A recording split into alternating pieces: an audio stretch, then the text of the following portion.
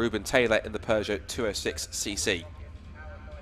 Then we move backwards to row 6 with Danny Smith in his Vauxhall Tigra, and another Vauxhall Tigra with Philip Spinks at the wheel. That completes the 6th row of the grid.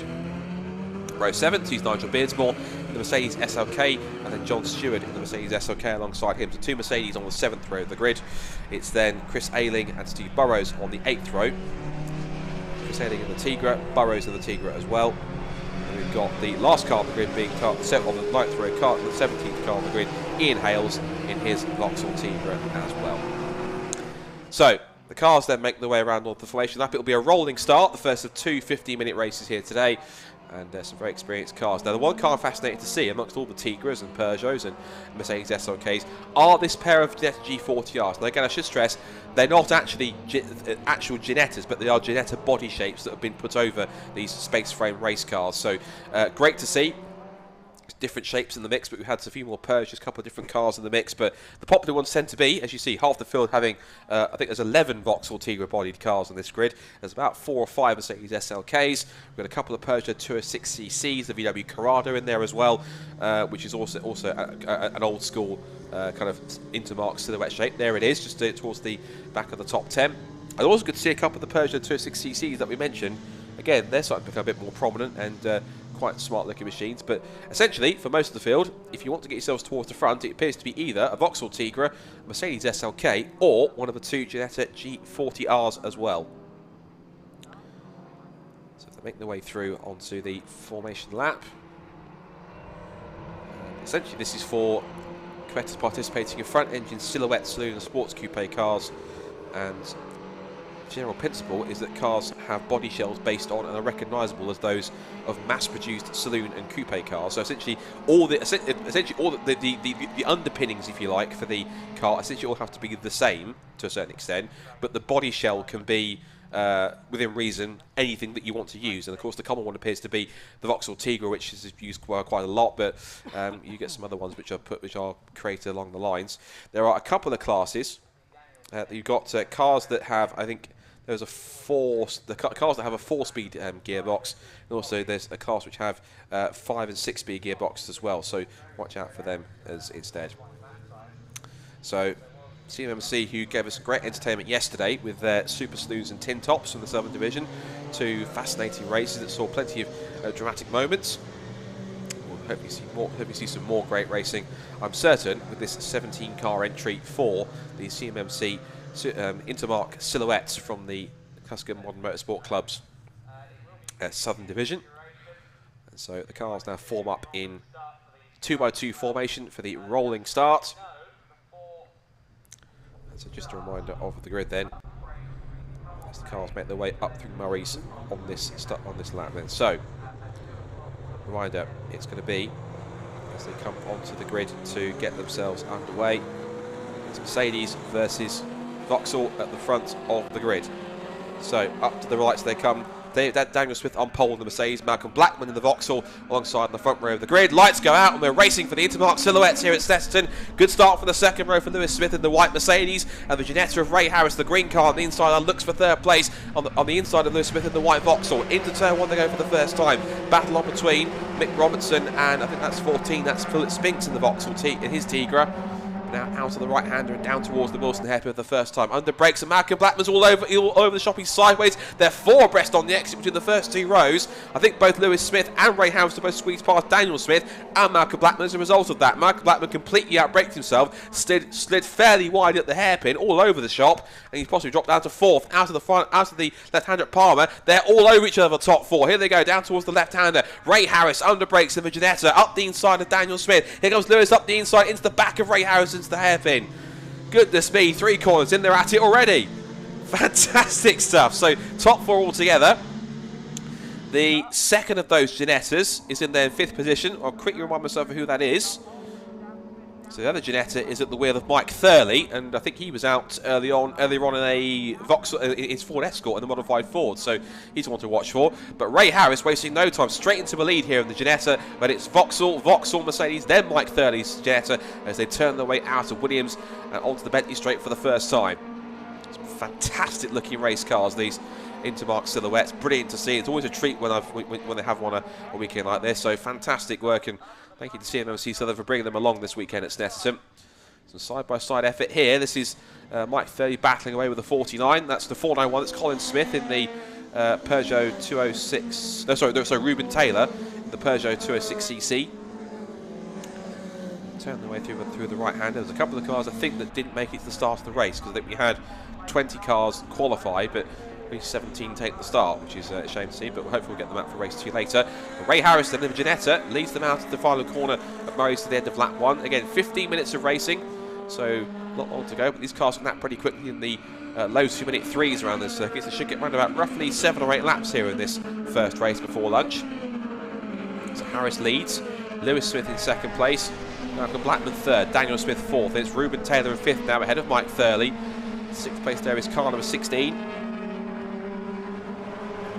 That is it's 491, which is the Colin Smith car. So, it says 16 on the side. It's showing as the car that came across the line. That was the 16 car. That's Burrows. So Burrows, I don't think he's not showing on the qualifying results. So I think he must be either missed off the result, or simply just happens up the inside. Malcolm Blackman tries to get through. Chris Ayling, meanwhile, has had a premature end to his race. But Malcolm Blackman, we thought that Wes Payne was Mad Max. He's certainly kind of driving like the quite extreme there. Up the inside goes Daniel Smith to get through. So Malcolm Blackman all over the shop trying to get past Lewis Smith, and then Daniel Smith gives him a bit of backup in the with the left-hander. There's the 21 car. That's the Mitsubishi Colt of Philip Young. He's currently sat at the moment in 9th place. And we've got Burrows left coming up next in the Tigra. Just looking at the numbers, and Burrows wasn't listed on the grid on the. Sorry, he was just the 16th on the grid. So Burrows has come through from 16th on the grid to pick up where he currently is at the moment in 8th position. He's passed half the field in about 1.5 laps, which is pretty extraordinary. Turning through, we've got the Colt there of Philip Young. He's been chased down by a couple more Tigras. One of them is car 491, but it's the 490 he's trying to chase now. That's Danny Smith. And then we've got the very extraordinary kind of blue and pink car. That's the 68 car, I think, of Oak Bolton. So he's just behind him. So lots of battles going on as they come up the pit straight to end the second lap. So Harris then is still in control in the Ginetta. Then it's the Vauxhall Tigra. Lewis Smith with the bodywork flapping around on the approach towards the right-hander. Then we've got Mercedes and Vauxhall. There's Malcolm still in 4th place, still throwing that car around and diving around looking for moves. Taylor 5th, Burrows 6th, Hales is 7th, there's Mike 38th, and it's 2 more Smiths in 9th. It's the Colin Smith in 9th position, and then the Danny Smith in 10th position, Eric Bolton 11th. Ray Harris stretching out that advantage. It's a really pretty car, the GSG 40R Intermark silhouette. And Ray Harris is driving it superbly as he turns out through Agostini for the 3rd time. Oh, big move up the inside for Lewis Smith on Danny Smith. So I think Lewis Smith he's in a Mercedes rather than an actual Tigra. So the two Mercedes then going wheel to wheel. And it looks like it's going to be Lewis ahead of Danny as he holds on. Danny goes back up the inside to make the move into Oggies. They go side by side with Malcolm Blackman in 4th place, getting a fantastic view of it all as they turn out of Oggies. Now towards the right hand at Williams. Oh, is that Lewis with a problem? Did he falter back? No, I think he faltered a little bit, and that gave a prime chance for Malcolm Blackman to say, "Excuse me, Lewis," up the inside, yoink, and up to the 3rd place he goes. So a move for Malcolm Blackman to take 3rd, and all of this is just to the benefit of Ray Harris, who continues to extend that advantage. Across the line last time, he was 2.8 seconds to the good ahead of the trio scrapping over 2nd, 3rd and 4th, but through they go through Brundle and Nelson, Danny Smith, Malcolm Blackman and Lewis is getting very lurid on the exit of Nelson through the bomb hole, and again just swings the car through. It's a brilliant camera angle to watch the cars from the rear. Just watch the cars moving around and compressing and bottoming out and just swinging through the long right-hander. It's a brilliant thing to watch. Turn back in through the complex of Core and then through Murray's again, and Blackman will now try and close that gap into 2nd place man Daniel Smith. Harris continues to lead though, puts a 2-minute 2.489 into the books. Fastest lap of the race, meanwhile, just to double check that in, so far has gone to Ray Harris. Who else? 2 minutes 2.489. So Ray is currently lapping at fastest lap pace at the moment. Gap is up to 3.4 seconds from Daniel Smith. There's Malcolm Blackman, who has closed in, and Lewis Smith just arrives behind him.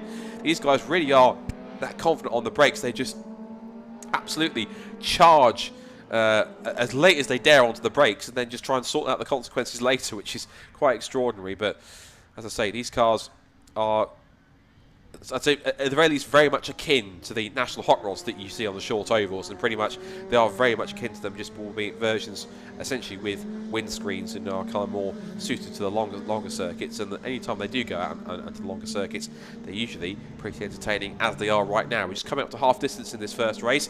Daniel Smith there, just all arms and elbows, working away at the wheel of that Mercedes SLK silhouette. And Simon Burrows, who started way back in, what was it, 16th position, is already up into about 5th or 6th now. So where is his next car on the shot? There he is, in the Vauxhall Tigra. There he goes. Next is then Ian Hales in his Tigra. You've then got the Ruben Taylor Peugeot 206 going through in 7th place. Mike Thurley should be next. There he goes, in the second of the two Ginetta G40Rs.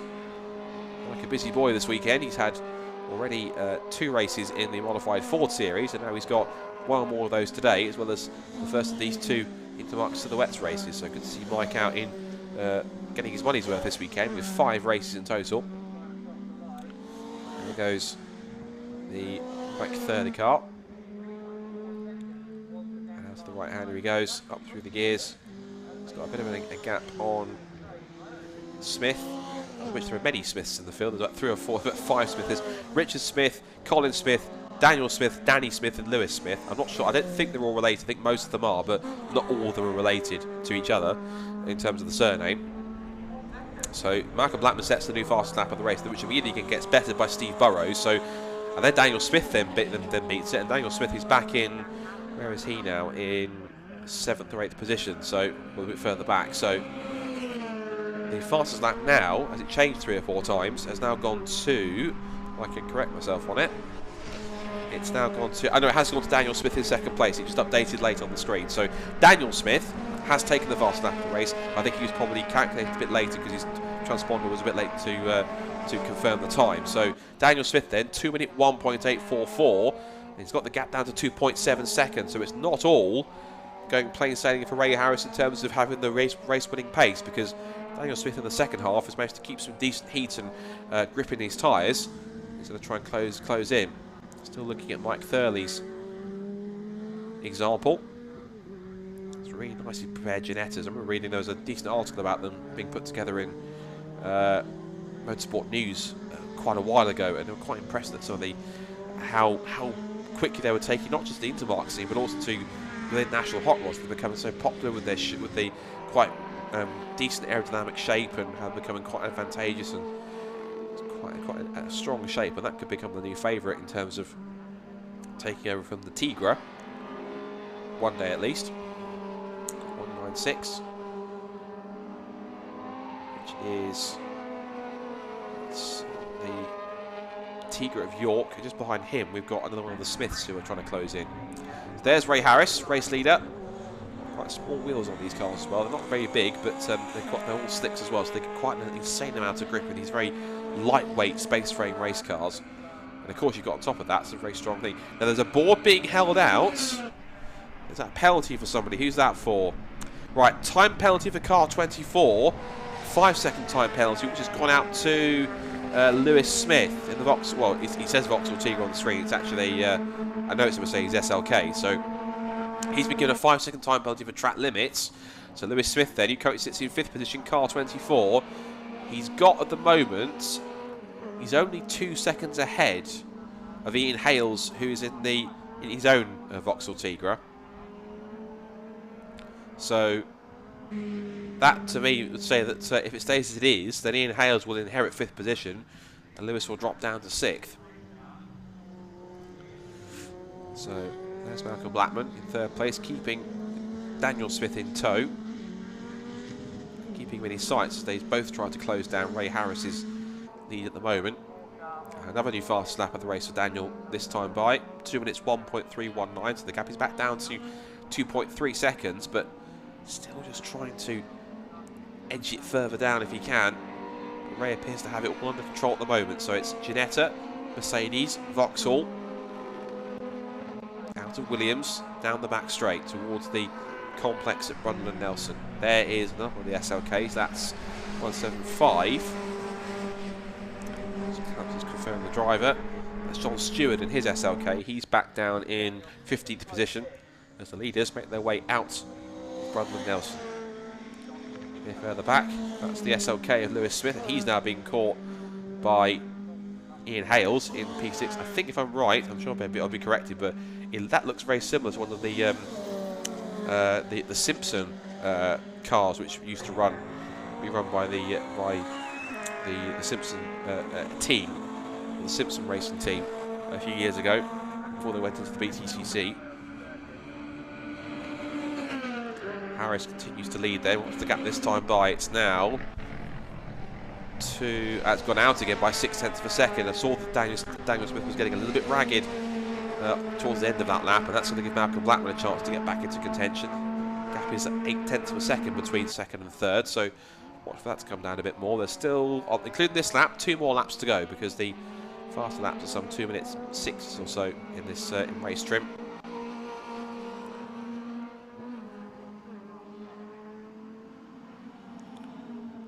Sorry, the fastest 2 minutes 1. There's a big 4-car battle going on here, those that came across the line. That's being led by Ruben Taylor's in there. You've got, I think Hales, Smith, the two of them, they've got Hales, Danny Smith, Mike Thurley, and Ruben Taylor. So, yeah, Danny Smith is in there ahead of Hales. Then you've got Ruben Taylor's Peugeot, and then you've got Mike Thurley's Jeanette that's dropped back a couple of places, holding station to 9th now. He will try and keep touch with them if he can. There, meanwhile, is the... So that's the Ian Hales Tigra in what's currently showing as 6th position. So the other car that's in that mix looks to be... it's the 196 of York, so... couple of Vauxhall... so many Vauxhall Tigras trying to work out which one's which with the numbers. So it's Dave York who is in that group as well. We're looking at the battle of a second now as Blackman continues to pressure Daniel Smith as they turn in. Love the way those cars just move and glide through the corner. And Daniel Smith think, oh, Daniel Smith's got a problem. There's a bit of bodywork or something that's smoky on the left rear of that car. Just noticed it as it was coming out. There's a bit of dust that got cleared out. Now whether that was, I thought it was a bit of dust got kicked up, but there is something rubbing. I'm sure there is on the left or right rear of that Mercedes, and he's pulling in. Daniel Smith, I think he's got some kind of a problem or a puncture. Daniel Smith, just before the final lap of the race, is in the pit lane with a problem. So that brings Michael Blackman in for up to second place, and everyone else will sweep through. It will put Steve Burrows, Simon Burrows, up into third place incredibly, and he started practically from the back of the grid. Steve Burrows from the back of the grid, 16th place he started, is up into what is now a podium place incredibly. Now there's also, I saw, a board going out again, and it said 10-second penalty. Is that another penalty now? It is. So that's another 10-second penalty. Another penalty now for Lewis Smith. His penalty's gone up to 10 seconds for track limits. So he kept on transgressing, so therefore he gets another penalty on top of that. So his penalty is become stronger. So 10 seconds now is the time penalty for Lewis Smith. Everyone else goes pouring through, but poor Daniel Smith, who was looking on such good form to potentially take a strong second place, now having to reside the fact that he's out of the race. And is that Steve Burrows struggling? Oh, Steve Burrows is struggling as well now. Out of the Agostini hairpin, the car suddenly slows. So Steve Burrows, from what was 16th to 3rd, is now possibly not even going to make the end of the race. So no one wants to challenge Ray Harris or Malcolm Blackman, because the pair of them are now on their own together, separated by 3 seconds. So that means to say that Lewis Smith, who's currently 4th, well, Lewis Smith is currently 4th. He'll be 3rd going past Steve Burrows, and even then, he's more than 10 seconds ahead of the next car. Extraordinary stuff in the CMMC Intermartin silhouette. No one seems to want to finish the race. Well, not at least anyone who could get on the podium, but still, Ray Harris looks as though he's going to carry on to the flag, as will Malcolm Blackman. So it should now be Lewis Smith in 3rd place, which it is. There he is. Car 24 in... Even the front doesn't look like it, a Mercedes SLK. This looks like a Ginetta, and it is going like one. But look at how Malcolm Blackman's closed in right at the end here. Down the pit straight for the final time. Malcolm Blackman really closes in towards the end. But it's going to be a victory for the Ginetta of Ray Harris in the first CMMC Intermartin silhouette race. picks up the victory, and he was closed down. He did 2 minutes 4.4 at the end. He was closed down by some, what was that, 2.5 seconds in the end by Malcolm Blackman. They only finished about 0.6 of a second between each other. So, because of Daniel Smith's demise, and then Steve Burrows retiring, and despite the 10-second penalty, Lewis Smith will come across the line, in what I suspect is coast mode, in 3rd place. Across the line he goes, and even he was backing off, well, that car wasn't sounding healthy either. So, but yeah, looking at the gap, so it's 10 seconds. So, no, sorry. So whether, okay, so Daniel Smith did keep. Okay, so I'm a bit confused there. I thought Daniel Smith had retired. There's Steve Burrows, who stopped on the road. He got going. He carried on until looks like the end of the Bentley Straight. So Daniel Smith did carry on going through. So he actually maybe either went straight through the pits or had a quick wheel change. Either way, he does carry on and take 3rd. Forgive me. So Daniel Smith is 3rd. Dave York is 4th.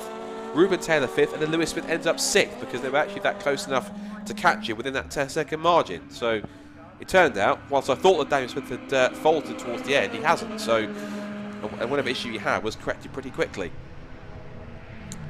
So it might have been because there was something I wonder if there was a piece of bodywork that was rubbing on the tyre. They've quickly brought it in.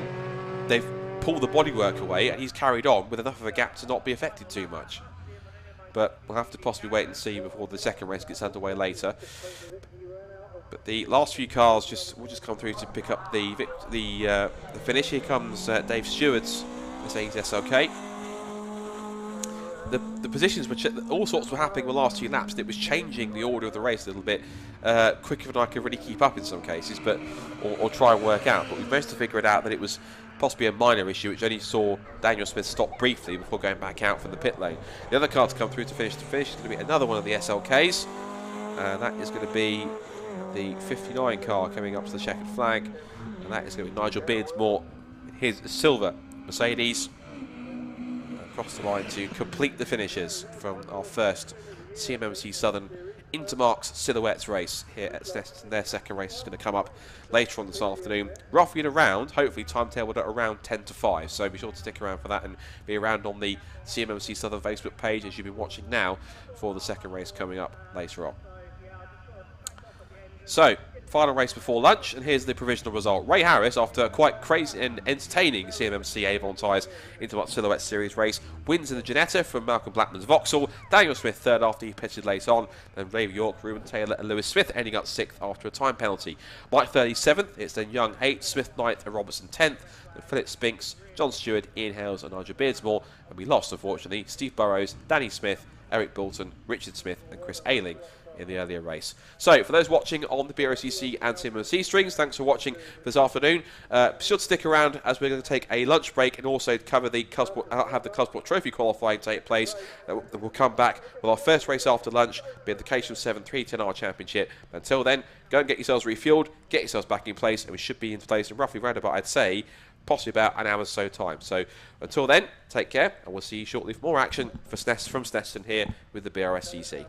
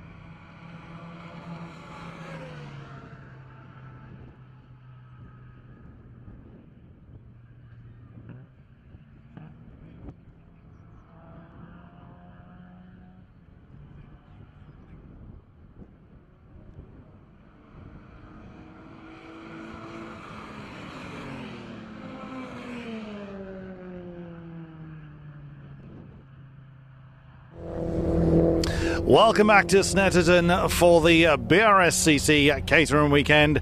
We are back with the Bilstein Caterham 7 310R Championship, and on the top spot again is number 88. It's Pete Walters. He won from pole last time out, so will he do the same again? Pete, so championship advantage still in your hands? Yeah, seems that way.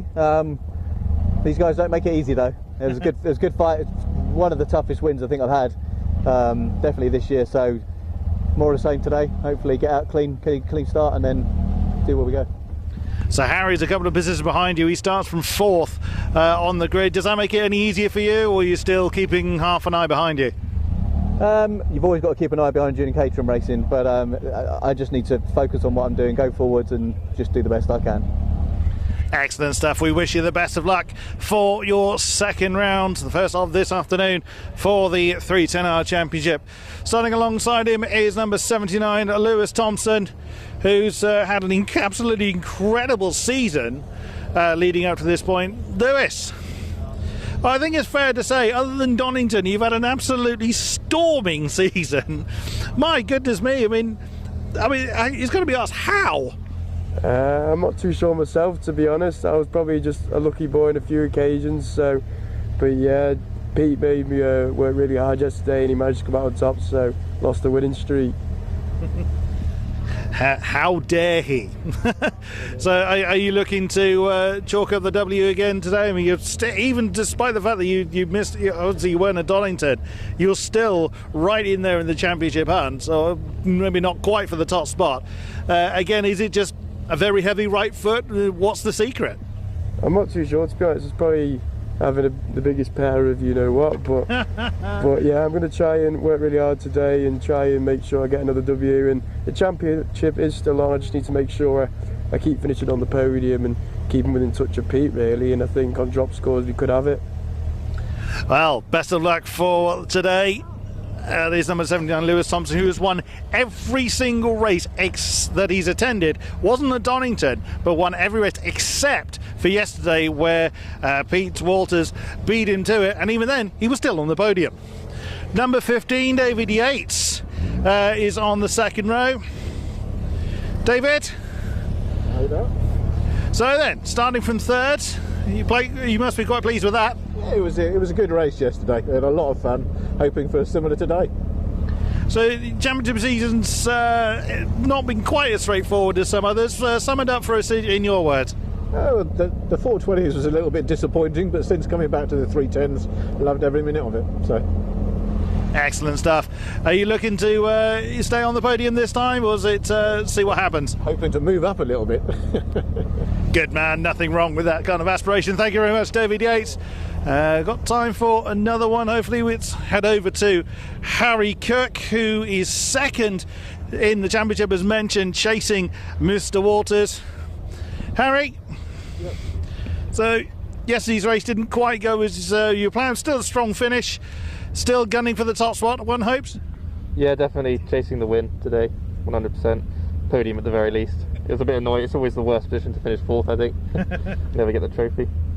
So what's going to be the difference? What's the change in approach from yesterday, or was it just luck? I think I'm just going to get a good start, hopefully, and then try and attack them early to actually get that position. Because yesterday I think I sat back a bit too much, so hopefully I can get in amongst it. May your right foot stay heavy, sir. Yeah, best of luck. So Harry Cook, second in the championship. Starting from 4th position, the gate is open. The Caterham 7 310Rs are heading out to track. It's time for me to throw to Scott Woodwis in the commentary box. Thank you indeed, Chris. Yep, the cars are just about to head out for their second race of the weekend. The Bilstein Caterham 7 310R Championship. The fastest Caterhams here of the weekend. The penultimate step on the Caterham Motorsport ladder before they reach the Caterham 7 Championship UK. But this is the ultimate evolution of what starts out as the original Academy car some 3 or 4 seasons ago, when most of these drivers would have started their racing careers. Scott Woodwis and Chris Hutchison back in the commentary box again, and after the breathless, almost quite literally breathless racing that we saw this morning, or in the first part of today, particularly provisionally crowning our 2 Academy champions, we now come to our second to last Caterham action of the day. It's our last championship action of the day in terms of ones that have point-scoring connotations. And given the fact that yesterday was something of a landmark day in the season, given that Lewis Thompson's domination was finally beaten, and all the races that he's entered, he's won all of them except yesterday, when Pete Walters, who's his main contender for the title, managed to pick up the win. This now means it's going to be quite a grudge match at the front, because Lewis will have that little bit of a blot on his copybook for this season of all the races that he's contested this year. He'll want to get revenge for that, but he'll also have the back of his mind that if he was going for the 100% streak, just missed out on it, but he's going to want to have payback for that today. I think if I had a copybook which only had a second place as its blot on there, I think I'd be pretty happy. So yeah, not a bad result at all. Let's take a look at the grid as a result from race 1. So Pete Walters and Lewis Thompson on the front row of the grid. David Yates, who was superb form yesterday, still looking for that first Caterham win. Could it happen today from third on the grid? He starts alongside Harry Cook. Then it's Lars Hoffman and James Wingfield on the third row of the grid, from Harry Senior and Andrew Murgatroyd in row 4, starting 7th and 8th. This ultra-competitive field here at Snetterton. Douglas Christie and Matt Shepherd, who makes a welcome return, is starting 10th on the grid to round off the top 10 starters. 11th on the grid is Jeff Price. Alongside him is Gary Curtis on the 6th row of the grid. Row 7, we'll see Giuseppe Fillet and Rob Keogh, who's making his first appearance in the 310Rs this weekend after he's been campaigning most of this year in the 270Rs. He's going to start ahead of Henry Williams, who had a spin early on in race 1 but had to recover through. Jonathan Ems, who I know that Chris knows very well from having raced against him in his academy days. He's back in the Caterham, back in 16th place. Chris Welch and Stephen Metcalf then come next. Round off the 9th row of the grid, and then row 10 is Martin Gleach, and then Harry Landy, who had some problems in race 1. He was about a lap down, so he was having to try and recover from the very back of the grid.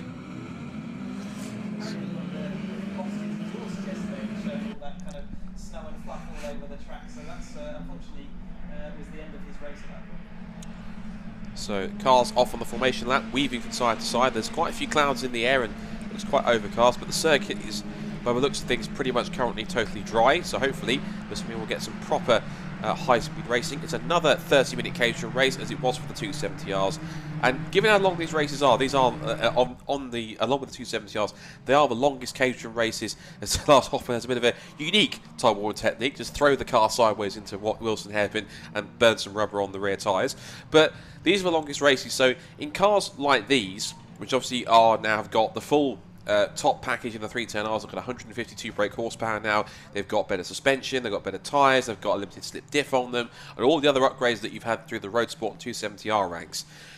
To have to handle this car for half an hour, how physical are these cars when you put them on the limit? Because we know that the car you drive regularly, which is the 7 UK Championship car, it's quite grippy, quite fast, but obviously you're doing 20-minute races for half an hour in one of these that's has a not quite the same pace, but sort of strong pace nonetheless. How physical can they be for that length of time in racing them? It can really depend on the race you have and the conditions. If it's a wet track, it's generally a lot lighter on your arms than it is in the dry. I would say the 310, you certainly feel exhausted at the end of a race, especially if it's been a close one where there's lots and lots of action, lots of concentration. But that's the same for any kind of form of motorsport. Comparing the car that I drive, the sort of top level with the slicks, that is a more physical experience, and that's why we've dropped to 20 minutes for those races, but we do 3 of them throughout the race weekend. But certainly you are going to be tired and drained at the end of a 30-minute 310R race, and they often are racing so close to each other that it's the concentration as well as the physicality of it. If you've never driven a race car or been in passenger seat of a race car, it's quite hard to comprehend how much you do get thrown around and the G-forces going through your body. So again, it's never an easy job. It's not just a matter of sitting down and turning a wheel. It's certainly a lot more to it, and Lars absolutely proving on that opening hairpin that he's got a limited slip diff installed on his 310R, which is one of the biggest upgrades, as well as that little power bump that you get. It makes this a really sort of superbly balanced car, and that limited slip diff just allows you to play around with the rear end, like I say, ably performed by Lars on that hairpin. So looking back on yesterday, top 3 defensively were Pete Walters, Lewis Thompson and David Yates. We know how strong, of course, Pete and Lewis are, because Lewis, as we say, has won all but one of the races so far this season. Pete has been a former champion in Caterham before. These last couple of meetings, we've really, and particularly this year, particularly the last couple of weekends at Crofton here at Snetterton, David Yates really has started to show his proper pace now. He's been in the skate for a few years now. Now he's starting to come to prominence and starting to find his pace. Now he's managed to learn a few new tricks and get a bit more experience and get a feel for the car and the team that he's with. his chances were good yesterday. Given the fact that he's now been on the podium, what is it, like 3 times in the last 3 races or so, in the last 3 or 4 races, how strong has his chance got to be, and how close has that first win got to be for him now? Third place is a good place to start as any, isn't it? It is, you're right in that front battle. The other 2 have won, so it's about chance time that he had his opportunity to win a race as well. And I've been racing with Dave since about 2013 and shared breakfast with him this morning. I know that he's keen for that win and very, very thirsty to make that happen. Well, fingers crossed that he can make it happen. He'll be certainly hoping to try and pick up the win. He was up there in contention. He was even at one point leading at one stage. He's daring enough to make it happen. Is it going to be a victory for Pete Walters, second of the year? Will Thompson get back in winning form, or will Yates & Co put a stop to that? The red lights are on for the second Bilstein Caterham 7-3 to our championship race of the weekend here at Snetterton. They're underway in racing, and straight away it's Pete Walters who fires into the lead. It's Lewis Thompson tucks into second place. David Yates is in there for third. You might look for second on the inside. Hoffman looking on the wide line for fourth place. They're going with the right-hander. And Jeff Price number 38 with 22. Gary Curtis not too far away from him on his outside line. They've all got through Richie's corner safely. Down towards Wilson. Brake lights ablaze as they head into the complex. And he's 3 by 3 at the apex. Look at that. There's contact at the further back. Harry Danny trying to make his way through. He's clumped the back Gary Curtis as he was side by side with Giuseppe Fillet. Now after the Wilson hairpin. Now they've all stopped giving themselves a fright, going 3 by 3 through the first couple of corners. It is now going to be, I think that's Walters. Then we've got now Hoffman up to second place. Great start for Lars Hoffman, the former double champion in Caterhams. And now we see there side by side make it 3 abreast. Where's Andrew Murgatroyd come from in 5th position? He's up down the outside into the hairpin. They're all trying to make moves here. Oh, concert! Oh no! It's Lars Hoffman, and unfortunately David Yates involved in that as well. So they were going 3 by 3 in the first couple of corners. I guess in that case, just 2 or 3 into 1 just really wouldn't go. Have to be Cadwell, won't it, for his dream comeback? I doubt he's going to make it all the way through the field at this point. You never know. You can have a safety car at night, and he has definitely got the bit between his teeth. There's some really tasty battles in the midfield, though, to look forward to. We've got Harry Landy there, who said earlier he had the exhaust problem yesterday. A lack of exhaust was the problem, and he is now in the midfield looking to make his way forward. We had a little clip there with Gary Curtis coming out, and we've got people like Chris Welch as well, all making really good, strong progress yesterday. So really strong midfield. Look out for that. Look out also for Matt Shepherd there in the yellow car. He had an issue with Lars Hoffman in that first race. He looked like he was going to be firmly part of that front battle until that issue coming into the Brundle Centre S's here. But yeah, has Harry Senior there dropping down a little bit at the moment. You know, you said that Murgatroyd had made his way up. Well, Harry Senior is one of the people that's lost out to him. Top 2 as they kind of were for most of the race yesterday. That being Lewis Thompson ahead of Pete Walters. They turn their way out of Coram through Murray's nuts off the pit straight again. Harry Cookie's third, and it's Wingfield, Murgatroyd, Shepherd. And then we see, I think that's Douglas Christie. Then we've got Rob Keogh ahead of Harry Senior as they head out to the pit straight for the first time. Henry Williams also makes a very good start after he had that spin early on the first opening corners and they're picking out yesterday. So Walters leads the way. So Thompson was leading the way. Walters is back in front now by the time they turn into Ritchie's on the pit straight. Battles are plenty. There is Harry Landy, crossed the line in 11th place. He started back in 20th. So he is now climbing his way up into 11th position already. The biggest climber of the race so far from the start, up 9 places from where he began. Yeah, great. And Matt Shepherd's second highest climber there into 6th place. So both of the people that said watch out for them going forward, they're certainly making some good early progress there. James Wingfield, we're following at the top of his roll cage there, the bright yellow one in 3rd place. And he has got closely behind him. Is that Cook in his tail? And now Cook looking down the inside. We saw this quite a few. Oh, in fact, that's Walters going down the inside of Thompson there into the Agostini. We saw quite a lot of place swapping there in race 1. And it looks like that is going to be another favourite for the 310s going on this race too. Saw just a flash in the background. I think that one of the cars that was trying to close in was definitely David Yates. Now he's only, he's 1.8 seconds back on Martin Gleig across the start finish line at the end of that first lap. So in terms of a gap, he's showing us 13 seconds behind the leader. So that's not impossible at this stage. He's trying to quickly get going again as quickly as possible. 30 seconds is not an insurmountable gap to make up in some 26 minutes or so, but of course it depends on how quickly he can pick his way through the traffic and use the slipstreams that he gets from the cars around him to move forward. So it's not always the easiest thing to do. He's have to try and trust the cars around him to try and make up the time that he needs to push forwards. We saw the lead gap earlier in the 270-hour race. It was about 18 seconds, wasn't it? So by the end of this race, those gaps are sort of very different. But there is David Yates, his front of his nose cone. We just caught that on camera, flying off. That's going to actually put air underneath his bonnet, which is less than ideal. But at least that piece of bodywork has now gone and is off the racing line. Now, of course, we saw back at Croft that Dominic Mansberger, who was in the road sport race, he kind of managed without a front nose section and a bollard stuck under his nose, and he's in his suspension, and he still won the race. So I think if there's hope for Dominic Mansberger, there's hope, regardless of the increased power, for David Yates if he can get through. Across the line, they're going to end at the second lap. It's still side by side for the lead between Thompson and Walters, then Cook and Wingfield. Murgatroyd in there too, ahead of Matt Shepherd in sixth. Good to see Matt back on the grid and doing strong in sixth position. A little wide there for Thompson, but he's now got all over him there, Pete Walters. As fastest lap of the race on that first proper flying lap has gone to Harry Senior, 2 minutes 9.835. Cracking lap on that from getting him in a clear air, it looks like. And as for quickly looking at where's David Yates, so he hasn't actually lost too much though. He's actually only lost about a few tenths of a second, so the gap is still 14 seconds. What he needs to catch up to Giuseppe Fillet, who's about a couple of seconds. He's a couple of seconds faster, or he's nearly 3 seconds faster.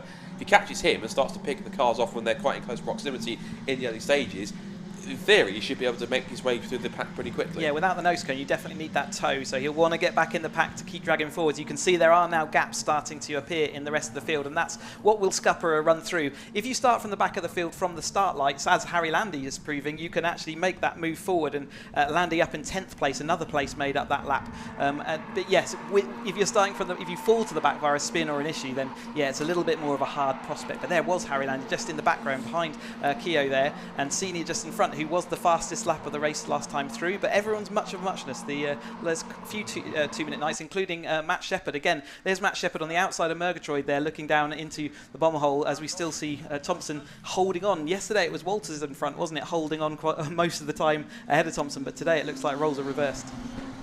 Oh, big twitch there. I think that was Douglas Christie there. He just about had to hold on from Harry Senior. It turned in together with Rob Keogh in tow, and also there is Harry Landy, we talked about him, in 10th position. Ooh, a little contact there as Harry Senior put a couple of words onto the grass just on the outside line, trying to look around the outside of Doug Christie. They turn in as a quartet. Christie, Senior, Keogh and Landy all together. And flick of the curb through Murray's, and now with a slightly better exit, Harry Senior with a slightly quicker shift moves to the outside line and will be side by side and will get his nose in front by the time they get across the line. Thompson back in front now by 16 thousandths of a second. He sets a new fastest lap of the race in the process of a 2 minutes 9.460. Top 5 still as they were. This is the scrap course going on for 7th down to 10th. These are the final top 10 positions. And quick check-in on David Yates' recovery. He's now past Chris Welch, and he's lapping him a 2 minute 10. So he's actually lapping quicker than everyone else in front of him up at the moment until P6. He's the 7th fastest man on track at the moment, and doing everything he needs to try and pick off those positions in the second half of the race. Just seen Shepherd go ahead of Murgatroyd there, so he's moving and making his good progress back through the field, and Doug Christie absolutely brilliant to be sat just behind this. He's the one trying to bridge that gap up to the back of Murgatroyd's car there. So we've got this lead pack of 6 cars, and then followed by a second pack of about a similar number of cars, and it's Doug Christie looking to do that. Doug's made some great progress over the last couple of years, and it's good to see him putting that pressure on and always moving that car forward. Shepherd there looking, really businesslike actually, and he has made, really good progress from 10th on the grid to be fully involved in this pack. He's in 5th or 6th place at the moment, looking like he's going to, maybe compete. So watch out for him. Yeah, Matt Shepherd in the bright yellow car with the black stripes. So in car number 80, as Chris rightfully pointed out, he's now got past Murgatroyd up into P5. Now we've got two of the Williams. Well, it's one of the Williams Motorsport cars. That's the Rob Keogh car, scrapping with Harry Landy. Into the complex comes the top 5-6 drivers. Still Thompson, Walters, it's Cook, Wingfield, Murgatroyd and Shepherd. Meanwhile, further back, a couple more position swaps. We just see now that's a couple more places made up for David Yates. He's just got past Chris Welch.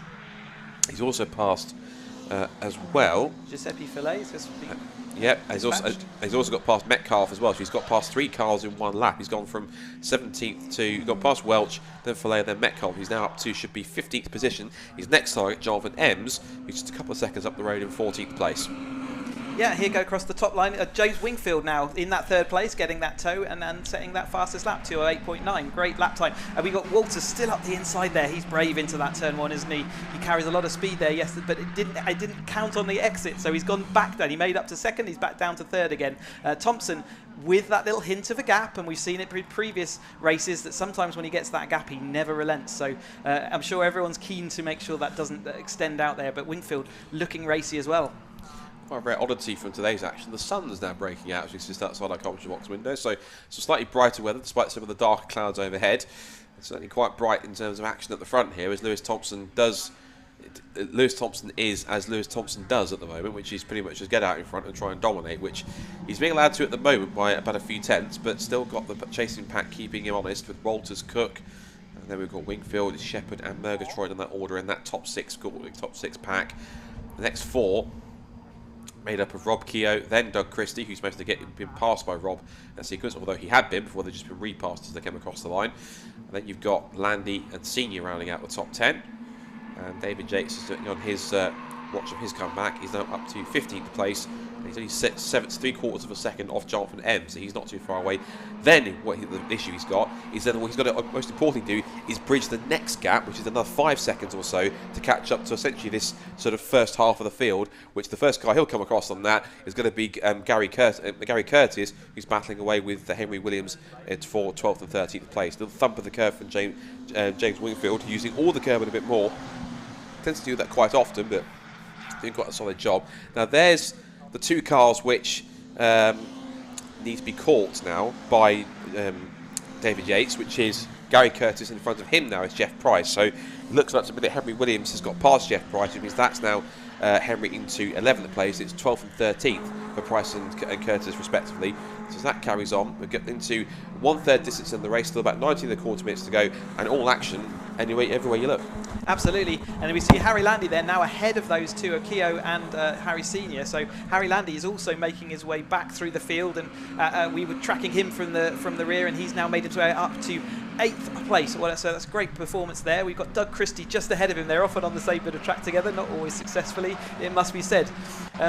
Jeff Price is another driver this year who has been absolutely in and amongst the battle, whereas in previous years we've seen him sort of maybe more towards the rear, but actually he's made a great step forward, and you often see that with a 310. A few more years of experience under your belt and everything starts clicking, and certainly for Jeff Price this year that is the case. He's currently circulating in a 12th place there. As we come back in, still looking here at Doug Christie and Harry Landy, you can see that there's quite a big gap in front of them in order to bridge that gap before they turn into Agostini hairpin there. So they've got a bit of work to do, and unfortunately when they're battling like this, Harry Senior back down the inside of Harry Landy there, they're going to struggle to make that gap up, but they will certainly be having great fun in this, and you can see Gary Curtis and Jeff Price there ready to join in as soon as they start battling. So just under 18 minutes now left as the top two try to make that break, and Cook now trying to also go with them. It's possibly going to be, rather than a 6-pack, it could be 2 trios here battling over the top positions at this point. Down the back straight goes Matt Shepherd, looking to the inside line. He's going wheel to wheel with James Wingfield for 4th position. As now we still have Walters, Thompson, then Cook, and then this scrap for 4th, 5th and 6th as it turns its way through Brundle, through Nelson. We've got the 3 kind of rather sort of darker coloured cars, and the 3 kind of more brightly coloured cars being the red or the orangey red and yellow of James Wingfield, the twitchy yellow Caterham of Matt Shepherd, and the blue and yellow of Andrew Murgatroyd as they come through Coram once more. It's great to see this year, Scott. So many of the championship running, the lead contenders have all been different colours, and that's it makes our job easier for one. Yeah. But equally, it's nice to see. You've given free rein to describe your personality on your car however you like, and it's really good to see the drivers doing that. There have been some great Caterham liveries over the years, not just simple colour schemes, but also they've been put in imagery and kind of proper different unique sponsor liveries, that sort of thing. It's been fantastic to see some of the variation, different things. I think Daniel Houser's was a great one that was kind of black and white with a kind of red sort of different triangles and different shapes and all sorts of things. It was fantastic to see.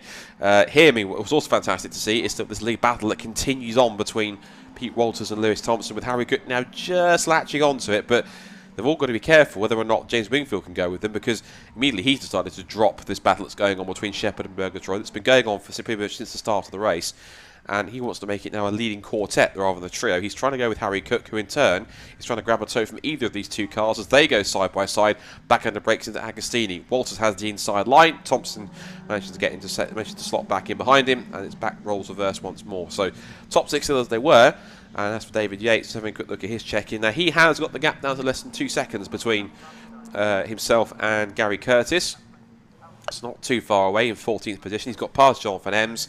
And now, of course, his next target is to catch up to that 12th and 13th pack. Meanwhile, the other man that got caught up by that incident, whether it was anyone else or not, Lars Hoffman, not really making that much progress. Back down in 18th place. And he seems to be one of those. He's been this season where he's been up near the front pack in amongst the group when he's racing with them. His pace is there, but when he's kind of caught on his own, it seems to have just been lacking a bit so far this year for whatever reason. I think he's just had an awful lot of bad luck this year. It's certainly not been the smoothest of years. He's, it takes sometimes a bit of luck to run a championship. He's won, multiple championships in the past, so he has clearly got the talent and the ability. He just hasn't been able to show it. And when he has been up the front, he has been absolutely involved. But even we saw yesterday, his car came away with a few wings missing and a nose cone dented and something stuck under the rear tyre. So he's certainly been involved in a lot of the action, hasn't he? It's certainly been an eventful year of case racing across the board, I think, with all sorts of action going on for drivers. Top 6 now heads down the pit straight as we've just hit the halfway points in the race. 15 minutes down, 15 minutes still to go. Black and white flag going out for somebody for track limits, I'm sure. James Wingfield now puts the fastest lap of the race in 2 minute 8.686, and he's also going for second place on the inside of Lewis Thompson. Thompson chops off any opportunity. Holds on to the place for the time being. Keogh and Landy were the track limits numbers that we've got given to us so far. So Rob Keogh and Harry Landy then getting warnings for track limits. If they keep on transgressing, they'll get time penalties, as we've seen throughout the weekend in that essence. Here further back, we've got Giuseppe Fillet battling with Jonathan Ems, and then just behind them, Lars Hoffman, who's trying to make progress, and now he's looking around the outside of Chris Welch. But Chris is holding firm on the inside line, not allowing him to go around the outside, and so I think, okay, you're going to make it difficult, play that game. Up the inside we go this time then. Brakes that a little bit later. You see he's just pumping the brakes, trying to get the car stopped without locking the wheels. He wants to brake as late as possible without possibly locking it inside front and going straight on. And the result of that was he made it through. So he's up the inside line and leaks either by quite a margin, although I'm presuming that, I think he lost that left rear wing anyway, a while back anyway. So up now into what should be 17th place at that point. So he'll now try and chase after Jonathan Ems. There are absolutely no ABS or any driver aids for that matter on these cars. So cadence braking was what we were seeing there, where you would kind of do your own ABS action using the brake pedal, and that's what we saw heavily braking down in the inside of that. So if you start feeling your front wheels locking up, then you will gently lift off the brake pedal again to do that, as we see side-by-side action again. Bit of side draft squeeze there from Thompson. Actually, that maintains his lead as he swoops around the outside of Walters, and they make that nice, all these front drivers making some, really good, showing all the lines as they should be done, and that outside sweep. And Harry Landy there trying to go around the outside, but didn't quite work with Doug Christie. Like I said, these two are off on track, often together. Let's hold our breath. But Harry Senior looking menacing there behind, following along as well. Harry Landy doing a grand job, of course, up in 9th position. Just trying, well, he's put a couple more spots than that because he's now behind Doug Christie in there too, and Harry Senior's a bit further just behind him as well. So they turn in. This is now going to be for 7th, 8th, and 9th. It is now Christie 7th. Landy 8th, and Senior back in 9th now as they turn in through Henry Williams in 10th. Lewis Thompson then puts the fastest lap of the race in 2 minutes 8.585. He's loaded by another 10th now, as Walters led across the line that time by 0.134 of a second. Here comes the next group, 7th backwards, as looks like there it was Landy getting a push from Harry Senior, who in turn is now just trying to work his way through, bumps onto the curb on the inside line, now looks up the inside. Here comes Henry Williams and his teammate behind him, which is Rob Keogh. So two of the Williams Motorsport cars getting into the mix now, possibly working in tandem. Through the hairpin they go. That was almost a little bit of collision there between Williams and Keogh, I think. They were just trying to stick his nose up the inside and probably didn't realise he was that close and had to quickly back out of it just before they put the power down on the exit of the hairpin. It's always a nervous time coming into a hairpin like that. It's an absolute dead stop from a quite high speed. Turn one around there, Richard's Harry Landy shoving it down the inside there. Looks like he's got it stopped. Doug Christie outbraked himself, and actually Harry Landy sort of urged him into that, didn't he? And unfortunately, Doug then outbraked himself, lost the rear end, and that was it, car round. He was essentially goading him into a late braking match. Come on then, how late can you brake? And eventually he caught him out. So Doug Christie unfortunately loses the braking duel, quite literally, because he lost the back end of the car and around he went. So he'll continue on, but now outside the top 10, unfortunately, as we see Harry Landy, who is probably feeling a bit silently smug with himself for that, thinking, right, that's another one I've got over him. So there's Rob Keogh, who's doing a decent job. Of course, he's a former Ginetta racer who's quite settled quite seamlessly into Caterham racing since he started. He had a decent first weekend, getting himself a 4th and a 3rd place in the 270Rs at the season opener at Donington Park, and he adapted pretty quickly after a year away of racing. Before that, of course, he'd been quite a prominent Ginetta driver as well and done a pretty decent job, but came into Caterham's and I think remarked it was nothing like anything else, and certainly proven that you have to be quite a required skill to be able to race, not just race a Caterham, but race it not necessarily just race a Caterham, but race it at quite a high level enough to be able to be a consistently quick driver. So these drivers are like nothing else in terms of these drivers. I've always figured Caterhams to be like the Formula Ford of sports cars. They're very much in the same context of Formula Fords do. They teach car control, they teach racing purely on mechanical grip, on setting up a car upon mechanical setup and using those parameters. Narrow tyres, Ford engines, very, very close wheel-to-wheel racing with lots of slipstreaming. These cars are fantastic to teach the next generation of, let's say, sports cars or GT drivers, etc., or even touring car drivers, what it's like to handle a car just a mechanical grip, and that's not the way to do it, with Harry Cook clattering into the side of Matt Shepherd. This now gives the full advantage to Andrew Murgatroyd, who picks off one spot, tried to go for 2, but Shepherd immediately got his foot down and managed to get in front. But all action stations going on for 4th down to 6th, as everyone wants to be all 3 cars wanted to get to the apex first, all went for the apex at the same time, and it all ended in exactly the way we expected it to.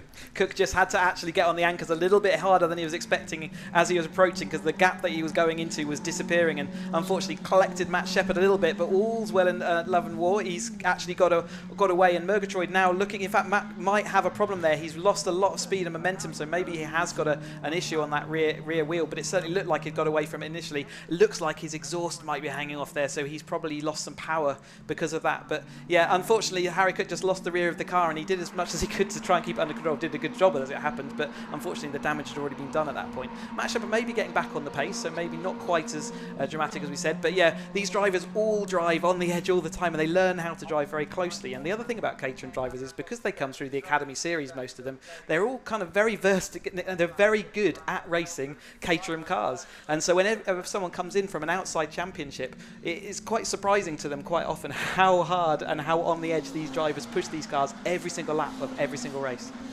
Meanwhile, we almost forgot a little bit about this man, in fact, which is David Yates. Now, he's been making some silent progress a little bit. He's now worked his way past, but get this, Harry Landy and Rob Keogh and Henry Williams, and he's now found himself into 7th place. So he's now literally the leader of the next pack. Now, all right, granted, the next gap is 12 seconds, which I think is possibly a bit too insurmountable even for him.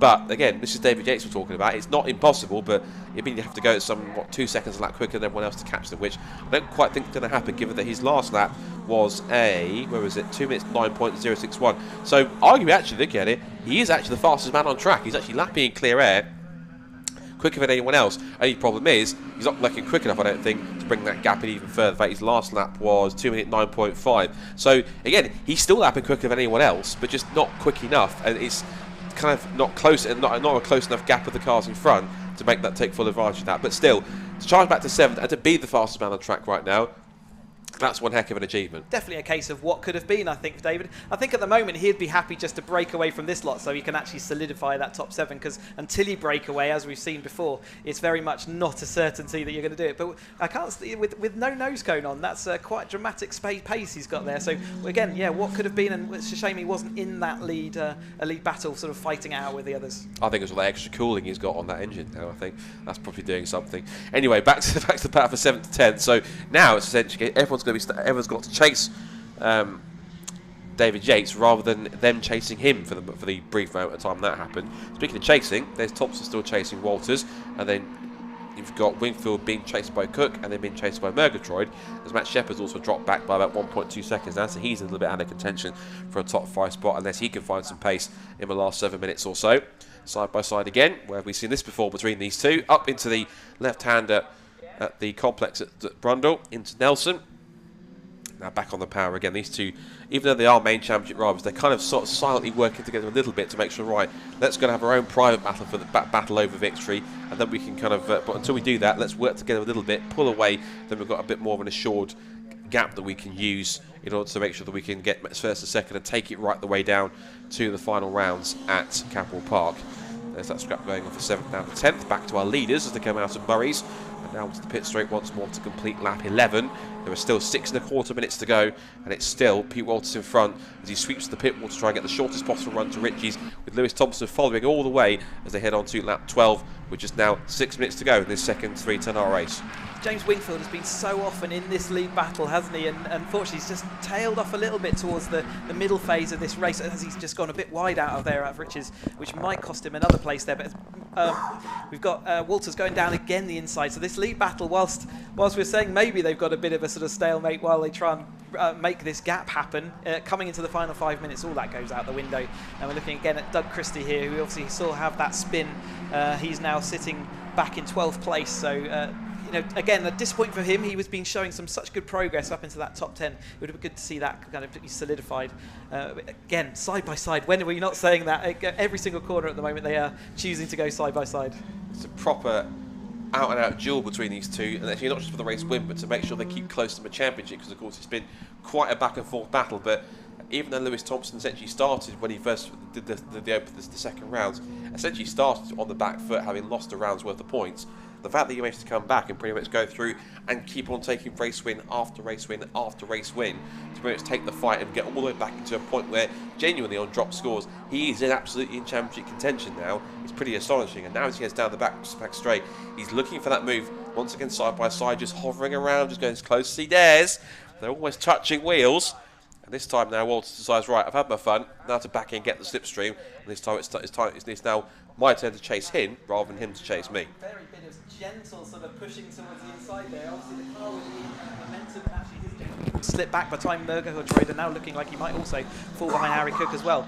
But yeah, just a little bit of gentle pushing on the straight there, with Lewis sort of pushing across on Pete Walters. With the car with momentum, as soon as you're ahead, you actually have the right then to position your car because the other car's behind you at that point. So we did see some of that, and it was it's kind of telling that we're down to 4 minutes to go. They're still fighting hammer and tongs, whilst you know, it doesn't necessarily look at it. It looks all smooth and calm from the outside, but I urge you to have a look at Thompson's arms, which we can see because he runs with half doors, and he's certainly working away at that wheel right now. So, just the 4 minutes to go now. Lap 13 in this Bill Stein Caterham 7.3 10R Championship race. Still the top two of the championship, going at it now for the race win. Pete Walters has won from this weekend. Every single other race win that has been a race that Lewis Thompson has entered, he's won, apart from yesterday. So now have to come back through Palmer again and look for an opportunity to get through. Slightly more distant camera view there as they go down the short straight. Could just start seeing the toe coming in there, couldn't you? Just as we cut away into this head-on shot, and that's what gives you that momentum. But Pete Walters positioning his car up the inside there, not giving Lewis Thompson anywhere to go other than the outside, and then he's got a nice, comfortable run out that field. Oftentimes, there's times that look frantic from the outside from a spectator point of view, but in the car you actually feel pretty calm because he knows exactly where the car is. He's positioned his opponent exactly where he wants, and he's in control of that situation at that point. Certainly both in control of the top two positions at this time. And they're making a try to extend that lead. They're on the penultimate lap of the race. They'll get one more lap next time by. So Lewis is grabbing another gear as he comes out of the right-hander at Williams onto the Bentley straight and taking advantage of that toe. And of course, they're now going to realise that as they're into the closing stages of the last lap and a half of the race, rather than start pulling away a bit more, they're going to have to start battling now for the victory and go for the fact that it's probably going to be the last chance to do so. So I think Lewis Thompson has now decided, I'm going to lead them on to the final lap, and now it's going to be game on between himself and Pete for the victory. There's Andrew Murgatroyd, who's arguably come from nowhere, in fact. He's managed to charge himself from 5th up to 3rd now, and there's also David Yates in 7th place. He has pulled away and managed to solidify that 7th place. For 8th, 9th and 10th, we've got Landy, Williams and Keogh as they turn in through the right-hander. And now onto the straight towards the bomb hole. And now it's to come onto the straight to start the last lap of the race. So the last lap begins now as the top to go across the line. And there it is. They're getting the encouragement on the pit wall. Go after them. See if we can pick up a couple more points or so. But now pretty much the slugfest is on between Lewis Thompson and Pete Walters. Two heavyweights of the championship trying to pick up a race victory. Thompson's in front, but Walters will push him all the way because he's the one with the more experience, having won a championship before. As for third, down the outside, look, Matt Shepherd. Andrew Murgatroyd's all crossed up, but manages to rotate the car enough to hold on to the place.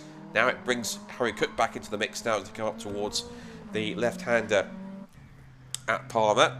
Murgatroyd actually, he sort of sat there early doors, didn't he? And he just sat there waiting for the race to develop in front of him. And as soon as Matt Shepherd had his issue, and I could hear when he went by the commentary box, he's definitely lost his exhaust. But as soon as that happened, he pounced and actually made this move. Wingfield dropped back, and Murgatroyd now looks dead set for that third, doesn't he? He absolutely does. And, well, I see you say dead set for the third because he has still got Wingfield and, on top of that, Hank Cook snapping at his heels in the last half a lap or so. So he's in the mix. I think the one thing certain is one of those three will be third place. Which one of the three we're still going to work out.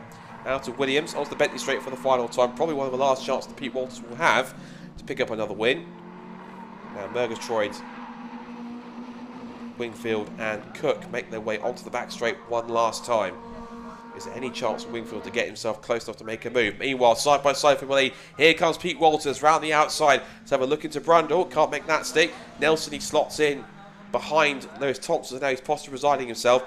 Maybe set himself up for a run down the pit straight to make a move. Meanwhile, for third, the final podium spot currently now resides in Wingfield. Murgatroyd goes back to the inside, has a look, pulls himself quite far alongside, bumps the curb on the inside and slightly just backs out of it, but Wingfield holds strong on the outside line. Meanwhile, Thompson holds the lead, but how long will he hold it for? Here comes Walters. He's close as he needs to be. Out the final corner, he will be in the slipstream. It's going to be a photo finish. Here we go. Get the cameras out, ladies and gents. This is going to be it. Walters or Thompson. Who's it going to be? Walters darts out. Has he pulled out too late? Is it going to be enough? Side by side across the line. Walters gets his nose in front and pinches the win. It's a double victory for Pete Walters. Walters wins by 0.057 of a second. And for third, cross the line. And it goes to Wingfield by 5/1000 of a second, even closer for third than it was for the win. Brilliant stuff. So Walters wins, Thompson second, Wingfield, Murgatroyd and Cook, Shepherd in sixth place, David Yates what could have been for seventh, then eighth, side by side for ninth, and it goes to Henry Williams and Rob Keogh, and that's by the slightly more gargantuan margin of 0.4 of a second between the two of them. So great stuff from them towards the end. Doug Christie 11th, Jeff Price is 12th. And then it's the last Hoffman who recovers to 13th ahead of Gary Curtis. Another side-by-side finish. They were between them 53/1000 of a second for 13th and 14th place. And then it's Fillet, Jonathan Ems, and then Metcalf, Welch, Gleach, and then Harry Senior we lost towards the end as well. Harry Senior pitted, so whatever the issue was for Harry, that's a shame. But unfortunately, unable to make it to the flag, I'm afraid. So he loses out on championship points for that. So who knows? Who knew that someone other than Lewis Thompson could win a race in a race that Lewis entered in? So Pete Walters then picks up both victories, and that will keep him well, as I'm sure, certainly in the title hunt going to the last couple of rounds in a couple of weeks at Cadwell Park. Walters has been absolutely rapid all weekend. We saw a spectacular qualification lap, which looked, I think quite a lot quicker than anyone else out there, and he's proved in the races that he can manage that situation as well. He's sort of doggedly stayed near the front of the entirety of an hour's racing in Caterham, which is just unheard of. But Thompson's been his shadow every single corner here, and again, it wasn't clear he was leading coming out that final corner. And yesterday we saw that it didn't work coming up the pit straight, but today Pete Walters made that work for him. So yeah, good. Absolutely. I mean, he's going to love Snetterton this year, and it'll suddenly become his favourite track, I'm sure. Thompson, absolutely though, 2 second places is that's the best of the rest, isn't it? So still looks like it's going to come down to this last championship, and it's just the consistency of all the front runners is great to see in the 310 championship. Absolutely, couldn't agree more. Across the line will come the last couple of runs that we're waiting for to finish the race. Martin Gleach, I think, is the one of the last few cars, and then Harry Senior, of course, was in the pit lane a few laps ago with an issue, so out of the race he went, on only completing 8 laps and retiring a lap 9. So another typical Caterham photo finish. Pete Walters beats Lewis Thompson to the line by 57,000 of a second, but while Lewis Thompson did crucially though get the fastest lap of the race as well, so he keeps on to that in lap 8. Andrew Murgatroyd I did think his name was in front, so Andrew Murgatroyd does in fact get the third place. It switched around on the timing screen via the trackside camera by 1,000 of a second for Wingfield 4th, but it's Cook in 5th, Shepherd 6th, David Yates recovers after his lap 1 incident to 7th, Harry Landy 8th, Williams 9th, Keogh 10th, then it's Christie, Price, Hoffman, Curtis. Fillet, Ems, Metcalf, Welch and Gleach, and Harry Senior was the only one that couldn't finish the race in the pit lane. That's it for the Caterhams for the moment. One more race for them to come up, but stay tuned as we head down to Chris Buxton for our next race, our third and final race of the weekend for the Modified Ford Series.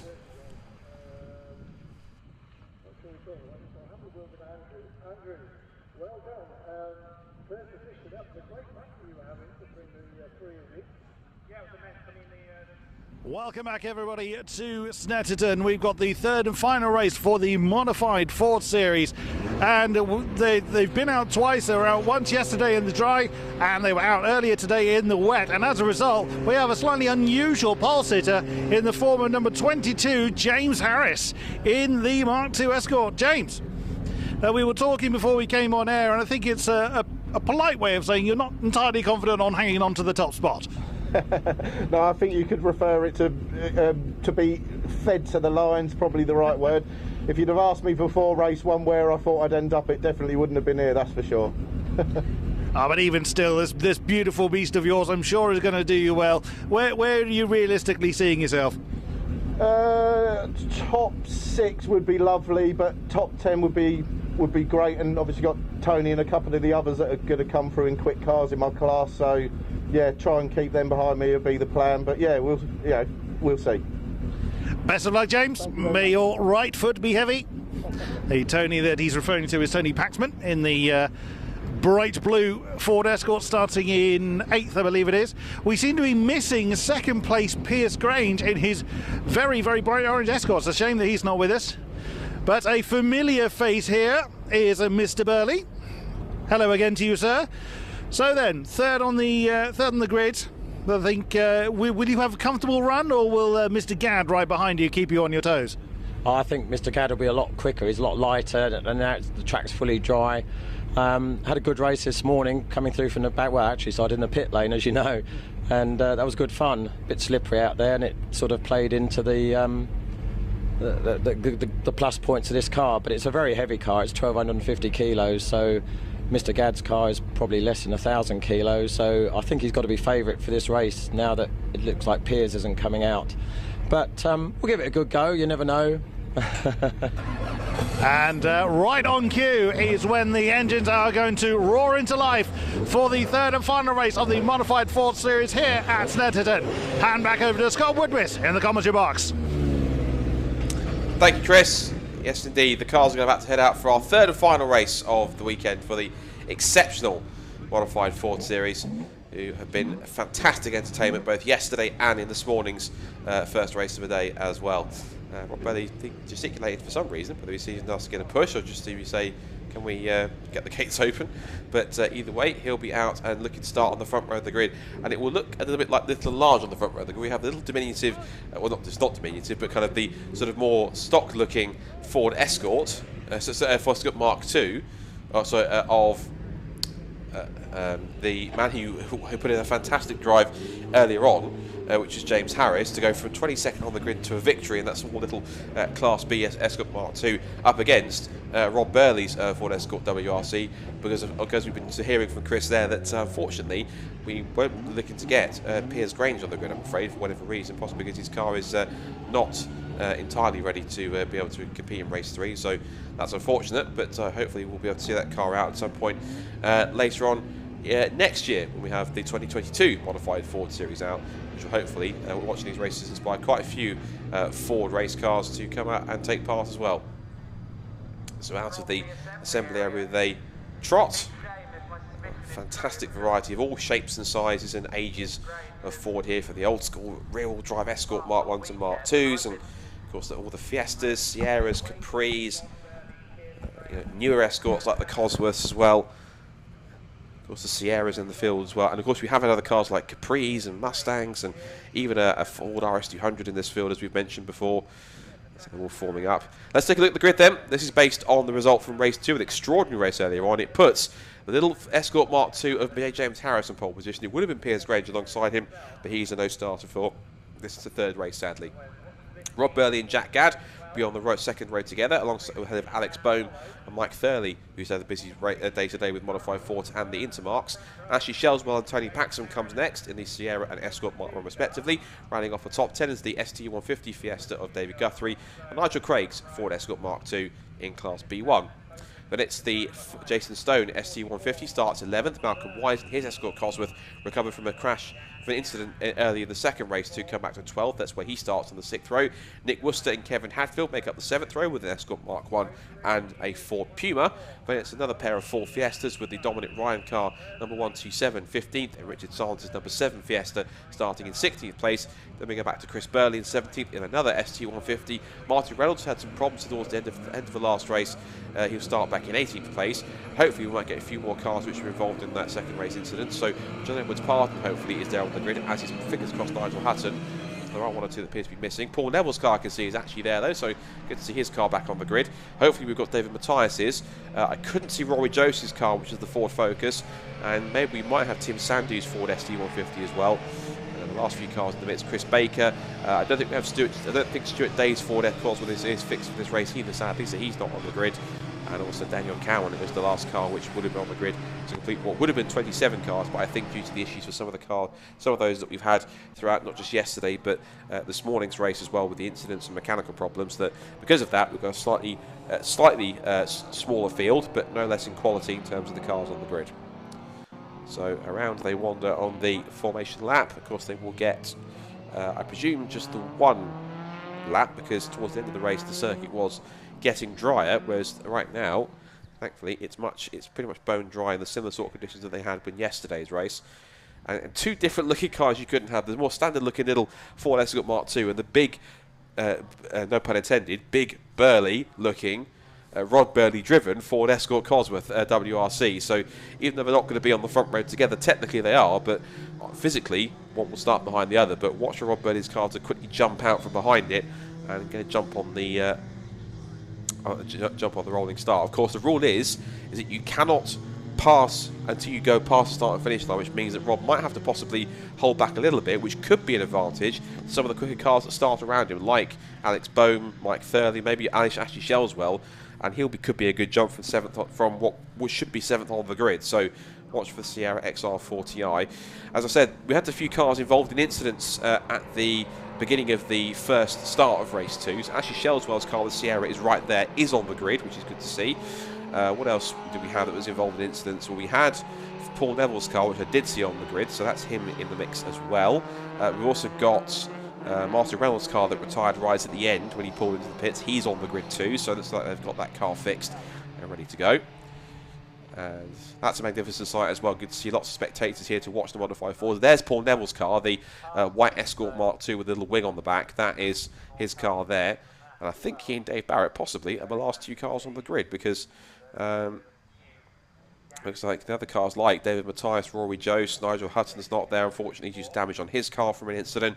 John Edwards Parton was caught up with Paul Neville and Rory Jose at that first corner incident as well. So still a healthy amount of cars still standing after it's been slightly challenging, but all around good fun weekend of racing for the Modified Ford Series. And this is their very last race of the season as well, so I'm sure that we're looking to go out with quite a flourish here as their cars start to form up in 2x2 formation and getting set for hopefully should be a wonderful grandstand finish to a wonderful season of racing. Their first full season of racing, I guess, not just as a standalone series, but also under the BRSCC roster as well. So again, a big thank you to Paul Neville and everyone at Modified Ford Series for providing quite a wonderful series, and all the best. And the club is very much looking forward to seeing how this series grows even more for 2022.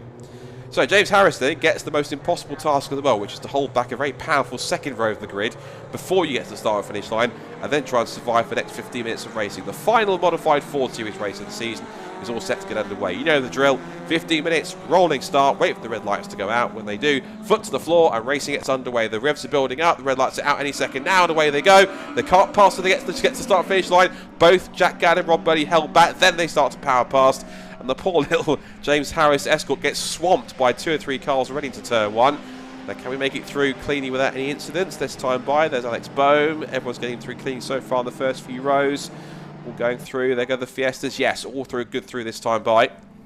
So So Rob Burley then leads the way. Harris has kept second place though, so he might have underestimated himself in the assembly area there. He's managed to hold off some of the faster cars, maybe because there are still loosely one or two very small damp patches out there which might be to his benefit, but the weather is very much better than it was this morning, so that's doing much easier. And that's possibly just a little bit of exhaust smoke just from the richness of the fuel for the Ford Escort WRC has to run. But Burley leads the way then, and there's everyone else piling past James Harris. That was both Ashley Shelswell and Jack Gadd making it 3 abreast into Agostini.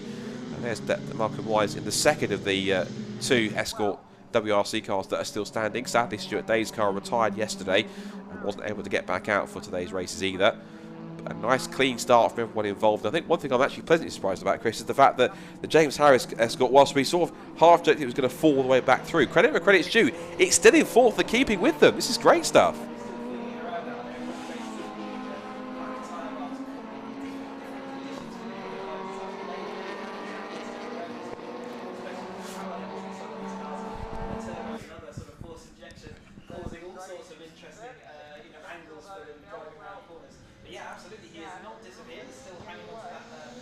The coattails of the group in front, and certainly looking like he's having a lot of fun. Yeah, I think it's mainly in the straights where he loses out, because of course those cars do have much more of a power advantage, but given the car is quite light, therefore it's quite agile in the corners, that's where he was able to keep up in the tight and twisty infield section going through. There's Paul Neville's repaired Escort RS2000. Good job by the squad to get that car back out once more. As Rob Burley tries to extend his advantage, here's second and third, Shelswell and Gadd. So Escort WRC leads Sierra XR4i, leads Escort RSR. It's quite a tasty top 3 across the line. That's the commentary box window. I mean, quite a wonderful sound. Then James Harris, our winner from earlier on, holding station in 4th. One of the fastest car on a straight line, but it certainly is quite handy in the corners, and he's certainly making the most of the handling advantage he appears to have to maintain 4th position. Next is Mike Thurley, followed by Tony Paxman. Those two have been going at it all weekend in their pair of Escort Mark 1s, going toe-to-toe with each other. Currently, Thurley in the old-school Castrol Zaxby colours, holding off the bright bluish example of Paxman. The 2 Escorts go side by side. This is proper old-school 60s race, this, isn't it? 2 proper race-prepared Mark 1 Escorts going wheel-to-wheel into the left-hander at Palmer's. At the moment, it's still Thurley who leads Thurley in front, but Paxman's just keeping honest and looking all around left and right to try and get through.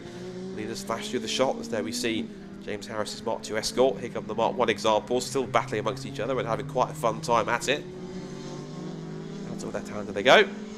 And now back up the gears again. 7th place we should mention is Malcolm Wise in his 2-tone white and yellow Escort Cosworth. We've got Alex Bohm 8th, Martin Reynolds up to 9th, and then it's Nigel Craig in 10th position, his Escort Mark 2. So that's the top 10 so far, with 11.5 minutes still to go in this final 50-minute race, the final modified Ford Series race of the 2021 season. Here left-hander they go. Interesting watching Burley earlier on going down the back straight. The car seems to rocket ship out of a corner, but it has a second phase where it absolutely flies along, and and that's when we see the sort of plumes of exhaust gas coming out of it. But it's like it must be really entertaining to drive that thing. It must kick you in the head just as you're halfway down the straight, as it really then gets going. It's a rocket ship. It's got quite a serious amount of horsepower. It must be somewhere around 500 to 600 brake horsepower, and it has got quite the punch off the corners as well. That's the key thing. Here's the class breakdown. So you can see there we've got the leaders in Class A is Rob Burley, of course. Class B leader is James Harris. Class B1 is Martin Reynolds. Class C leader is Alex Bohm.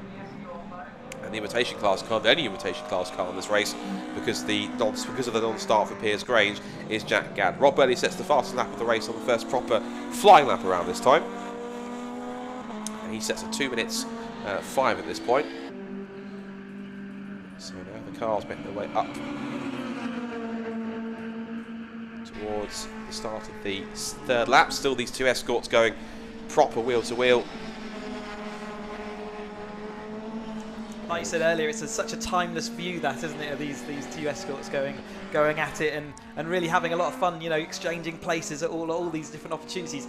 And it's much better to see them in this sort of dry track and much more natural environment, as opposed to this morning when you could actually almost see the fear of having to press the accelerator pedal on each and every bend that they came to. But now they're able to really start flinging those cars around. Still incredibly impressed by James Harris's pace in that car, because that's great stuff for him. Here is one of our Class C machines.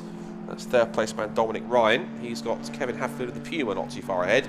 And That will be a battle for class position, where Alex Bowman, meanwhile, is in his Class C car, and he's 18.5 seconds up, as you can see. Just James Harris, whether that was just through the way he's leading the car or clipping the curb, just hopping through Hamilton and through Oggies.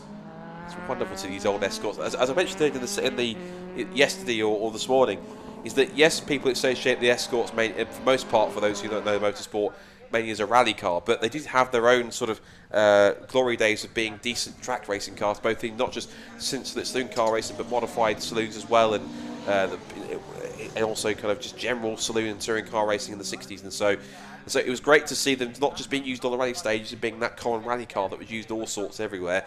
It's also a great track car, and even just an example like this, the beautiful car that Jack Gadd has. And I love the spec that they have on these particular models with the rear wings, the RSR models, when it's, I think that's kind of just the unofficial kind of title they've given that car, but it's brilliant to see they've got these different modification styles of these older Mark 1 and Mark 2 Escorts, and they're being turned into not just cult rally stars, but also cult proper classic and historic racing cars as well. And each person who has one of these cars puts their own spin on it, like a different livery, different bodywork style, different engine, different design of the car as a whole. That makes each of these different Escort race cars, Mark 1s and Mark 2s, truly unique to the driver and also to those who made it. Yeah, they really get to put their personality out there, don't they, with these cars and liveries that we've got.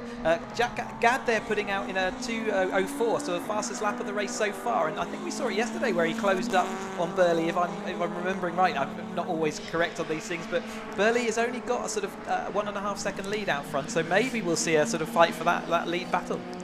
So if you weren't getting enough excitement from the Escorts, here's 3 more to whet your appetite. We've got three different sort of cars you can have. You've got the Malcolm Wise WRC body kitted Escort Cosworth. Then you've got the more sort of Zaxby sort of wide bodied liveried Martin Reynolds, and then you got Paul Neville's car, which again, credit for him to get that car repaired after he got caught up in the turn 1 that saw the stoppage at the second race this morning. Now we see, once again, here goes Paxman having a look up the inside of Thurley. Again, they're side by side through the corner apex. And here come more Escorts through the mid-pack. There's Neville trying to go around the outside, gets shown the outside line. That's possibly a little bit of overrun on the fuel, possibly, I think, or the oil on the Neville car. So he looks to go around the outside. And Reynolds being a bit more gentlemanly, saying, right, well, I'll let you have it, but let's see if I can get you back in a couple of corners' time.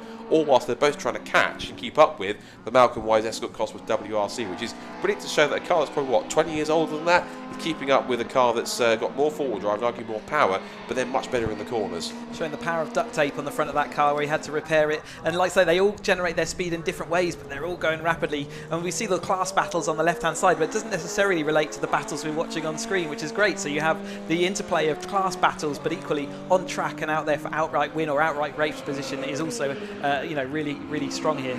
It is always fun to see when you get cars with a different class that shouldn't be as competitive with each other do get out there, because certain circuits have certain strengths for certain cars and classes. So it does seem to work out pretty well. There's chassis shells, well, you a bit of bodywork damage on the back of the car, but they managed to kind of either fit and replace a bumper or just find the bumper that fell off in the second race and reattach it.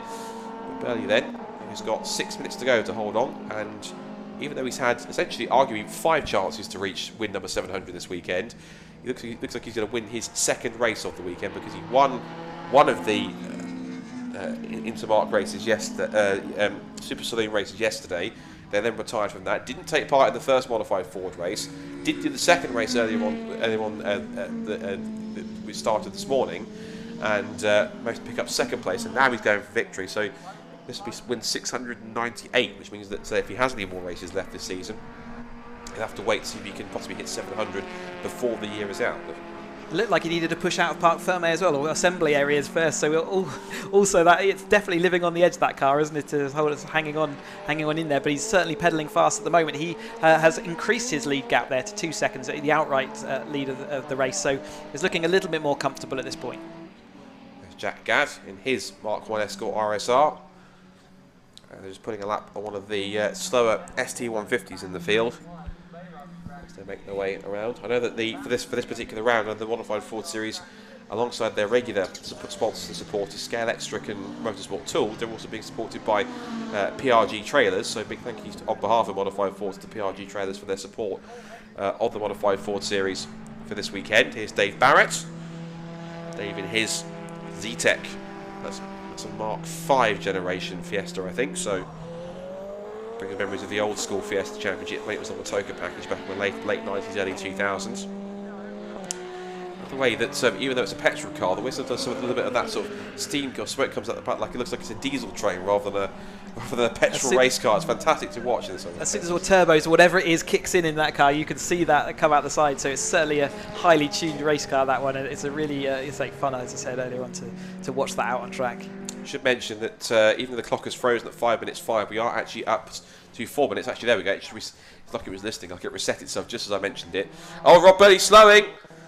Oh, not again, like it was in the second race yesterday in the Super Soleils. Rob Burley with more problems for the Escort WRC. Looks like win 698 is going to have to win once again. That's a real shame, but Rob Burley looks like he's coming to a stop and out of the race, I'm afraid. Who's not out of the race? Well, this is interesting because now we've got all 5 of these Escorts together that we were talking about. Malcolm Wise has caught, well, all 3 of these cars have caught the Mark 1 battle that we had between Thurley and Paxman, and now they're all together with each other. So now you've got Wise, Paxman, Neville, Thurley and Reynolds all together. 5 very different spec Escorts all together battling amongst each other. This is proper old school racing. This is a Ford lover's dream, this is right now. Yeah, for Scott, I know that you love these racing and all your historic old Ford cars alongside all the modern machinery as well. And remember back to this morning, actually there's the modern, slightly less powerful machinery that are actually winning out in the really tricky conditions, but now in their kind of heartland of dry track and are ready to go. This absolutely great 5-way battle here. Yeah, Malcolm Wise has managed to get past both of the Mark 1s. Next one that's going to try and do that is Paul Neville.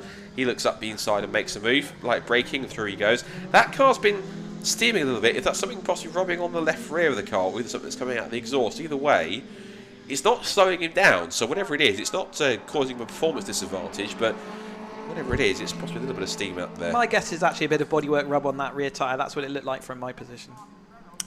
And whilst that's happening, the leading 2 who are coming through here are now, well, it becomes a leading 2 now that Rob Burley's unfortunately had to park the Escort WRC. Jack Gadd now accelerates out of the left-hander at Murray's, onto the pit straight. They'll get on the timing now with 2 minutes 18 to go. They're going to get 2 more laps because there's lap times for the 2.7s and 2 minute 8, so they've got just enough time to do this lap and 1 more. And to the right-hander at Ritchie's they go. So the gap between the top 2 is just a fraction under a second. Gadd ahead of Shellswell, Escort ahead of Sierra. And now this puts James Harris up into an overall 3rd place as well as the runaway Class B leader.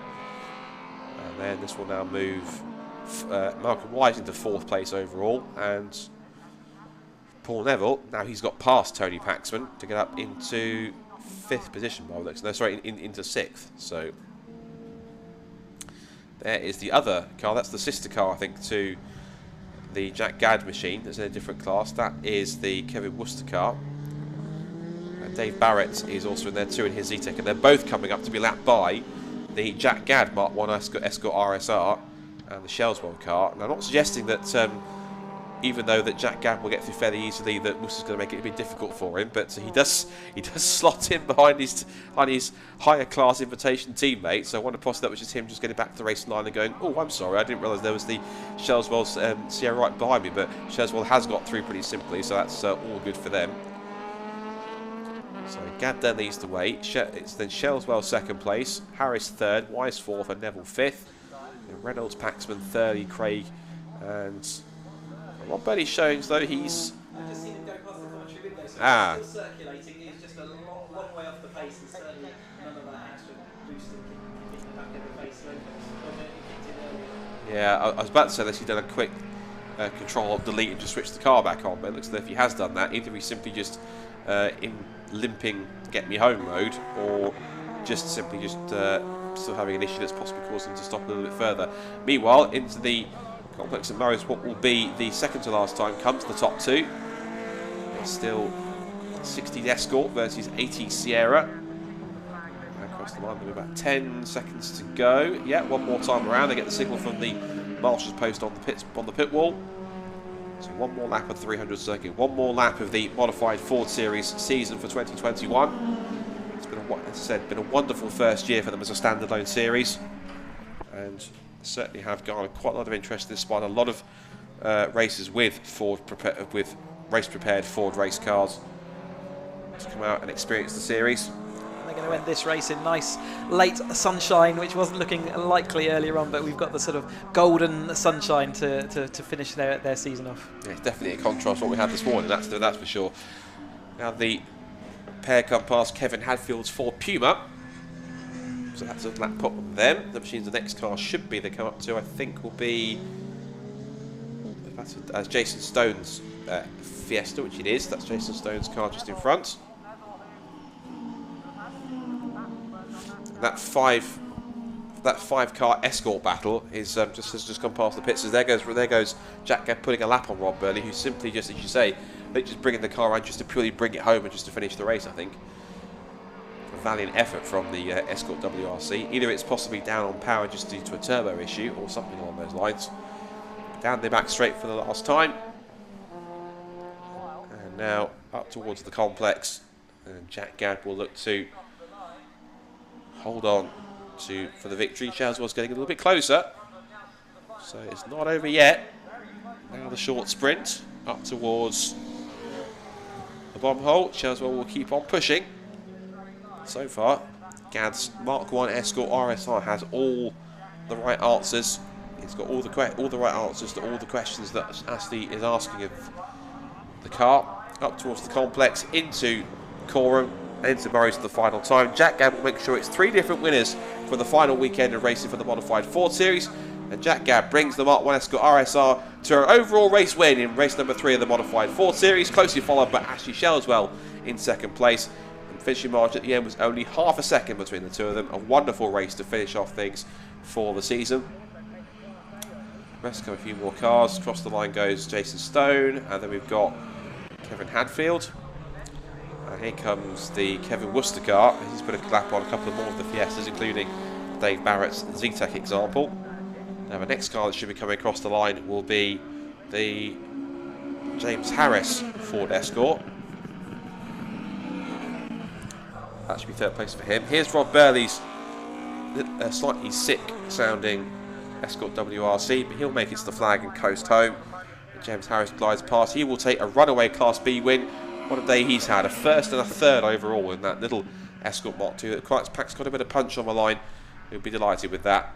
I'm sure he'll want to come back and do it all again. And look at that. In terms of position, well, he was a lap down anyway, admittedly, but he just beat, on track at least, Paul Neville to the line. As that brilliant 5-car Escort battle comes across the line almost as one.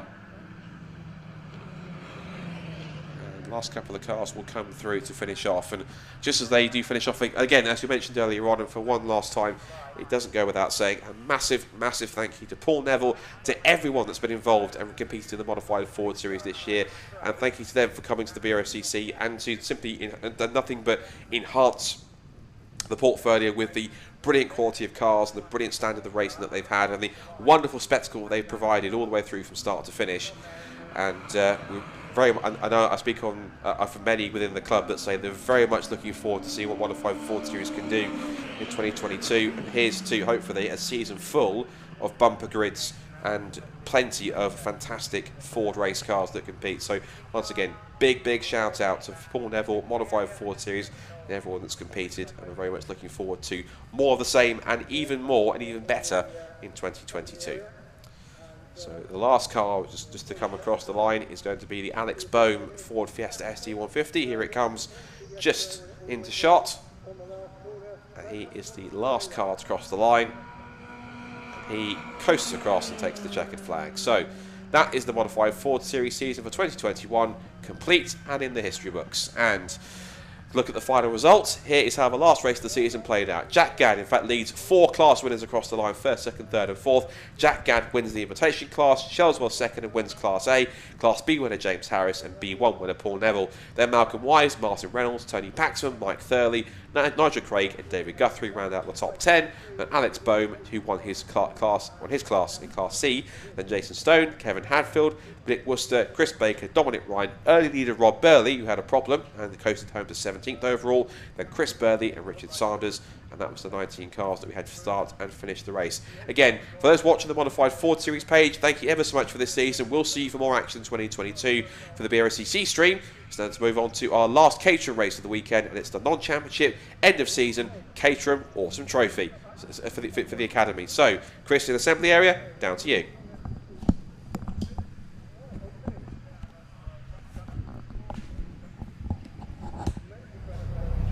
Welcome back to a now sunny Snetterton. We've had both ends of the weather spectrum throughout the weekend, and it is now time for the Caterham Academy cars to come out again. The Love Cars Caterham Academy Autumn Trophy. It's a non-championship event decided by the second fastest laps by every competitor from both the white and green groups, top of which is Mr. Jiddix. We meet again, Freddie. Yeah, we do. Not quite the result we wanted this morning, so we've got another race to try and make it better. Absolutely. So, proving that, so you're representing the green group. Do you feel that you're kind of, top of the tree, king of the crop? We'll find out in a minute. Good man. So even though it's a non-championship event, would it be fair to say that the right foot's still quite as heavy as it normally is? Yeah, even more so. Good man. Best of luck, Freddie. Hopefully, enjoy the race. I love this the pink patchwork. It's almost like a cartoon plasterwork going on the number 66. Number 33, also from green, is Jeff Newman. Well, familiar faces and some new names for you to pit your mighty machine against.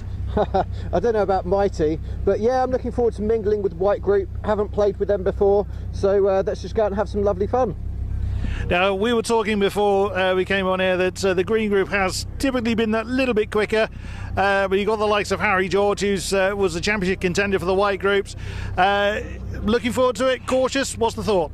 Yeah, I think it's going to be a nice even race with Harry, so let's see how we get on.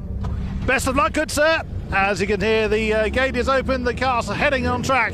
Harry George is top of the white group for the Caterham Academies. We'll see how they get on. Throwing back now to Scott Woodward in the commentary box. Thank you very much, Chris. Yes, for one last time in 2021, the Caterham Academy cars take to the grid, but not for any championships because they've both been settled. This is the special non-championship end of season Caterham Academy Autumn Trophy race, where both drivers from both academy groups get the first proper chance to race against each other on the same grid for the same prize, which is quite simply the race-winning trophy. Chris Hutchinson still in the commentary box with me here, of course. This is always a special time for academy drivers. They complete their championships. This literally is just it's essentially a case. It's like a mini end-of-season party for them. They can let their hair down, have some fun. It's purely just a race for bragging rights and a trophy to potentially do one last time. And it's essentially like what I call the graduation race. They won their championships. Now to say one last time goodbye to academy, one last time in these specification cars before they all move up to road sport. It's always a special race, isn't it?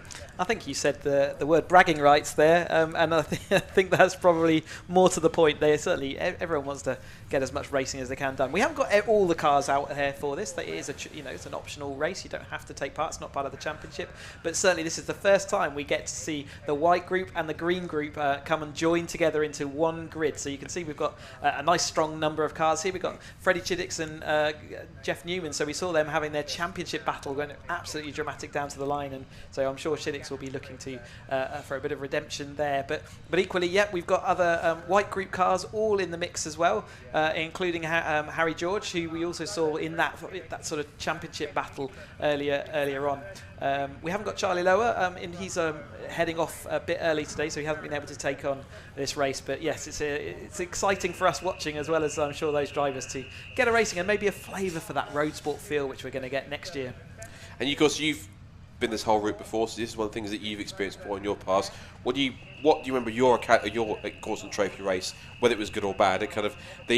It's that kind of whole thing in terms of, I've done my championship now, this is probably a chance to just enjoy myself with the friends I've made, just a casual race, nothing else on mind apart from simply just going for it and getting the bragging rights of being the fastest academy driver. Scott, it absolutely matters. You want to go and win it. You absolutely want to go and give a good performance, and it really does think about road sport. But I think I ended up coming fourth. It was really mixed conditions for our autumn trophy race, so it was really tricky under wheels there. But it was yeah, I remember it was a distant fourth, so it was actually quite an empty race. But in our day, again talking in the older days, we used to have 15-minute academy races, and the Autumn Trophy was actually a 20-minute race, so it's our first chance to get a feel for that 20 minutes. But as the package develops and as the drivers sort of feedback on what they want out of this initial racing season they do with the academy, Caterham have sort of extended that to be a 20-minute race for them all through the season. And in fact, this year, today, they've actually got 3 races this season, and we're the only other, the Caterham 7 UK Championship, the only ones that gets 3 races in a race weekend. So they've got plenty of racing going on.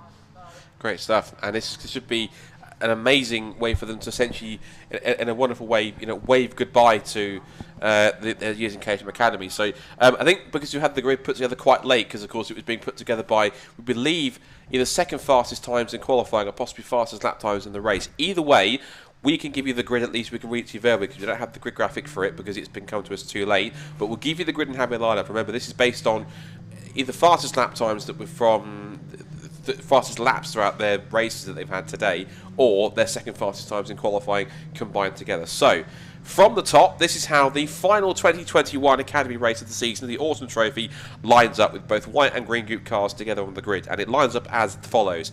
Freddie Chiddicks and Jeff Newman on the front row of the grid together, where we've seen that before. Both the green group contenders on the front row. Chiddicks on pole, Newman alongside him.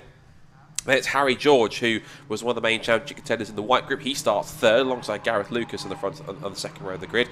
Mark Jones and Theo Theata then come next on row 3, followed by Chris Fraser and Mark Kendall, then Robert Domain and Giles Perry to round out the top 10. It's then Neil Perry and Ian Harris, Benja Headley and Mike Banton. Rocco Ainscoe and Louis Deason make up the 8th row of the grid, from Augustin Sayrak, Lyndon Arnold, then Ray Radford and Chris Roberts who round out the top 20. Then it's Richard Percy, Ian Summers, Ida Lowe, John Vincent and Ian Bettis who round out the 25 car grid for this final race of the year for Caterham Academy. It's almost a bit of a sombre mood in terms of saying, they're saying goodbye to their Academy year, but of course at the same time it's excitement. It's also, for some people, probably a bit of relief because it's been quite a long season, but for these guys, this has been their last final little, hopefully, sweet little memory to kind of just take away from 2021 before they then choose to move up to arguably anywhere they want, which is either road sport, or some have even gone as far as going straight into 270 or even 310Rs if they really wanted to. So for them it's really a case of just to enjoy one last time in the car on the specification before they then decide to either move on or to go to another step or to do anything else in their racing career. It's one nice little way to just to kind of wrap everything up after a great year. And if ever anyone's watching, sat on their sofa at home thinking, how do I get involved? Well, head over to the Caterham Motorsport website or Caterham Cars website, and you can find all details about how you can go and buy your own Academy car. Comes with a full package of racing. You've seen everything that we've sort of been on offer today.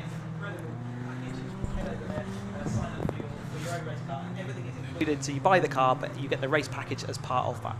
Yeah, I think it's just about a 5 shy of 30 grand, I think, for the whole package this time by, and you get essentially, as you say, everything in the race car, all your race entries, everything else, and to enter it, you have to be a complete novice driver, so you can't have ever held any kind of racing or competition license ever, and then you go through, you get the entire Caterham Academy gets split off into their 2 groups, but then all together in each of their groups do a handling day, a test day, setup days, track days to get used to the car and racing it. Then they'll do a competitive sprint to start the season where there are championship points available towards their main total, and then they'll go ahead and do their races all towards the end of the season.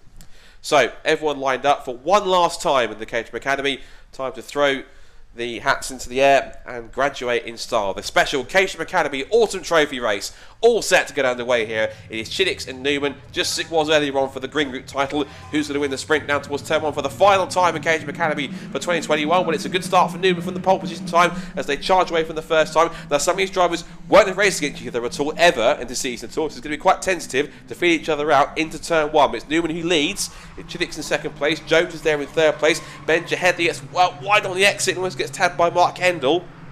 Ian Harris was up there as well, making a good start from the sort of middle of the pack as well. But into the complex for the first time, into the hairpin, and it's Newman who leads, Chiddicks second. It's then Mark Jones in third, and on the outside line there was Harry George battling with Gareth Lucas. So looking through my eyes, just about everyone's got through unscathed here, so it's good to see. But our final 20 minutes of racing for the Caterham Academy guys this year all started cleanly. Now pretty much it's just seconds out. Have at it. Yeah, absolutely. And advantage group green at the moment. So with Chiddicks and Newman absolutely taking off where they left off in their championship battle. Newman here up the inside, a little bit of locking up there from other drivers. You do get to learn your competitors and your fellow drivers that sort of around you on track at the time. So you're right. You don't know what what the sort of attitude of the cars are going to be going into this race, where a lot of the people around you, you're just not going to even recognise their car.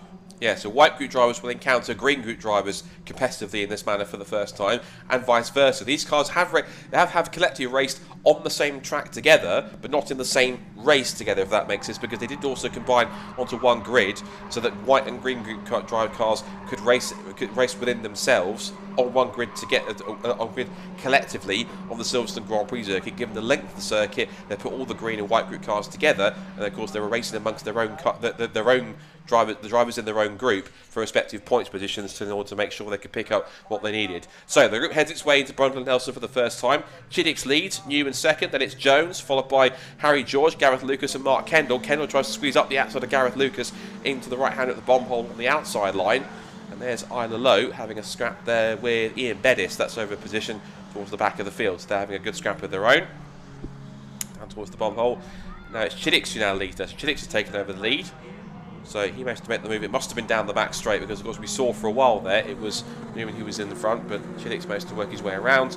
And for losing out on the championship, I think there's only one thing on Freddie Chiddick's mind: that's going to be revenge. He missed out on the championship. He wants to take the bragging rights into next year and take the victory in the Austin Trophy to go into Road Sport for 2022, saying, well, I won my last race of the year. So let's see what you got, Jeff. He lost the championship by a lap, a lap of 2/10 slightly slower, didn't he? So yes, absolutely, he'd be looking to put that back, put that right. But they're absolutely going at it. We've got Harry George there, who's not got Charlie Lower in this actual race, so he's not got the person there, but he's moved himself back into third place, as we've got Jones there just losing out a place going into the hairpin. But yeah, so absolutely brilliant. So we've got two classes showing up on our side screen there. I think that's relevant at the Well, that's interesting, because there aren't actually classes shown, but it still shows positioning in class first, second and third. So they have removed the classes, but we can give us a reminder of which group, because we know which drivers in which group. We can essentially give us a bit of a small insight and cheekily saying essentially which group is technically performing better in this race than the collective. And so far, at the moment, in fact, there we go on the left-hand side, that's the collective run, but you can't see the positions first, second, third in class, etc. We can on our timing screen. So at the moment, it is a green group, 1, 2, 3 in inverted commas. The next one in fourth place is the top white group car, which is Harry George. But I'm certain if Charlie Lower was in here, he'd have his elbows out in his front pack as well. Yeah, and you can bet your bottom dollar that they're trying to shuffle those orders as we go. But Chiddick's there sort of giving himself a little bit of a gap. But we've got Harry George there looking menacing in third place, looking like he wants to make sure that Group I honours are also represented here. There goes Neil Perry, car number 50. He's on the back of Giles Perry. So the two Perry drivers so you almost say it's kind of, I was going to make the joke of Perry because it's obviously 11th, 12th place, but I'll just concentrate on the race now. Anyway, first down to fifth is going to be Chiddick, Newman, Jones, George and Kendall. But Kendall's now been overhauled by Mark. Well, Jones is there. Kendall's right behind. So the two green cars getting into the mix. Further back, some more battles going on. And again, drivers just feeling out the new ones, thinking, oh, I haven't raced against you before. How are you under brakes? Or how are you when you turn in? Are you going to see me when I turn in? So again, there's more learning going here, because they're racing against drivers who they haven't come across. Someone else went across the grass up at Brundle and Nelson, cutting the S's section. So this is very much, it almost feels a little bit like in some cases going back to their first ever race, because they're kind of going against drivers they've never actually raced against before. So now they're kind of up against someone who they're not sure about and going, how's he going to react when I turn in? How's he going to react when I go for a move? How's he going to react when I go later on the brakes? They've got to try and find that out on the fly here in these next sort of 15-20 minutes for drivers that they haven't ever come across before on track. Yeah, absolutely. And yeah, some drivers do tend to turn across to the front of your car a bit more viciously than others, and you certainly learn which ones are like kicking mules. But as we got sort of everything's closing up, Harry George there set the fastest lap on that last lap round. So he, even though he's in third place, he did close that gap down entirely. So it's all closed up at the front again, with Chiddick still out in front going over the line, with Newman following behind, but George looking like he's got a bit of momentum going on. Certainly he does. Fastest lap of the race for Harry George, 2 minutes 17.062. So he's now worked his way into third place, and he's now on the back of Jeff Newman. Jeff looks across and says, oh, hello, who are you? I've never come across you before. So up to down the outside line, doesn't expect to see Harry George around there. So these two now are going to go into combat whilst Freddie Chiddick holds on to the leads. They come out of the final corner. Mark Jones having a strong race so far in the early stage. He's up to fourth, so fourth place for him, and third out of the green group drivers. Now down towards Argy's they go, and Harry George goes on the attack. He looks that wider line, tries to focus, and background contact between two cars. Gareth Lucas is one of them, Mark Kendall's the other, and they were battling over 5th and 6th positions. So I think both of them didn't want to give up didn't want to work for the same piece of tarmac into Hamilton, didn't want to give up, and that's been the end result. We said earlier on, Hamilton's not really the place to do that. There's also a tyre barrier and all sorts. It looks like there's a bit of steam coming out of Kendall's car, so I hope he actually comes to a stop, because you don't want to lose all your coolant and then carry on driving. That's not a good way to end your race. The battle coming down here through Brundle and Senna. So Chiddick's still out there, Newman still resisting the pressure behind from George, but George and Jones, they're absolutely putting that pressure on Newman, and he's got more to think about than the battle just in front of him now. He's got to actually look in his mirrors constantly as well. So it's headed through the complex for the leaders coming out of Brundle and Nelson. Looking back further back, another battle we've got going on here. This is between, catch clips of the numbers, there was number 19 was in there. That looks like it was Chris Roberts. I think with John Vincent not too far behind him. Lyndon Arnold was around that battle too. So we've got a definitive top 4 now. Giddix, Newman, George and Jones as they come now onto the pit straight again. This is to complete lap 3. Any new fastest laps of the race? None from anyone there. The best lap out of the 4 was Mark Jones with a 2:17.275. He was about 2 tenths quicker on that lap as they come through the right-hander. Foot to the floor. Ooh, clip of the inside curve there. A little bit out of shape for Mark Jones, but he got enough momentum to swing himself into the mix here. It's almost 3 abreast. He shoots the gap between George and Newman into the hairpin. Does make it into 3rd place. That was pretty bold stuff. Mark Jones, so he clipped the curb on the inside, carried the speed through the corner, and then managed to shoot up the inside and saw a gap and thought, that'll work. I'll go through that. Those gaps don't always maintain, but really good racing to see them all going 3 abreast into the hairpin there. Like the more experienced championships, all made that work on the opening laps, and they're showing that they can do that through these fields as well. So yeah, really tasty propositions for this race, but also next year. Again, this gives us small glimpses of what we might see in next year's Roadsport Championship. And already, I'm liking the signs at the moment, particularly with the front 4 guys. So already, Chiddix, Jones, George, and Chiddix, Newman, George, and Jones at the front, with Chiddix holding on to the lead at this point in time. And Chiddix really has been a brilliant young driver. Of course, we know he's got some decent esports talents, given the fact that he's also competed in the CaterhamRacer.com e-series as well, and actually done a few bits and pieces. There's quite a few handy drivers in that, if we do say so ourselves. And Treddy's one of them. He has had some decent results, so translates that he can do it just on the real racetrack just as much as you can in the sim. And in the virtual world, you're racing against people with far more racecraft and experience. So the fact that he's able to hold his own in that situation shows how the front of the academy group, whilst they're still learning at this stage of the year, they've actually, they've learned a lot of their racecraft already, and the front is, you wouldn't just be able to jump in and, even as an experienced racer and actually pull away from these guys. They are maximising that car, and it's really good to see that Chiddix is able to do that in the virtual world, but proves that out in the virtual world and in the real world, there's sort of good skills there. We always said those races were good practice for the real events, weren't they? So Freddie Chiddix was taking that to heart, I think. So Chiddix, case in point, pulling away by a couple of seconds now, as we see Jeff Newman's getting a bit too enticed by the fact that Mark Jones and Harry George are giving quite a lot of company here, as he's now starting to lose touch with Freddie Chiddix on this lap. The last lap time by, it was 0.2 of a second was the gap.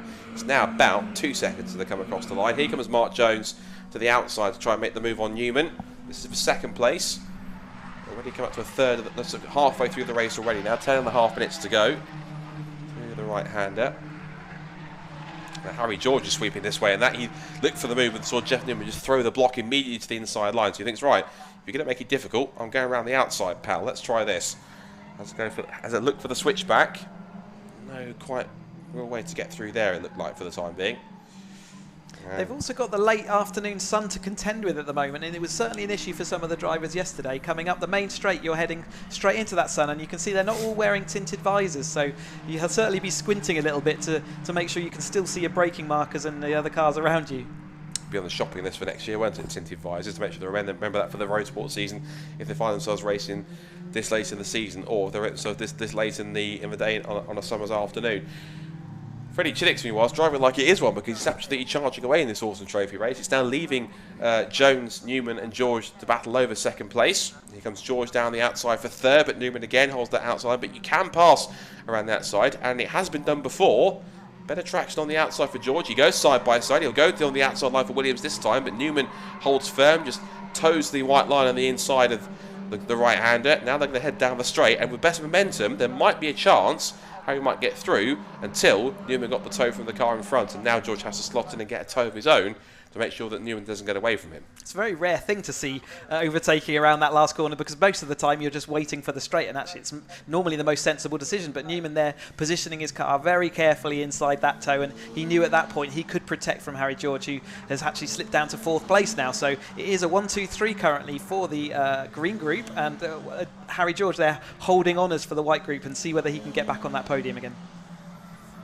So look at the rest of the group. We've got Chris Fraser's up to 5th position there, Benji Headley 6th, Robert Domain 7th, Giles Perry is 8th, Theo Theato is having a better time than he had in his academy race earlier on. He's currently in 9th place, and then Neil Perry rounds up the top 10. And a shout out also to Louise Dixon, she's up in the P11, it's not too bad for Louise. She can carry on going, she might even possibly get herself a top 10.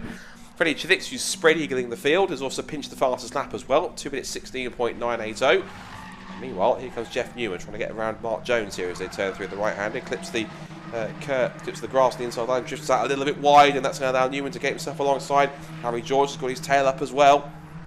The three of them head into the hairpin together, and Jones puts his car right on the apex, neatly rotates it right on the curb, and now we've still got Newman and George pressing on.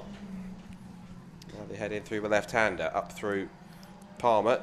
Still 7 3/4 minutes to go. Still a little bit left in this race, and Chiddix at the moment looks like he's got it under control, but of course it's never always as straightforward as that until they get to the flag. But 2nd, 3rd and 4th looks like this is the main battle to be here, to be on the podium. One of these three has to accept they're not going to be on the rostrum, but which one's it going to be? And trying to pick one out is going to be near impossible. Yeah, Harry George there, he was breaking it down the inside in a gap that didn't look like it was ever going to be there, but he persisted. He even used a bit of the grass going into Agostini that time, still managed to get the thing stopped, and I'm expecting to see that he would have actually exited that corner ahead. We'll wait to see the next time we look at that front field. But yeah, there's again a lot of I guess you've got to start scenting your territory, haven't you? You've got to start staking your claim and saying, you know, this is me driving here, and we're going to be racing next year in road sport. But I want to win these battles out. They are important to everyone. I know we said this is the end of season feel, that kind of graduation, but equally there's egos there to deal with as well. Yeah, there's stories going in for next year and scores to settle, isn't there? So this is where they pretty much start in many cases, particularly for those who are racing against academy drivers that haven't raced with over the course of the season quite regularly. There's a big lock-up between those two there, as Newman just about held on from Harry George, but Harry was just trying to get round the outside, and Newman just held off as long as he needed to prevent any kind of an attack. Great race awareness there by Newman to put his car in exactly where he wanted to, make it really uncomfortable for George going up the inside there. And like you say, just George grabbed a wheel, and that obviously just scuppered any chance he was going to make it up the outside. That was the 3rd group of cars we look at. Theo Theato really has pulled away from this 2nd group. That is trying to work out the group of cars. No, that is the 2nd group of cars, because this is now Robert Domain, who's worked his way up into 6th position. He's now ahead of Chris Fraser, and also in there too now is Giles Perry and Benji Headley. So this is now a scrap between these four. Black and white flag has gone out to car 99, which is Benji Headley. So he's been given a black and white flag for track limits. That's a warning for him. So if he does it again, he will get himself a 5-second time penalty. He's probably so focused on the battle he's having right at the moment with Giles Perry to possibly wonder how he might be able to get out of that one. Side by side ender brakes for Domain and for Chris Fraser. Also in there too now is the 50 car of Neil Perry. And Headley, though, looks like he possibly missed a shift or didn't quite get the momentum off the corner that he wanted, because Giles Perry managed to pick himself round the outside, and now Neil Perry is going to get a chance to move through if he can. This is a pocket of white championship races all absolutely going at it again, so they didn't have enough fun this morning, so they decided they'd have it all again this afternoon.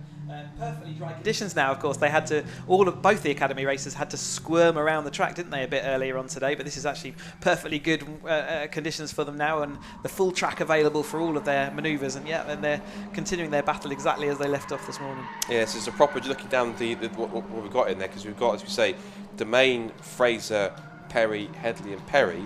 There is a little bit of a mix of both green and white in there. I see what you mean. There is some white group cars in there, but there's also a couple of green group in there at the head of it, kind of mixing amongst them. So good to see another inter-academy group battle here between these 4 or 5 drivers. Speaking of battles, now this is interesting. So Jeff Newman's been shuffled to 4th now. Harry George is now 2nd he's moved up to. A little twitch of oversteer over the curb. Oversteer ran a bit too wide. He's up to 2nd. Mark Jones is now 3rd as he clips the curb right on the apex.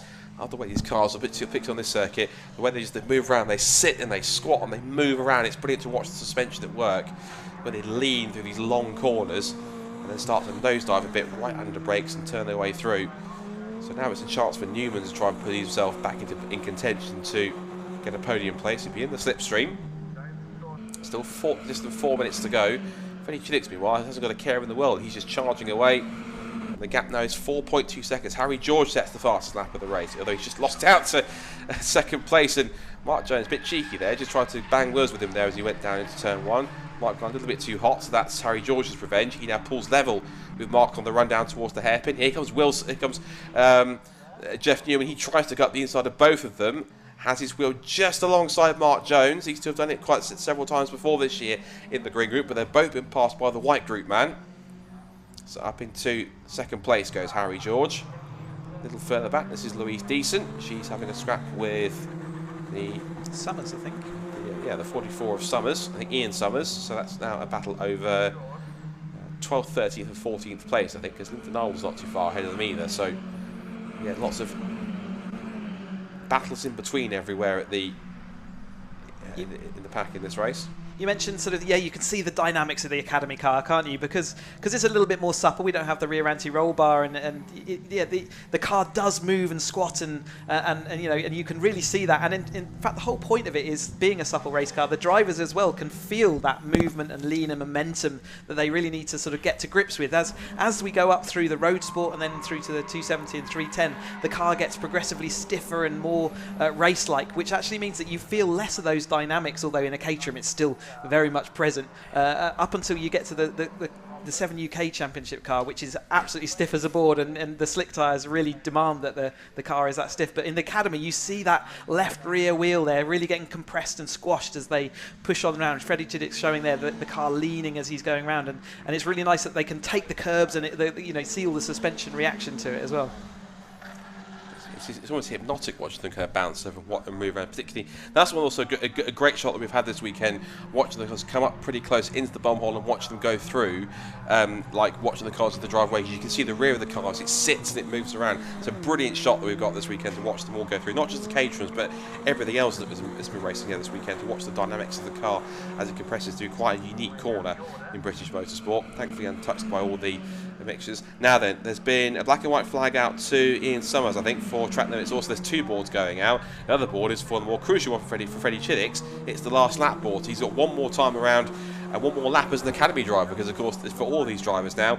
Of course, when they finish, they'll be moving on to road sports or higher up, depending where they choose. This great battle continues to go on. Robert Domain now has Chris Fraser with outside. Oh, Isla Lowe's off the road. That's having a spin on the exit of, oh dear, Williams, it looks like. Williams, and I think she's damaged something on the front of the car, because that was 2 different angles that those wheels were turning when she was turning right. So that she's given it a bit of a clout and damaged the suspension. Yeah, that's unfortunate. She's off the road. Looks like the left front had to take a bit of a whack on that one. But now back to our scrap for 2nd, 3rd and 4th. So Harry George looks like he's got 2nd place relatively in the bag. This is the fight for 3rd going on between Mark Jones and Jeff Newman, who have been 2 of the drivers in green group that they've been going at it all season towards the front. Now it's Mark Jones' turn to get one over on Jeff Newman, but Jeff can get a little bit sort of he can get his elbows out when he needs to try and make a move. So coming up through Hamilton, he's got half a lap to go here. He's going to have a yellow flag immediately as he comes out onto the Bentley straight, but by the end I imagine that he will there'll be green flags back halfway down the straight, so he will be in a position that he can make that overtake. Harry George hangs his tail out there around Williams in a great way. I've seen George also get the fastest lap, I believe, 16.355, so taking those honours for white group. Down the back straight, of course no overtaking done the first part of the Bentley straight, because of course they're the yellow flag because of Isla Lowe's car that's parked up there. But for this man, Freddie Chiddick, well, he might have missed out on the Academy title, but he fought valiantly until the end. It looks like he's going to go and take a bit of a consolation prize. Oh dear, well, that's contact there between Mark Jones and Jeff Newman. Now then, of course, one might blame the other, saying, well, Jeff might say you didn't leave me enough room. Mark might say there was no way a move that was on there in that complex, but we'll leave that for the clerk of the course and the stewards.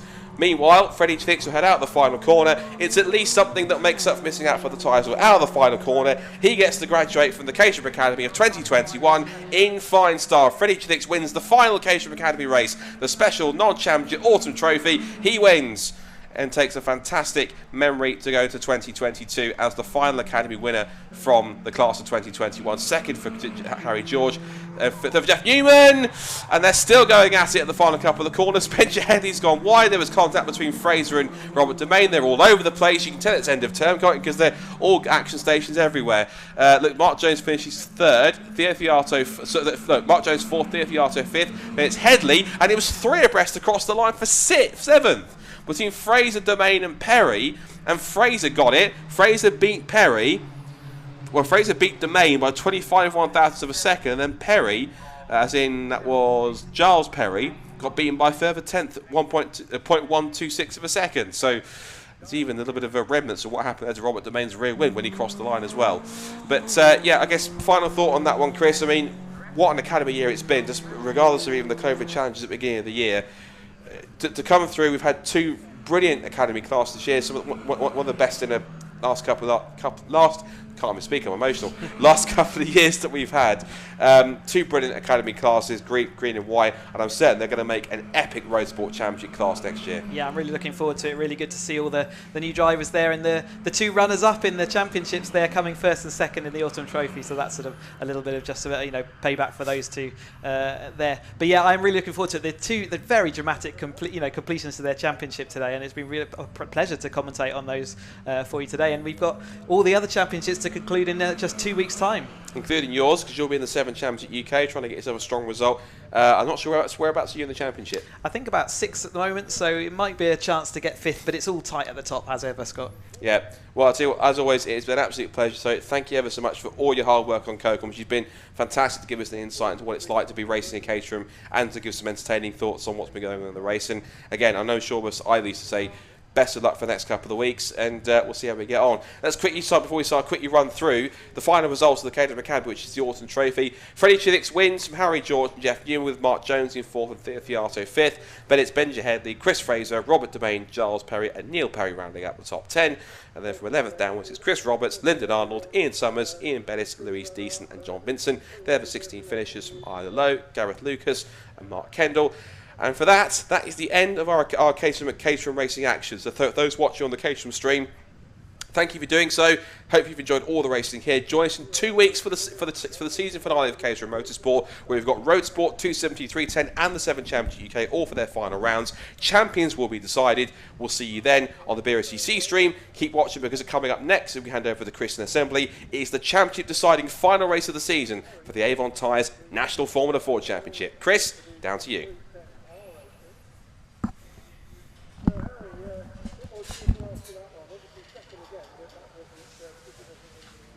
Welcome back, everybody, to a very sunny Snetterton. It's the final outing for the Avon Tyres National Formula 4 Championship. Race number 3 is a reverse grid top 8, get reversed from race 2, which puts our American representative of Andre Castro on the pole position. Andre, how are you feeling? Feeling pretty good, this whole weekend has been getting up to speed here in England. A lot of really competitive guys, and the first 2 races were really mixed conditions, especially race number 2, so got to learn a lot about these cars and the tires, and obviously got a really good opportunity here starting from pole, so hopefully can make the most of it. That's a great opportunity to show what you're truly capable of. Your results have been improving throughout the day. How's your season been overall in your mind? It's been good. Yeah, it's been a good season obviously here. Winning Team USA scholarship and getting the chance to be here is a really, really good opportunity, so I'd like to thank Team USA and all the sponsors and everybody that got me here. I'd like to say hi to my parents back home. And yeah, I think that the weekend has been, a good progress from the very first day. It was my 4th day at the track, and I feel like I've learned so much. So credit to the team for, teaching me really well, and all my teammates. And yeah, looking forward to this race and to the festival coming up. Awesome stuff. Best of luck, Andre Castro, in the 22 car, representing the Team USA Scholarship. Alongside him is car number 3, Joey Foster, one of the Don Hardman automotive cars. Joey, so you start on the front row next to the 22 car, next to Andre. Are you happy about that?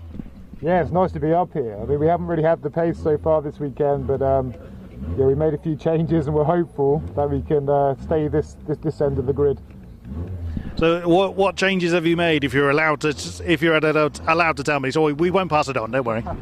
Well, we've had a few sort of issues with power, to be honest, so straight line speed's been the issue, and I think we found a few things. We've replaced those parts, and hopefully now we've got a bit of go behind us, and obviously you need that round here. You've got to have the straight line speed to be able to fight, and yeah, I think we might be able to do it. We'll see.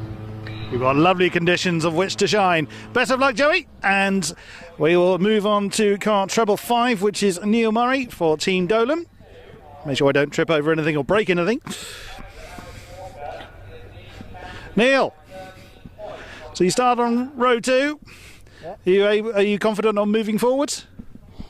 Yeah, for sure. Like we had a lot of pace on Friday, especially in the dry, and yesterday came home in second. So yeah, no, it'll definitely be all out for the win. Some people prefer the wetter conditions. Of course, you've had races in all weathers here. Good old English weather as well, you know. Which do you tend to prefer? You prefer it like this, or when it's a bit more slippery? Oh no, I like a wet race as well. Earlier on was a bit tricky because it was kind of wet and dry, and nobody was actually on the right setup. But we had quite good pace in the mixed conditions, and but no, thankfully it's dry now, and everybody's on the right setup, and everybody knows what's going on. Awesome stuff. Best of luck. Starting from third position is the treble 5 car. I'm tripping over the rear wheel. I didn't break it. It wasn't me. It was like that when I got there. Right, let's have a chat with number 62, which is Colin Queen. Another one of the low dempsey cars. Colin, so starting from 4th place, do you think you can keep up with your compatriot? Yeah, I think so. Just trying to do the same thing as we did in race 2, just string all of that together and possibly get a podium. Awesome stuff. Now, as mentioned to Neil, that you've had various mixed conditions. What kind of setup changes do you look for when you're going from either dry to wet or other way round? Really just trying to find as many dry spots on the track as possible. It's very crucial. Duty calls. Best of luck, Colin, and best of luck to all our competitors out there. As you can hear, they're getting ready for their final run of the day. The Avon Tyres National Formula 4 Championship is now underway. Back over to Scott in the commentary box. Thank you very much, Chris. Yes, here we go. This is the championship deciding final race of the season for the 2021 Avon Tyres National Formula 4 Championship, and I think between myself and championship coordinator Esther Crook, we've been racking our brains to try and figure out pretty much what the championship connotations are. It is still between the top 3 drivers, Alex Walker, Chris Middlehurst and Max Esterson. There are 20 points separating them, and there are 34 points up for grabs for a race win, plus the 2 points for fastest lap. Essentially, any of the top 3 can still win it, and there is essentially, it comes down to finishing ahead of the other driver, which driver finishes ahead of the others, and by how much. Essentially, now I'm going to try and do some essentially rudimentary GCSE maths working out this points levels. If you can follow along, great. If not, then I apologise. But we'll try and make it as simple as we can going through. So, on the basis that, for example, let's say Chris Middlehurst goes on to win this race. He's 13 points behind on drop scores, including the scores that you have to include from this weekend. Because to ride you once again, no one can drop any of the 3 races. You use any of the 3 races here in the final round at Snetterton as a drop score. It's written in the rules. You cannot drop any scores from the final meeting at Snetterton, here at Snetterton. So, given the fact that Alex Walker didn't finish the race earlier on due to retirement, and he picked up only 2 points for his DNF. Chris Middlehurst picked up 27 points for his second place points, and it was 3rd place points for Max Esterson. Given that basis, Chris Middlehurst starts this final race 13 points behind on drop scores. The scores are 419 points for Alex Walker, 406 points for Chris Middlehurst, and 399 for that man right there, Max Esterson. Now, if Chris Middlehurst wins this race, Alex Walker can still win the championship by any of these ways. If Chris Middlehurst wins the race, and gets the fastest lap of the race as well. That's 34 points. Alex Walker needs, by our calculations, our provisional calculations more or less, 4th or better to win it. If Chris wins and neither Alex or Chris gets the fastest lap of the race, let's say Max gets it, it needs to be 5th or better for Alex Walker. If, however, Alex does get the fastest lap and Chris wins, it can be 6th place or better based on working that out. There is also the connotation where Max Esterson has to basically outscore Chris Middlehurst by at least 7 points, and also Alex Walker by 13 points. He needs to beat both Chris and Alex by enough points in terms of positions to be able to overhaul him. So he has to basically get 20 more points in total than his 2 rivals together. And that means potentially if he wins the race, it could be a case of whether it's 4th or 5th positions further back. But essentially, as we go through, I'll have the points table in front of me to try and update it as we go along with how many points are awarded for which. I've got it ready in front of me here so that if we have any position changes, we can work it out on the fly, provisionally, where everyone sits. But right now, there are 20 points separated between 3 drivers. Whatever they score here has to count towards their final total. We'll try and work it out as we go. But here's the grid for the final National Formula 4 race of the season. And on the reverse grid draw, it's Andre Castro, and only his 3rd ever race outside of the US, on pole position. He has Joey Foster alongside him on the front row. Niall Murray and Colin Queen comes next. Then it's Megan Gilchrist and Max Esterson. Then Chris Middlehurst and race 2 winner for the first time, Thomas Mills. He starts 8th, so it's the top 8 reversed from the second race. Then 9th and 10th on the grid, Carter Williams and Morgan Quinn for Oldfield Motorsport and Team Dolan. Then on to row 6, where we find Benjamin Cochran and, more importantly, Alex Walker. He needs to come through to either 4th, 5th or 6th if Middlehurst wins, and other connotations if Max wins as well. Then we have Andre Lafond and Adam Quartermain on the 7th row of the grid. Andre Lafond starts 13th, Adam Quartermain 14th. Then it's Lucas Romanek and Jamie Sharp on the 8th row, and then right at the back of the grid, hopefully with a fixed car after he had a spin in the second on the formation lap for the second race, Jeremy Fairbairn in the PWR1 Van Diemen chassis. So, cars make their way around. And for Andre Castro, a big moment for him, because as a Team USA driver, he probably didn't expect to come to Snetterton to start his 3rd ever race outside of the USA on pole position in a Formula Ford. But that's exactly what's going to happen, and it will certainly thrust him into the limelight and with a proper chance to get a decent start. And of course he has to do it alongside one of the best Formula 4 drivers in modern times, that being Joey Foster, and immediately behind him in 3rd place is another one of the similar ilk, being Niall Murray. So he's got 2 quite prominent names in modern Formula Ford racing right around him on the grid, with a lot to do to try and hold off the pair as they come down towards Ritchie's for the first time. So National Formula Ford, of course, still providing a wonderful proving ground for young, talented drivers to make their way up through the ranks. And you've had some drivers in the mix who've come through that have raced in British F4 previously, and it provides a much better, cost-effective budget than maybe some of the higher formulas that might not be able to do so. So who knows, we could be seeing a few more karting and young single-seater stars coming through the ranks. So the tension rises. The last National Formula 4 race of the season. Alex Walker back in 12th. But watch also for Chris Middlehurst and Max Esterson. The 5-second board is up. Revs rise. Let's provisionally crown a champion for the National Formula 4 Championship. Castro and Foster on the front row of the grid. Lights out for the final time. It's a good start for the front row from the outside from second for Joey Foster. Down towards turn 1 for the first time. But Castro will just about hold on, I think. Foster sweeps across and holds on to the lead. And Norway looks to go around the outside for second place. Now the crucial thing is, let's see where Alex Walker ends up, because he is, of course, in championship contention. He's to come up from 12th on the grid, which I think he's just there towards the back. Let's see if he can make his way out through and up, going wide. That's one of that. I think Megan Gilchrist off at the Kevin Mills Spectrum. She's gone way out onto the field.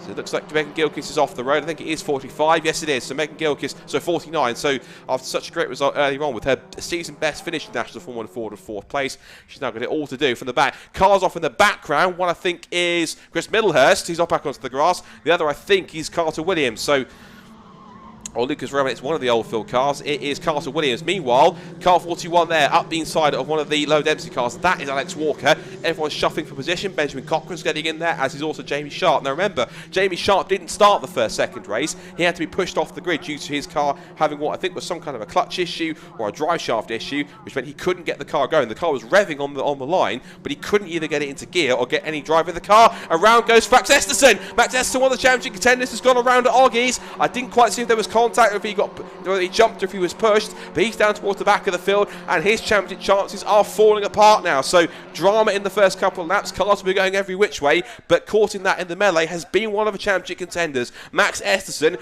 down towards the back of the field. He's got it all to do from about 16th place now.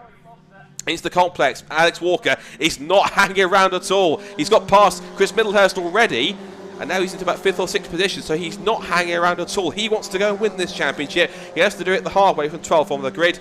Jamie Sharp now attacks Andre the Fond into the right-hander, to the long right-hander at Cormac. Joe Foster leads, Niall Murray 2nd, Castro 3rd, then it's Colin Queen in 4th place, and Alex Walker is already up to 5th position.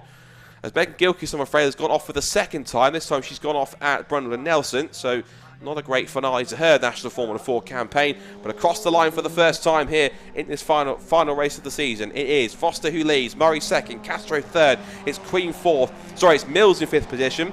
Oh, there's contact! That's Thomas Mills and Morgan Quinn off the road, and both of them off the road. No, wait, so no, it's Walker! No, it's Walker!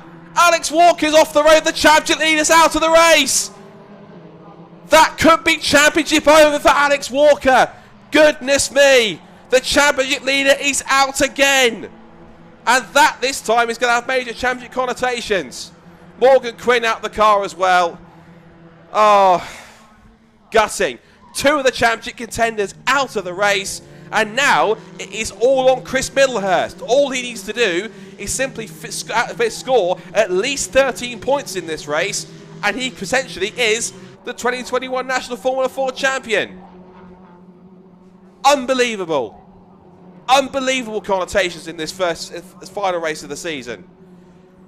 Goodness me. Well, let's focus back to the race here, because we've got 2 of our top Formula 4 racers here. Joey Foster and Niall Murray in the mix. Forgive me, I thought it was Thomas Mills initially, because of course they got very similar coloured helmets. But poor Alex Walker just walks away, and understandably is absolutely gutted.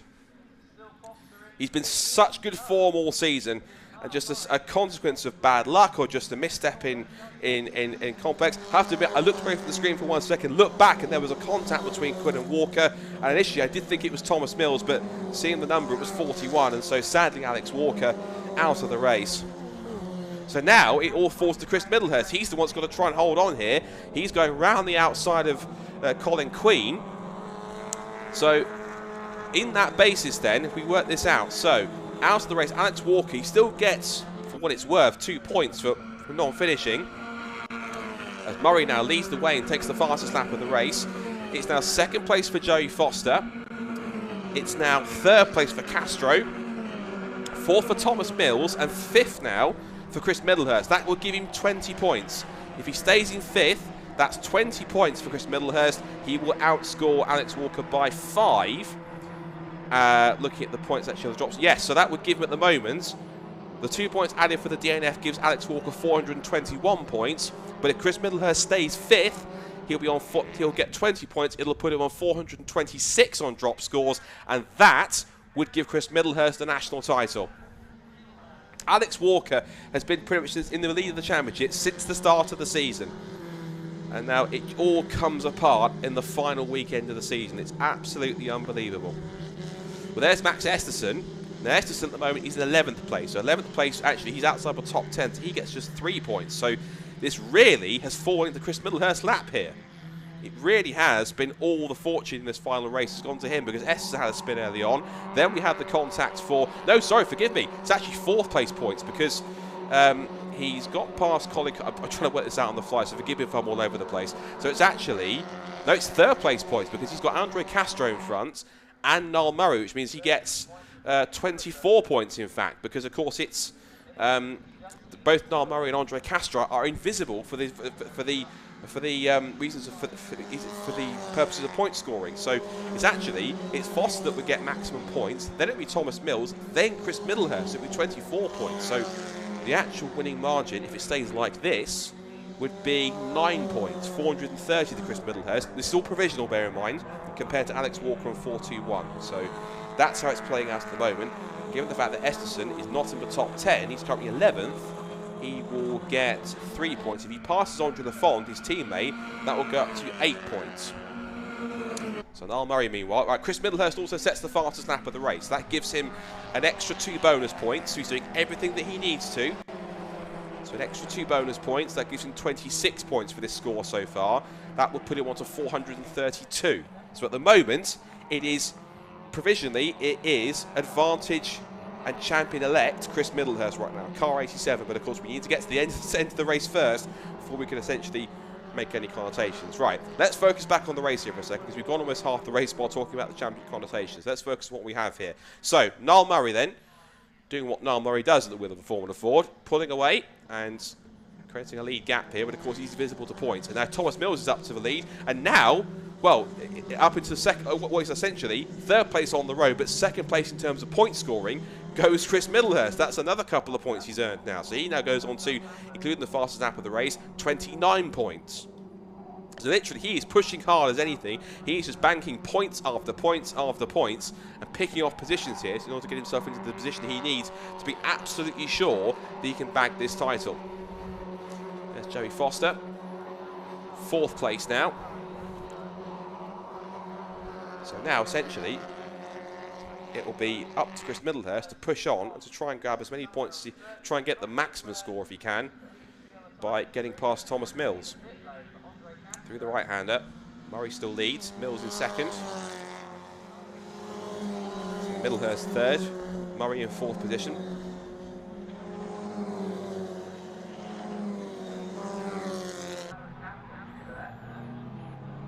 Let's head through the long right-hander at Caterham.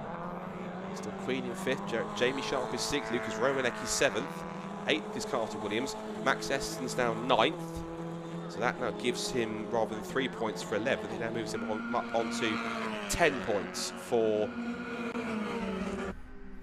that one. Chris Middlehurst lowers the fastest lap time once again, he's now on to a 2 minutes 1.044. It's only fractionally faster than the one that's just been set that moment by Niall Murray, so the Team Dolan cars are in scintillating form here in this last race of the season. And of course, the likes of Niall Murray and co are going to be using this as quite a warm-up, particularly Niall will at least, in order to have the car bedded in for the end of season Formula Ford Festival, the 50th running of the Formula Ford Festival. Bumper entry in that already, and there's yellow flags. Somebody just noticed that. Yellow flags on the approach towards Ritchie's. It might well be just for some of the recovery going on for Morgan Quinn. And there is a black and white flag also going out as well for somebody. Now, who it's going out for, I'll have to see what the race control messages on TSL tell me. 5 3/4 minutes to go. And there is Thomas Mills, who all he can do really is keep on racing, not just for himself, but also he'll be trying to make sure he can try and wrap up what we believe would be the Rookie Cup as well. We need to work that out possibly post-race also. But the Rookie Cup looks like, between himself and Lucas Romanek, is possibly going the way of Thomas. So good work from Thomas all season, especially to pick up his first National Formula Ford win outright earlier on this afternoon. So in through the complex. There goes Niall through the front of shot, and about 2.4 second advantage over Thomas Mills. Middlehurst is pushing on in 3rd place. This is the scrap going on between Andre Lafond and Carter Williams, the 2 Americans. Down to the right-hander through the bomb hole, and all the way through the complex of Caterham. Back with our couple of cars in front. Romanek chasing down Jamie Sharp. He's got a little bit of damage to the nose of that Medina Sport chassis. They come back across the line. About 4.5 minutes to go. No message on race control as to who the I'm presuming track limits warning is going out to. Couldn't see the number on the board, so and yes, yellow flags also. I'd imagine that is probably just for the recovery of the 2 Formula 4 cars that are quite way off the road, but of course there's still people working down there to recover the cars and pull them completely to safety. I'm seeing either it's double waved yellows or just 2 marshals down there with a wave. They're just looking out the side window of my commentary box, so possibly quite a lot of work going on down there. Now Chris Middlehurst arguably doesn't need to go past Thomas Mills, although he might want the bragging rights of essentially taking the maximum points from this weekend, from this final race, and he will keep on pushing. But he knows that despite the fact that Alex is sadly out of the race, and Estonson is a few positions back, even though he's into 8th place at the moment. So 8th place actually will now put Maxwell on 12 points scored for this race. So that now moves him up on to 411. It still puts him 3rd, but he's behind by 10 points. So he would essentially need to get up to 4th place if he wanted to kind of pull level on points with Alex Walker now. Down the back straight, Luke Romanek versus Sharp for position. There's Thomas Mills. So Thomas turns out of Nelson, still chased down by Middlehurst, who essentially, by our calculations at the moment, provisionally looks to be champion-elect. There's Lafond and Williams, a little closer this time. The two Americans nose to tail as they turn in through bomb hole once more. I think we're going to get 2 more laps of a National Formula Ford season left as Murray turns out of Murray's. Followed by Mills and Middlehurst in there as well. So Murray, Mills, Middlehurst. And this certainly will give Niall some confidence in the newly refreshed Van Diemen that he has, now designated the BD21. BD standing, of course, for Bernard Dolan. So between himself and Niall, I'm sure with some input from him too, they've been doing a little bit of work to that car, and this weekend's been a decent test for them to tweak it and to make sure that it is in good shape for this year's festival. This is Jeremy Fairbairn, who's having a scrap with Benjamin Cochrane, who's another one of the rookie class runners. Benjamin also running with Team Dolan, whereas it's the PWR run car. I think that's the ex-Max Maserati Formula 4 chassis that Team Dolan, if I'm correct, used to run. There's Joey Foster holding on to 4th position, as we see Colin Queen now getting into it with Jamie Sharp. So Jamie's left Lucas Romanet behind, and now he's all over the back of Colin Queen, who's having one of his best results of the season. Colin himself has had a best result of 5th position. His best result of, where is his best result here? I think it possibly is a 5th place. Yeah, 5th place in race 2, and he's had 2 5th places before that. So the young American karting graduate who was in karting up until as early as last year, but this year, especially the single seaters, has had a full season's worth of racing, and just make it difficult for Jamie Sharp there. Really squeezed him to the edge of the circuit, side by side down the back straight, and looks as though we switched to the other. Looks like he switched to the other side of the road. They're still going to be wheel to wheel into the apex at Brundle. Slight oversteer moment at Nelson. Sharp gets the undercut as he switches back inside in through the right hander at the bomb hole over the curb. Now in through the long right-hander at Coram. Battle continues on. But with about 45 seconds left on the clock is going to tick down to our final racing lap of the National Formula Ford season. And then it could be all eyes on the festival at the end of the month to see who can come up with that. Now Thomas Mills has pinched the fastest lap of the race, 2 minutes .906. So that, even though it doesn't seem it's going to spoil this man's party, is going to take 2 points away from him for what it's worth. So it'll put him down to 27 points earned for taking the points for 2nd place, given that Niall Murray's about to win as a guest competitor. So it'll be maximum points essentially for Thomas Mills. It'll be 34 points for him, but it'll be 27, given the fact that Niall Murray is essentially invisible in terms of point scoring. So while Mills and Middlehurst might be 2nd and 3rd, they will get the points for being the 1st and 2nd placed registered National Formula Ford drivers as full season competitors, rather than being now just a one-off guest for this meeting. So Middlehurst will be on 27 points for that. It will bring his total down to 433, and it will mean a 12-point, provisionally 12-point winning margin in the championship. Niall Murray, who is no stranger to, of course, success in Formula Ford, and those who might remember his dominant year in 2016 when he went on and won 12 National Formula Ford races. Then he won the Martin Donnelly Trophy and the Formula Ford Festival and the Walter Hayes Trophy all in the same year. It was one of the best years of Formula Ford racing in modern times for a single driver. Now this could be a great last lap battle here between 4 or 5 cars. We've got now Jamie Sharp, Joey Foster, Colin Queen, Lucas Romanek and Andre Lafond. They're all in there too. As there's Max Eston's in there back in 8th place. He's been a bit off the pace a little bit this weekend, but he should at least be happy with 3rd place. They're all going to be all over each other here down to the complex of the final time. Up the inside goes Colin Queen and Foster, bumps the curb. Romanek gets in there as well. Eston wants to try and keep his nose clean too, to try and at least solidly secure 3rd place. Through the bomb hole they go for the last time, all together as one. But for Niall Murray, surely this is a warning shot to everybody. Watch out for him for the festival. Up to the checkered flag for the final time. It's good to have him back in a 4 Ford and in the National Championship, guest or not. Niall Murray heads to the checkered flag and wins the final National 4 Ford race of the year. Thomas Mills is second, but third place should provisionally give Chris Middlehurst the 2021 National Formula Ford Pro Class Championship. Maybe not the way he wants to win it, but across the line, big sprint across the line between 4th down to 8th. But there provisionally, we think on points, again, we stress the word provisionally, is the 2021 National Formula 4 Pro Class Champion, Chris Middlehurst. That's third place on the road, but second place points, given the fact that he's the second fully registered driver to finish that race. It means he should get 27 points, and it will give him the lead of the championship by 12 in the final point standings as well.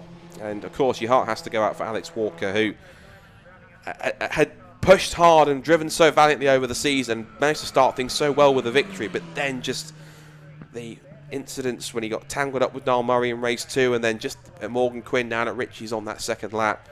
That's just what scuppered it. But unfortunately, as hard as it is to accept, that's motorsport, and that's just how things go. So, as the sun sets on the National Formula 4 season, still more racing to come with 2 more races left today. We've got to take you through the provisional final results. Last couple of cars should be coming through, if not going through our final results of the final race of the season for the Avon Tyres National Formula 4 Championship. Always drama to the very last race and the very last lap. And that, I'm afraid, is not a sight Alex Walker wanted to see. That's not how he wants to end his season or his championship chances. But I'm sure whatever he does next year, he'll come back fighting and he'll want to try and avenge, sadly, provisionally, losing the championship.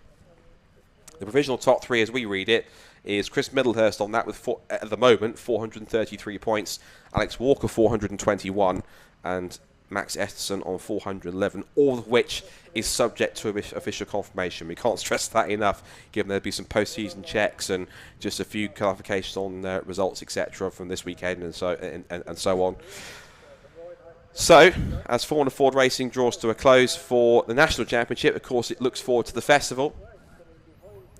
And a very quick run through the results very quickly if you've got them. So, Niall Murray then picks up the victory. In fact, here are the final results. So here we go then for the last time, if you've got them on the screen. But Niall Murray then, from what I have on my screen at least, takes the victory, and he does so by 1.9 seconds. The fastest lap of the race goes to second place man Thomas Mills. Third place for Chris Middlehurst, and that's third place, even though it's second for the points that he'll score. But here it is on the screen. Murray wins, Thomas Mills second, Chris Middlehurst is third, and provisionally the 2021 champion. And it's Jamie Sharp 4th, Colin Queen 5th, Joey Foster 6th, Lucas Romanek 7th, then Max Esterson, Andre Lafond, and Carter Williams rounding out the top 10. And then the last of the couple of finishes we had with Benjamin Cochran, Jeremy Fairbairn and Adam Quartermain, and the cars we lost sadly were Andre Castro, Morgan Quinn, and agonisingly Alex Walker and Megan Gilchrist as well. Not the way I'm sure Alex wanted to end his 2021 season, but again, that's how motorsport goes, and he'll want to try and redeem himself at the festival. So, for those watching Formula 4s, tune in for the festival at the end of the month, 30th and 31st of October, a bumper grid and a chance for someone to write their history as the 50th festival winner. But for those watching on the BRSCC stream, here comes our second to last race. It's the Classic and Modern Motorsport Club Intermark Silhouettes. Here's Chris Buxton down in the assembly area.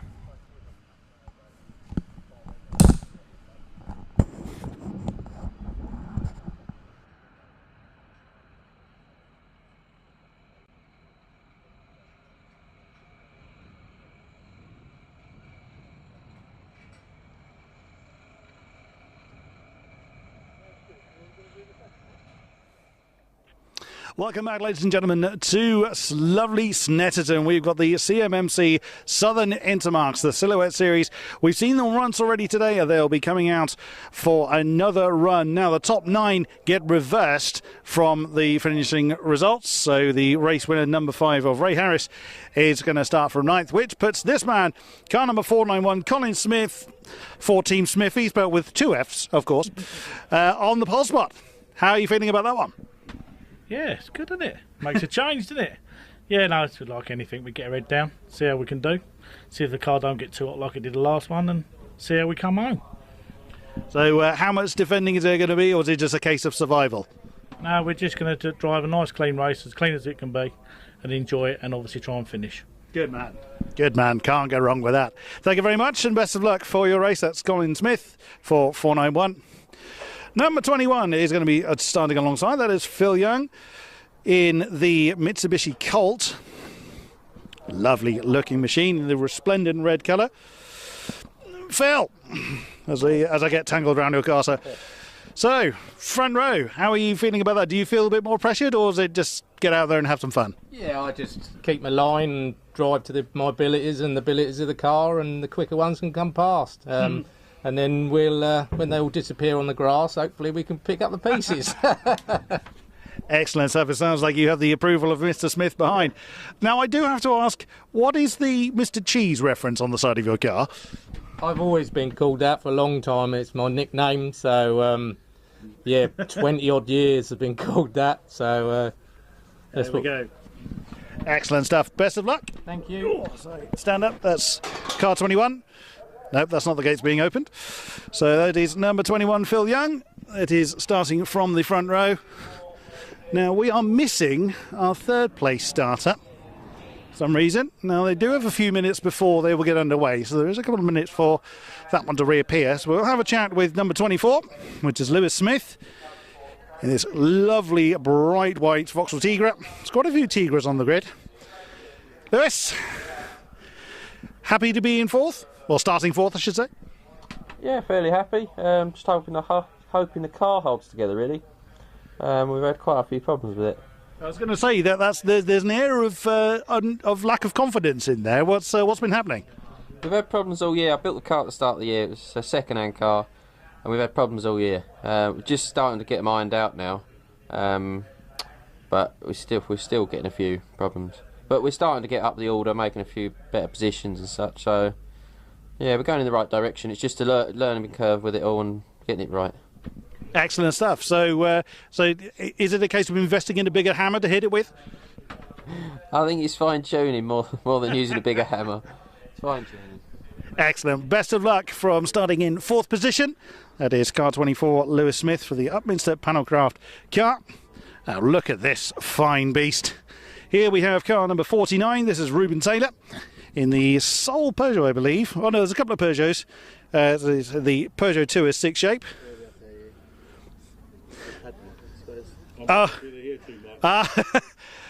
We might. We'll give you a break in which case he's got the ear defenders in, so he may actually struggle to hear us. We'll move on. In which case we'll move on to the next Tigra in the line, which is number 196, which is Dave York. It looks cosy in there. Yep, nice and cosy. So here you are starting in. Where are you? Your sixth position. Oh, so are you confident on moving forward? Hopefully, yeah. We moved forward in the last race, so hopefully we'll try and do that again. Good stuff. Right, literally just as I asked the question, the gates open, the engines roar. So for the second time in this weekend, we will see the Southern Intermarques, the Silhouette Series, take to the track. So it's time to hand over to Scott in the commentary box. Thank you very much, Chris. Definitely looking forward to this one. They put on a great show earlier on, and it is now time for our second race of the weekend, of the day, for the CMMC Southern Avon Tyres Intermarque Silhouette Series. These are pretty much space frame race cars with familiar sort of coupe, saloon and hatchback body shapes on them. Very much akin, or very similar to the kind of cars that you would find racing on the short ovals in the popular National Hot Rod series these days, of course. I usually refer to them as essentially National Hot Rod cars with windscreens that run on longer circuits. I know there were some, as I said a couple of times already this weekend, some short oval enthusiasts or hot rod enthusiasts were probably clawing at the screen or clawing at themselves, going, that's not exactly how they are totally. And nevertheless, they are a very similar elk, so to speak, and they're very similar, if not very much similarly inspired. So the cars then make their way out onto the grid. There will be another rolling start for another 15 minutes of action. And looks like the grid is partially reversed. It's a partially reversed grid. The top 9 from race 1 have been reversed, so the top 9 finishers have now been inverted on the grid for race 2. And that means that we have one of the ever-popular Vauxhall Tigra chassis, shapes, alongside the sole Mitsubishi Colt on the front of the grid as well. So it looks to me we've got Colin Smith on pole position in car 491. Alongside him will be Philip Young. In fact, we can take you through how they line up right now. So Colin Smith then lines up in pole position after finishing 9th in race 1. So he drew the ball to move up to 9th. Philip Young alongside him. Then Mike Thurley's Ginetta alongside Lewis Smith in his Vauxhall Tigra. Then Ruben Taylor in the Peugeot. Dave York in his Vauxhall. Then it's Mercedes and Vauxhall of Daniel Smith and Malcolm Blackman. And then race 1 winner from earlier on in 9th place, Ray Harris, back in his Ginetta. He starts 9th alongside Philip Spinks in his Vauxhall Tigra to round off the top 10. 6th row of the grid sees Nigel Beardsmore and Ian Hales. Nigel Beardsmore starting 11th in his Mercedes, and the Vauxhall for Ian Hales in 12th. And it's 13th for Steve Burrows, who was looking pretty strong, but fortunately couldn't make it to the end with mechanical problems. Danny Smith also retired, getting through some of the retirements and disqualification towards the end of the race as well. So 15th place for Richard Smith, 16th for John Stewart, 17th place for Philip Blackford, and 18th place for John Price. And then that rounds out the grid of our 18-car field here at Snetterton. So, following along the RunYourFleet.com Jaguar BRSCC safety car. Field makes its way around.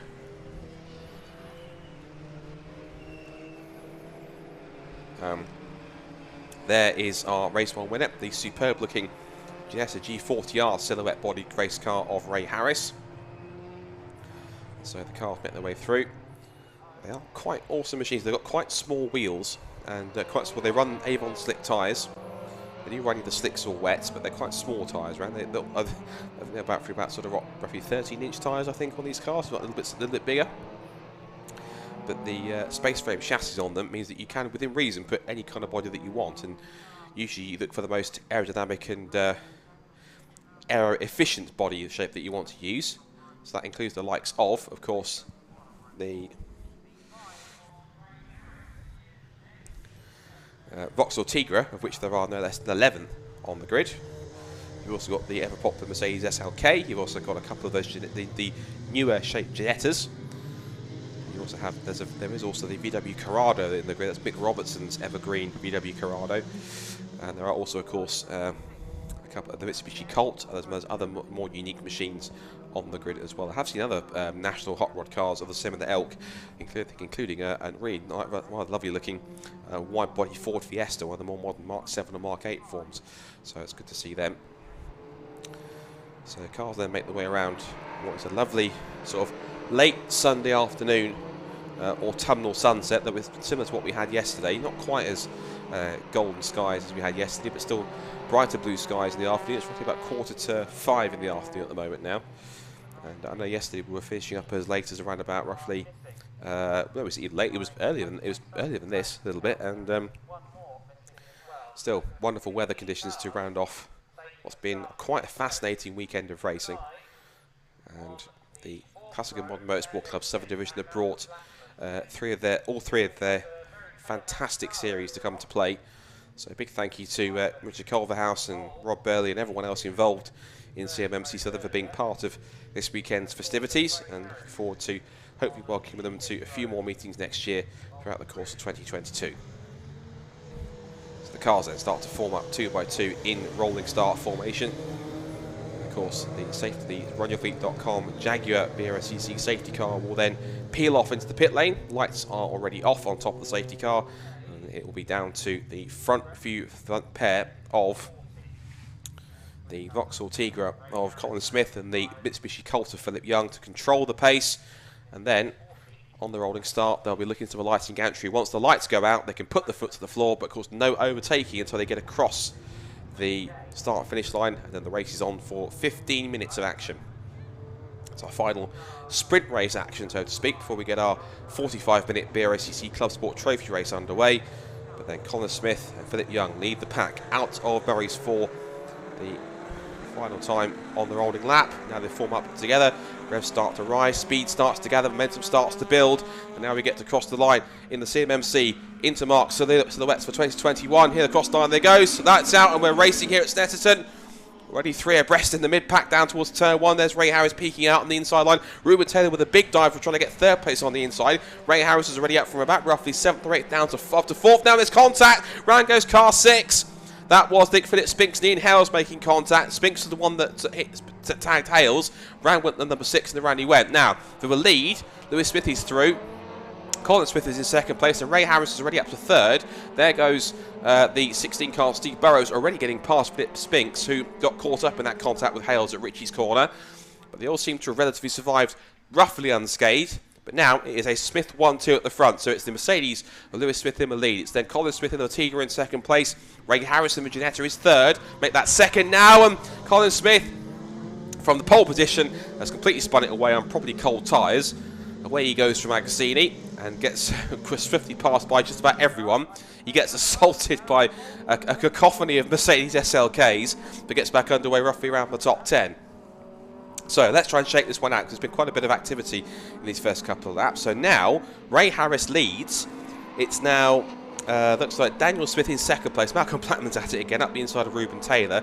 And the poor Mitsubishi Colt of Philip Young's been shuffled down to about 8th or 9th place already. So got some work to do to try and make a few more spots. There's 175. That's John Stewart, who was sadly disqualified from the first race, but he's now going to try and make his way up a few more places from the back of the grid. So out through the complex for the first time. So Smith. So Lewis Smith still leads. It's Smith from Harris, then Daniel Smith. Big wiggle for the 196 there. That was it was Dave York, and through him goes Steve Burrows. Steve, of course, had to retire on the closing stages of the first race due to some kind of mechanical issue. Managed to make up for that now with a strong start. He was back in 13th on the grid. He's about 6th at the end of this first lap. So a strong opening tour for Steve Burrows. Across the line come the leaders at the end of lap 1. And it's Lewis Smith who leads. Harris second, Daniel Smith third, Blackman fourth. It's then Taylor in 5th position. Burrows is up to 6th from 13th on the grid. York 7th, Young 8th, Hales 9th. So Hales actually survives after that contact to pick up 9th place. The end of the opening lap. As Daniel Smith went a little deep into the hairpin there, Wilson tried to chase after Ray Harris, and he knows that he's got Malcolm Blackman trying to close him down here as they come out of the hairpin. Now towards Palmer.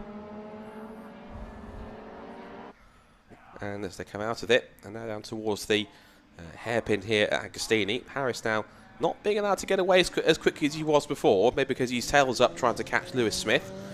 He's got one Smith in front of him, one behind him, and a rather feisty Malcolm Blackman chasing them all down. Watch out for the red Vauxhall at the back of this leading quartet. As I say, then we've got Taylor in 5th position. So Ruben Taylor in the black and fluorescent yellow Peugeot 206 doing well. It's nice to see kind of essentially 5 different manufacturers represented in the first 5 places. You've got Mercedes, Ginetta, Vauxhall and Peugeot. There is well, it should have been Steve Burrows, but I think that's actually Dave York. So what's happened to Steve Burrows? I think he was up there in P6 getting past Dave, so unless he's had a bit of a tangle again. Daniel Smith very sideways on the exit of Nelson there as he keeps up the pursuit of Ray Harris as they run through the right-hander. Up through the bomb hole, now through Coram. This long, almost never-ending right-hander. Just hugged the inside line to get the car stopped. Ray Harris maybe sort of slowing up a bit sooner than Daniel Smith was expecting, and it also caught Malcolm Blackman up in there as well. I think Daniel Smith either just didn't get the momentum or missed a shift somewhere, but he's now going to drop back behind Malcolm Blackman by the looks of it. Blackman got a better exit off the corner. He's up to 3rd now. Lewis Smith takes the fastest lap of the race and the first proper flying lap at the end of lap 2. So 2 minutes 2.278 for Lewis Smith. There's the top 4 as it was. It's still, Steve Burrows has either had a spin of some kind, or he's hit trouble again, unfortunately, because he hasn't come through yet. He was as high as 6th position on the road when we saw him pass Dave York. But now you can see the sun sort of sitting a bit lower, and kind of the shadows starting to lengthen now on these later autumnal days. Back in the pack as we sweep around and have a look at where our leaders are currently at the moment. There is Harris. Harris, that really beautiful looking Ginetta. We see plenty of the Ginetta G40s in their regular shape, competing in the GT5 Challenge or G40 Cup, or even the Ginetta Juniors, and You see others crop up in places like Brickcar as well. But it's just nice to see the Snetterton brand being represented somewhere a little bit different, and sort of bringing a slightly more contemporary shape to kind of not just, I guess, Intermark silhouette racing, but also in some cases the national hot rod racing, given the fact these cars are very heavily inspired, if not very much identical to those cars that you find on the circuits.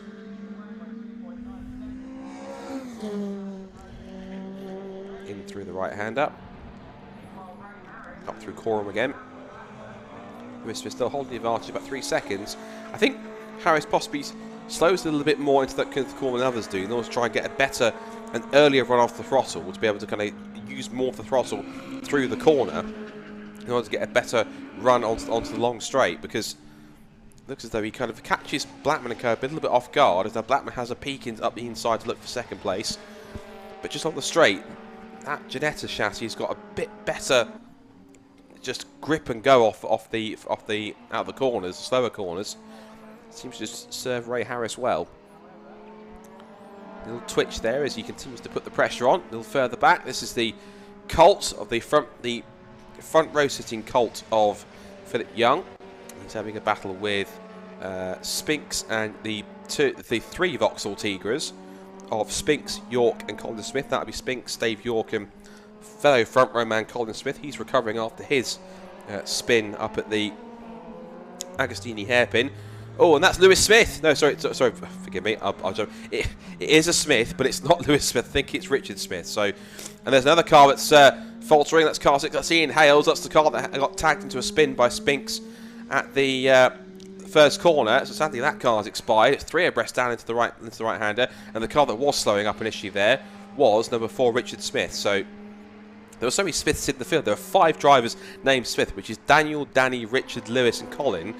And I don't believe they're all related, but I think quite a few of them are. So we'll have to go with kind of what my memory remembers. As there goes Spinks on York, so Young on York. Oh, I think that's cut again. Too many of us. Yes, that's Young on York there. I'll get it right. It's York on Young, and York is repassing Young now to try and get back through in the Vauxhall. I'm getting tongue-tied going through all these Smiths and drivers with Y in their surname. These 4 cars all together then, so Young, York, Spinks and Smith. So it is York in front in the Vauxhall Tigra, then it's York, then it's Young. Oh, where did the... Oh, there it is. I wonder where the Vauxhall disappeared to, but Dave York just exits stage right for the moment, over the grass, and they managed to amble back onto the circuit. I think I must have simply just outbraked himself, ran wide and got onto the slightly damp grass. I'm sure there's still be a little bit damp, if not possibly completely dry by now. So back into position goes Philip Young. And then we have Colin Smith being chased down by Philip Spinks. So they're still battling over 6th, 7th and 8th. Excuse me. So that battle continues on. Still 6 minutes to go in this race. Still Lewis Smith leading in the Mercedes SLK by 1.6 seconds. And it's Ray Harris in 2nd place, Malcolm Blackman 3rd, Daniel Smith in 4th. Here is our battle for 2nd. Heading into Hamilton.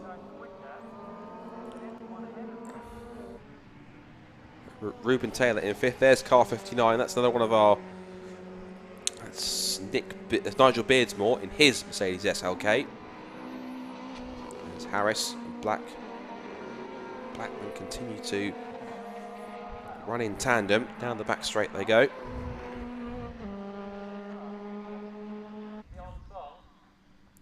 And they're still keeping Lewis Smith in check. He's not being allowed to get away too much.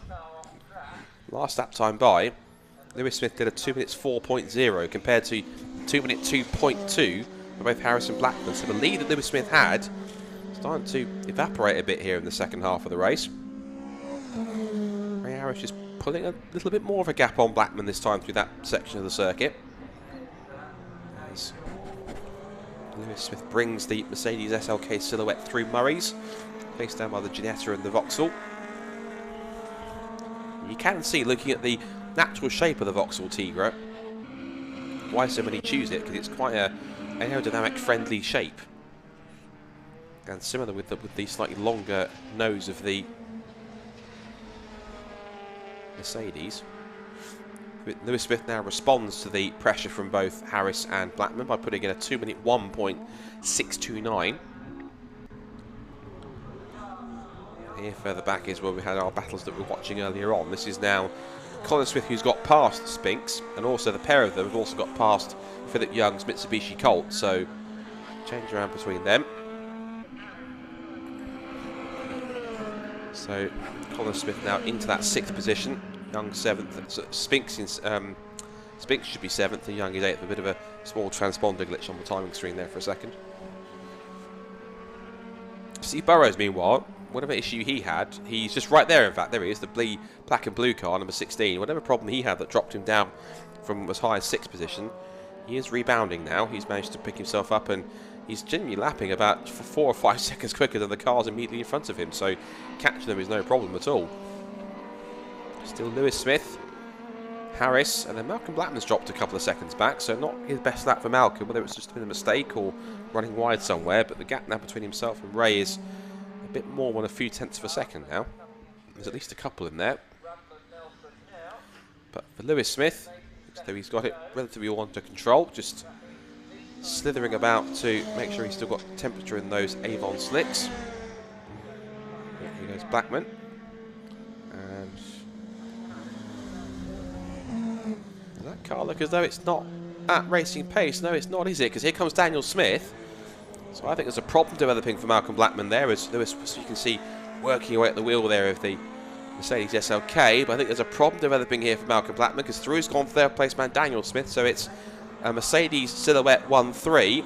Lewis Smith sets a new fastest lap of the race again, 2-minute 1.351. And I imagine, is the Vauxhall T going to make it into the pit lane? And let's see, on the times, yes it is. So Malcolm Blackman then, on what could have been as high as 2nd place, is out. And so I think it's Daniel Smith. Daniel Smith's car, I can hear it outside, it's revving, either it's drive shaft or clutch or gear selection problems, but the car is revving and not giving any power. So problems for Daniel Smith as well. So 2 of the drivers that could have been in contention for 3rd place have just dropped out. So now it means that Ruben Taylor now goes to 3rd place. And potentially, I think also on top of that, we could see still Steve Burrows pick up a place as high as 4th. He's just passed the 14 car of Spinks. So that means then that he could be able to pick up a position. So Burrows is up to P6 now. That'll become P5 because now that Daniel Smith has now retired from the race with issues of his own. And now we're just waiting for him to try. The next car he's got to try and catch up. It would be the 491 car of Colin Smith, but he's apparently still 12 seconds behind that, so I doubt that's possibly going to happen at any time soon, particularly with the fact he's got not as much time left. Oops, and around goes 491, so that's now Colin Smith going for his 2nd spin of the day at exactly the same place. So whatever I was saying about Colin Smith being far ahead of Steve Burrows has completely gone out the window, so don't pay attention to me. I'm talking absolute nonsense. Meanwhile, Ray Harris, though, has got now quite an easy 2nd place by the looks of it, so he continues on. There's going to be one more lap. So here's Lewis Smith then. Will come across the line. Still giving chase to Lewis Smith. Or is he? Don't tell me we've lost Lewis Smith as well. Yes, we have. So Ray Harris goes through. Where's Lewis Smith? So car 24, Lewis Smith has dropped out. So 3 of our leading contending cars have all dropped out with mechanical issues. The only car that's left standing again is Ray Harris. So extraordinary situation in both races where towards the end, most of the front-running contender don't seem to want to finish the race. Not by choice, of course, but problems for all the cars around. But the only car that's held firm so far in both races up to this point has been Ray Harris's Ginetta. Although I'm about to probably curse that now I've said it's held up so fine at this point in time. So now 2nd is Ruben Taylor, and I think Steve Burrows, if he can keep it out of trouble, looks though he might as well pick up 3rd place. In fact, he has now. He's gone through in 3rd. Philip Spinks is now up to 4th. I think even the camera crew are looking around the circuit for the Lewis Smith SLK that's pulled up on the circuit. I couldn't see it so far yet. We'll see if we can see it on our tour around with Ray Harris on the final lap here. The clock has hit 0, so this is the last lap of the race. And the crazy thing was, I was sort of thinking to myself, potentially maybe we're going to get to a scenario where only Ray Harris is left standing at the front, and ironically we have. So, right, there's yellow flags being waved, so I wonder if his car's parked down there. Yellow flags are being waved into the Bentley Straight and then into Brundle and Nelson, halfway down the Bentley Straight into Brundle and Nelson. So I possibly speculate that maybe if anyone else has stopped, he stopped down there, I think, potentially. It's quite a gap back to Ruben Taylor, some 32 seconds, so I think we'll see him for quite a while. There is 175 John Stewart in his Mercedes SLK. He's shot soldering on in 10th position, but as it turns out, when everyone else couldn't make their cars last to the finish, this man can. Ray Harris heads to the checkered flag, and something of a small surprise even to him, I'm sure, will pick up his second win of the day. It's a double for Ray Harris and the Ginetta in the Avon Tyres Intermark Silhouette by the Classic and Modern Motorsport Club Southern Division. Congratulations to Ray and the Ginetta. Well done. Good job from him. I'm sure he would have enjoyed that. And a top run for the Ginetta. Now the Flagmaster's got to wave the flag for an extra of 30 seconds because this car, that's also stayed the course, is going to come through in second place. I know that Chris was remarking about it being quite a remarkable machine. And whether we could hear him or not, looks to the focusing tactic seems to have worked because Ruben Taylor and his car both kept their heads whilst everyone else lost theirs. And it's second place for the Peugeot of Ruben Taylor. And despite his troubles earlier on and dropping back, Steve Burrows will survive and pick up third place. That's just Wolf missing out on something of a result in race in the first race earlier on before lunch. So well done to him for picking up a podium finish. Philip Spinks finishes fourth in the Vauxhall Tigra. And then we have the Philip Young Colt finishes in P5. And as for this machine, Colin Smith, despite 2 spins at exactly the same place, he does make it home unscathed in 6th. I'm sure you're thinking, phew, what a relief. Making it through. And there is... Right, that's the Richard Smith SLK, which itself is coasting round. And is that going to make the flag? I think it will, but only just. But these poor Intermark cars are a bit temperamental, aren't they? Some of them are with the last of the course, others struggle a little bit. But Richard Smith will make it home 7th, only just. Through comes the Nigel Beardsmore car, and then in 9th position it will be 267, which is John Price. He started back in the back of the grid in 18th, and he finishes in the top 10 spot. So good job from him. Stewart comes 10th. And I think if he was still running, by the looks, I think he is, but a couple of laps down, we might get Malcolm Blackman across the line to finish the race. We lost 2 of the Smiths. We lost, of course, Lewis Smith from the lead, and Daniel Smith, who also retired after his something drive related went on the car as well. But here's the provisional result. So Ray Harris then picks up his second win of the day in the Ginetta G40R, and Ruben Taylor in the Peugeot, Steve Burrows in the Vauxhall, with Philip Spinks is 4th and Philip Young, Colin Smith, Richard Smith, Nigel Beardsmore, John Price and John Stewart rounding out the top 10. And then the other cars that didn't finish, sadly, were Lewis Smith, Daniel Smith, Malcolm Blackman, who pitted after he had problems, Dave York and Ian Howes. The fastest lap of the race goes to Lewis Smith. Once again, big thank you to CMMC Southern Division, and of course not just their Super Saloons and Tin Tots, but their Intermarks Silhouettes as well for their fantastic entertainment across today.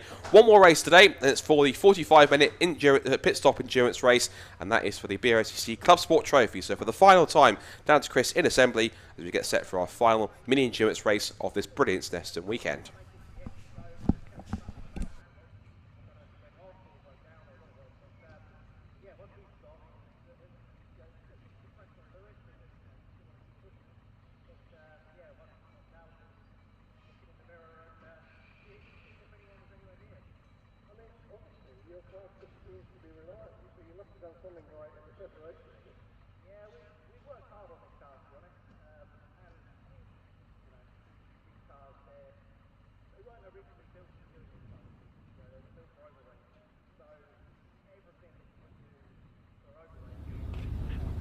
Welcome everybody to the British Racing and Sports Car Club Club Sport Trophy Race. As the sun begins to set here in Snetterton, we've got a wonderful array of cars ready to do battle on Norfolk's finest race circuit.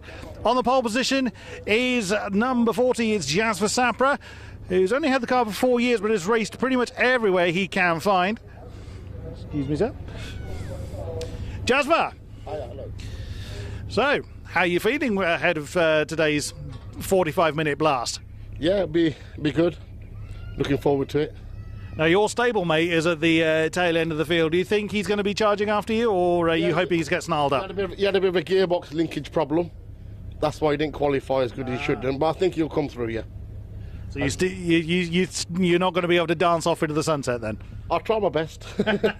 Good man. Best of luck, Jasper, as he takes his usual number 40 for a good old jaunt. Now, he's got 3.2 litres under his right foot, but under the right foot of David May here in the Nissan, oh, that's, yeah, I'm going to the wrong side of the car. He's got 3.7 litres, which should really sing here. If we can have a quick word. David, starting second on the grid, how are you feeling about that? Not bad at all, considering the guy on pole's on slicks, so I'm quite happy about that. Yeah, it's going okay so far. With an air of caution in the voice. Now, 3.7 litres on your rifle, I suspect you're quite happy it's dry. I've been doing a dry dance all afternoon, hoping it wasn't going to rain. Yeah, there's a bit of a handful in the wet. But the only downside to this car is very heavy, so we struggle stopping it. But it's all good. Best of luck out there, and hopefully you'll be able to do well. As the gates have been released for the final race here at Snetterton, the BRSCC Club Sport Trophy is going to get underway. Time for me to hand back to Scott in the commentary box. Thank you very much, Chris. Yes, for the final time this weekend, we're going to get set to race here in the BRSCC Caterham race weekend, and it is the ever-popular Club Sport Trophy race, which is a 45 mini-endurance pit-stop race for solo or two-driver entries. So as the cars head out, we're getting set for their potential final regular season race of the year.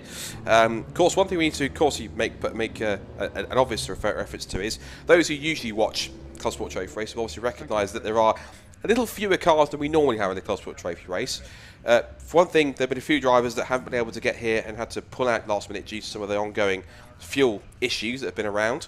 Also, we usually get quite a few drivers that from a series that compete in other BRSCC series like Mazdas and Fiestas and Compact Cup, etc. Some of them are, pretty much the majority, are pretty much saving their cars for their season finales. We've got the BMW Compact Cup, which is coming up next weekend at Donington Park. You've also got the Fiestas, they're out at Cadwell Park, and the Mazdas are also saving for their final rounds at the Formula Ford Festival in Brands Hatch. So let's run through the grid of the cars we do have, and it's Jasper Sapra in his BMW. He will start on pole position. Alongside him is the David May Nissan 370Z, and that car's on the front row of the grid. It's then the Malcolm Sheed and David Sheed and Malcolm Edison BMW Compact, alongside Scott Ferguson on the second row. Andy Bailey in the Mazda MX-5 Mark IV, along with Paul Sheard, and Martin Piccolo in the Honda Civic. Then it's Lewis Field in the Renault Clio, and the Reed and Drinkwater BMW E36 Compact on the fourth row. Chris McGinley comes next to the BMW Compact. Tate House in their Renault Clio 172 Cup, Neil Luke in their Mazda MX-5 Mark III, John Robertson in the Mazda MX-5 Mark I, and at the back of the grid, bookending the field, is another M3 and E36 variant with Brian Branson at the back of the grid. So,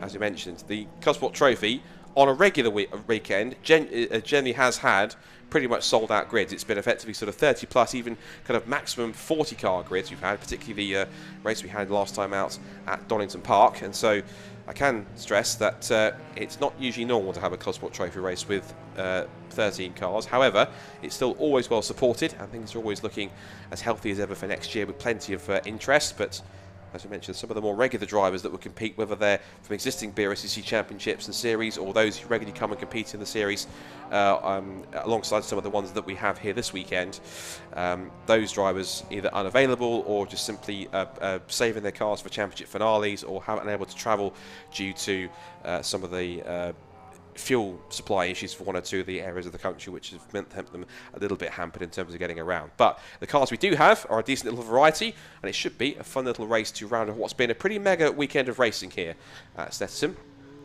Good to have a like Jasper Sapper and the Branson BMWs in the mix. Good to have them making their Club Sport Trophy debut. A few cars which you'll definitely recognise from those who have been in the series for pretty much every single race this year, which include the David May Nissan 370Z. We've had, of course, the Matt Sheeden Edison BMW. This car's also been in there many presents. This is the Paul Sheard built Mazda MX-5 Mark IV. That's got Andy Bailey at the wheel of that car. Slightly different uprated livery with Polybush sponsorship on the side of that car now. So that car will be looking pretty high up. Also Scott Ferguson on the grid in his Mazda MX-5 Mark I with a supercharger. It's good to see him. Martin Piccolo in his Type R Trophy spec Honda Civic EP3, and we've also seen Martin out in the City Car Cup this season as well. And they've got the Reed and Drinkwater, of course, a couple of our B2B Compact Cup drivers. We've got one of the Misty Racing MX-5s as well. As the sun starts to set here at Snetterton, this is of course our last visit of the season at Snetterton, having visited with a back-to-back double header back in July. Turn their way out of the final couple of the corners of the complex for the 45-minute mini-endurance pit stop race. So essentially there is a pit window in which everyone has to make their pit stop within, and the minimum pit time has to be from pit in, crossing the pit in line to the pit out line has to be no less than 2 minutes. So that's the max, that's the minimum pit stop time for everyone in the race that's involved. It's a series which is usually, what it is, it's run on a power to weight base class system. This is what's called true power to weight ratio, which means that you have cars that are set on their power to weight ratio based on what their power to weight is for the engine, but the weight includes the driver sat in the car with full race kit and also all consumables and things like, you know, fluids that you would use in the race. There waves the camera there for Lewis Field, who is up in car 44. And he'll be looking to try and get a decent result within class. So the cars make their way around onto the grid for the final race of the weekend. This won't be totally the final Club Sport Trophy race of the season, because there will also be a very special Race of Remembrance Club Sport Trophy race, which is going to take place on Saturday the 13th of November at Anglesey, and it's to support the magnificent Mission Motorsport run Race of Remembrance event, which is also being looked after by the BRSCC. But for now, though, the Club Sport Trophy is all set to get underway for its final race of the regular season before they head off for the special ROR race in November. And so the cars are all formed up on the back of the grid. 5-second board is up, and for the final time this weekend, it's time to go racing at Snetterton. The 45-minute BRSCC Club Sport Trophy race all set to get underway. Lights out, and we're underway. Good start from the Sapra BMW as they head down towards turn 1 for the first time. And the Sheeden Edison BMW already going wheel to wheel with the Nissan 370Z, but the big bulky Nissan says get out of it, turns in through the right-hander and turns across to hold on to the position. There's Martin Piccolo in the Honda Civic Type R battling with the Reed and Drinkwater BMW, and out to the right-hander they go and on towards the complex of Wilson for the first time. So into the complex they go. Pretty much single file, line astern. And there's the Branson BMW that's been up a couple of spots already, just past the number 559 Clio. He's already making light work of that. That's the Taten House Renault Clio that's in the field as well. The Lewis Field one, car number 44, is a bit further up the order. And so already we've got Scott Ferguson pressuring Andy Bailey there. Lewis Field not too far away. And then we've got Martin Piccolo. Just trying to get the apex there. Branson having a wee peek up the inside. So Branson then trying to pick his way through as quickly as possible.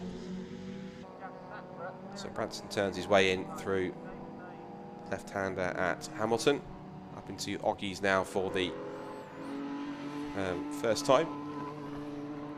And so essentially it looks as though that looking at the classes, we've actually got cars represented in all 5 classes and invitation this week for this race.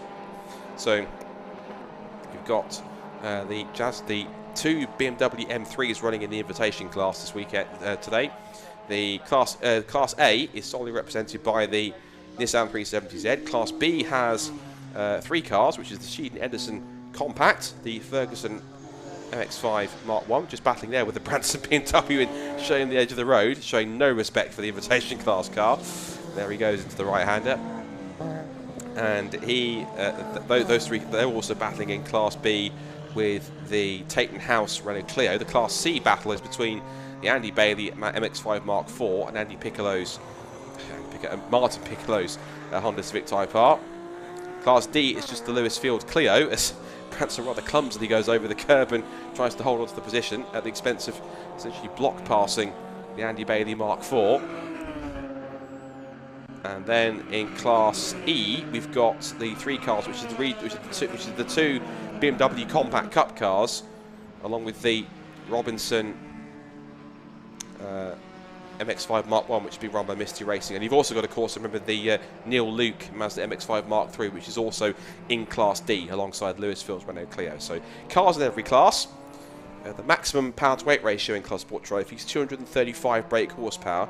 So as long as the car is a production-based car, which is which within reason is free for modification and has the power to weight ratio of no more than 235 brake horsepower, then you're eligible to fit into one of the 5 classes. And you're only allowed to run list 1A, 1B and 1C tyres. And as I say, you can either run the entire race solo, or you can race in as a two-driver pairing. So you can obviously share the driving and make the switch at the pit stop. So far this season, we've had already this season we've had some pretty bumper grids at all the meetings we've gone to.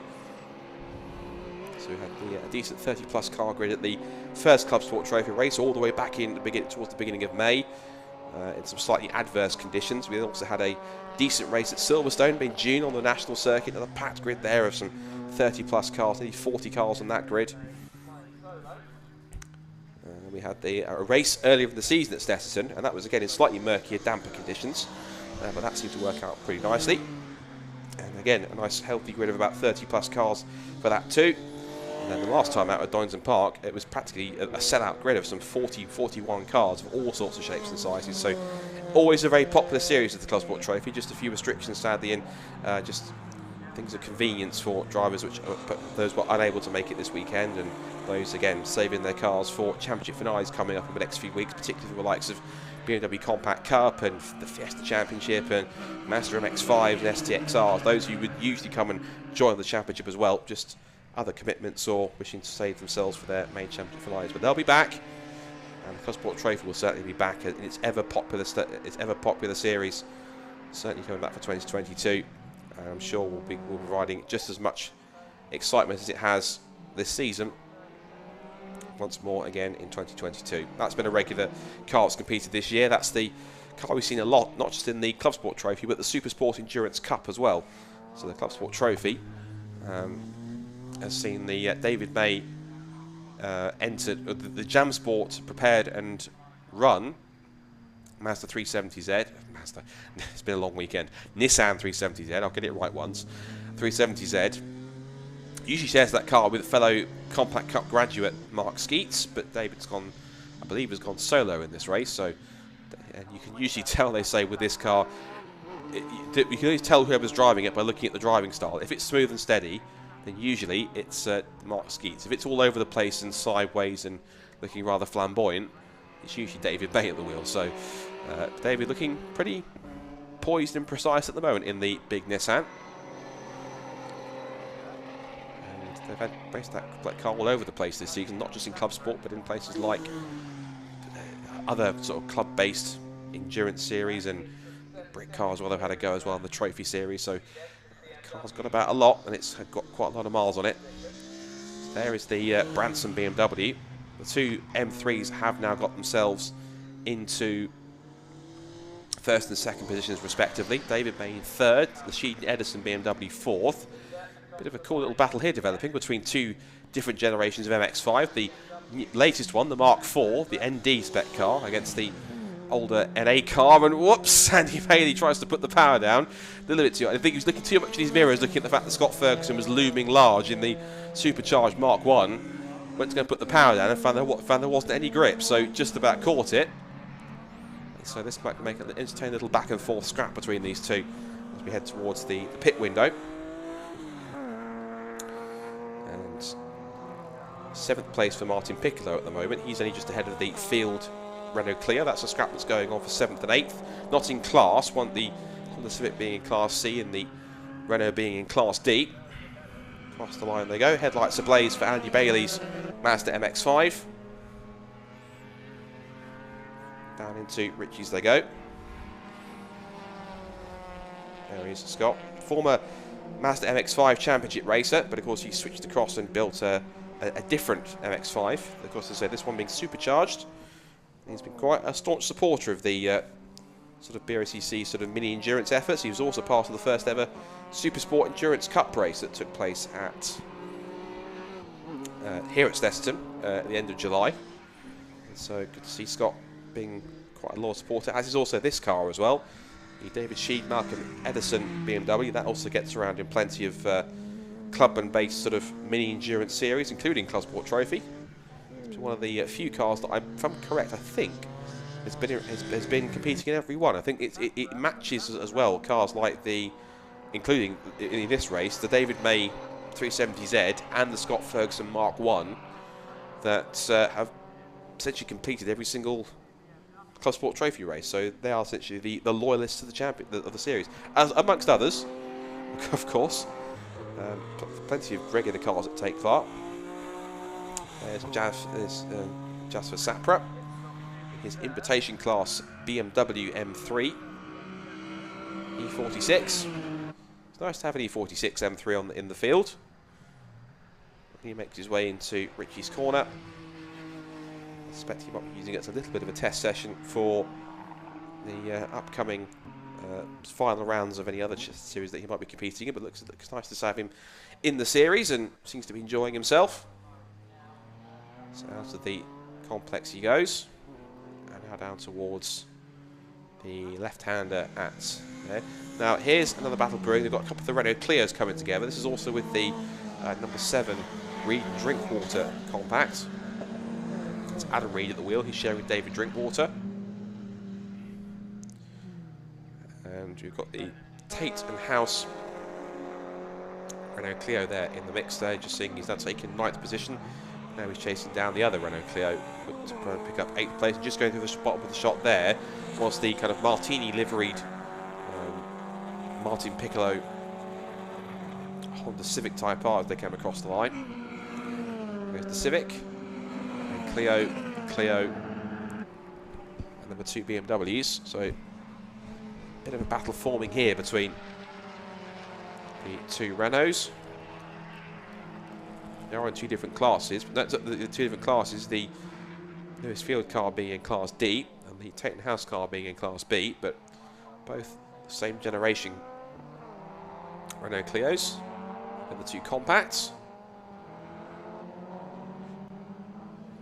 So you've also got in there, just a little bit further back, here's a couple of the other Mazda MX-5s that are competing. You've got the Mark III MX-5 Super Cup spec car of Neil Luke, and then John Robinson, who's running in the Misty Racing prepared Mark 1 that's usually been frequenting the MX-5 Clubman Championship with from Correct, Charles Boniface at the wheel.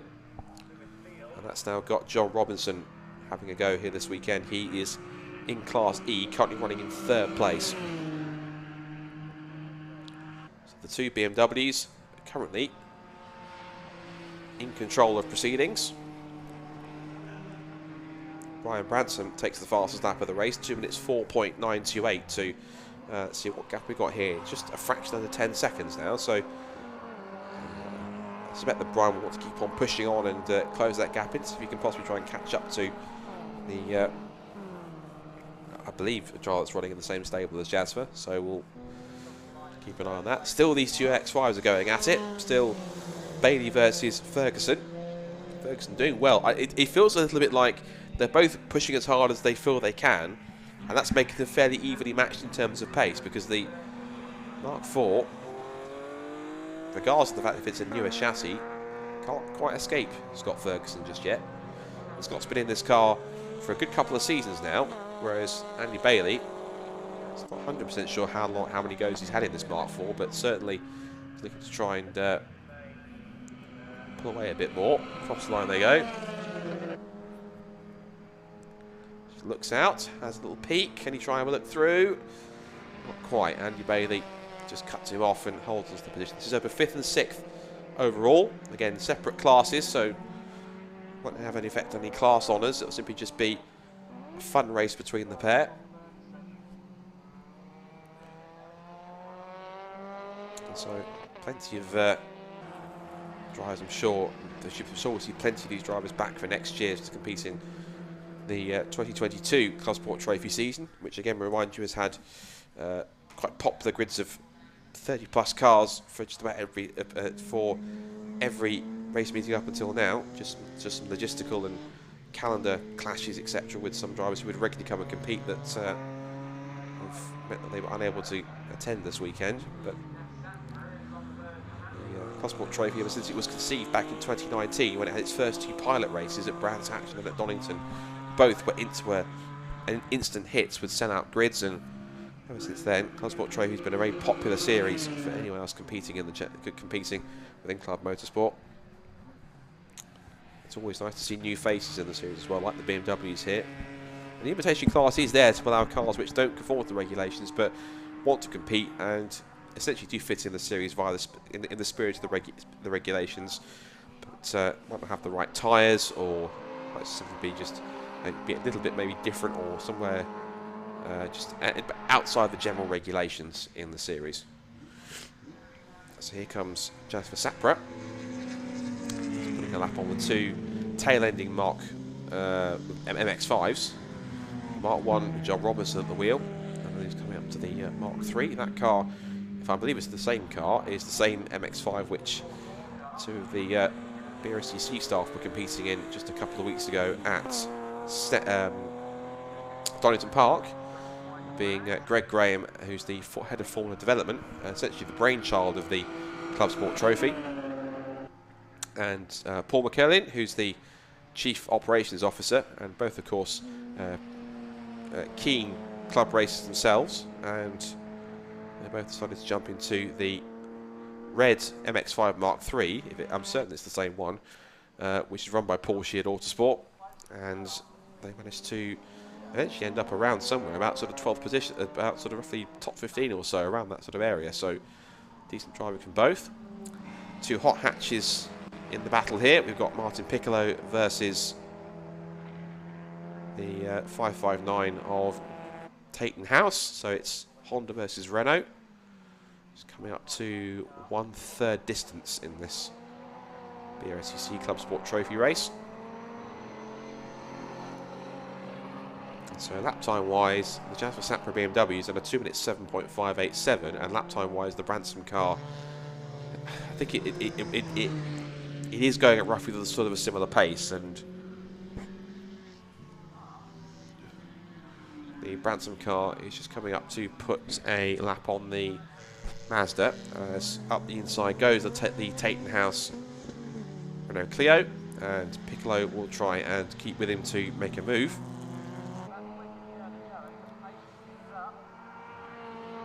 Come off running wide, and actually to the Taton House Renault, running wide onto the grass and sort of bounding over the sort of slightly bumpier part of the cross edge of the track, but managed to rebound back on. Has to do all that hard work all over again, so he can get himself back into position and back onto the tail of Martin Piccolo and to try and repass him again.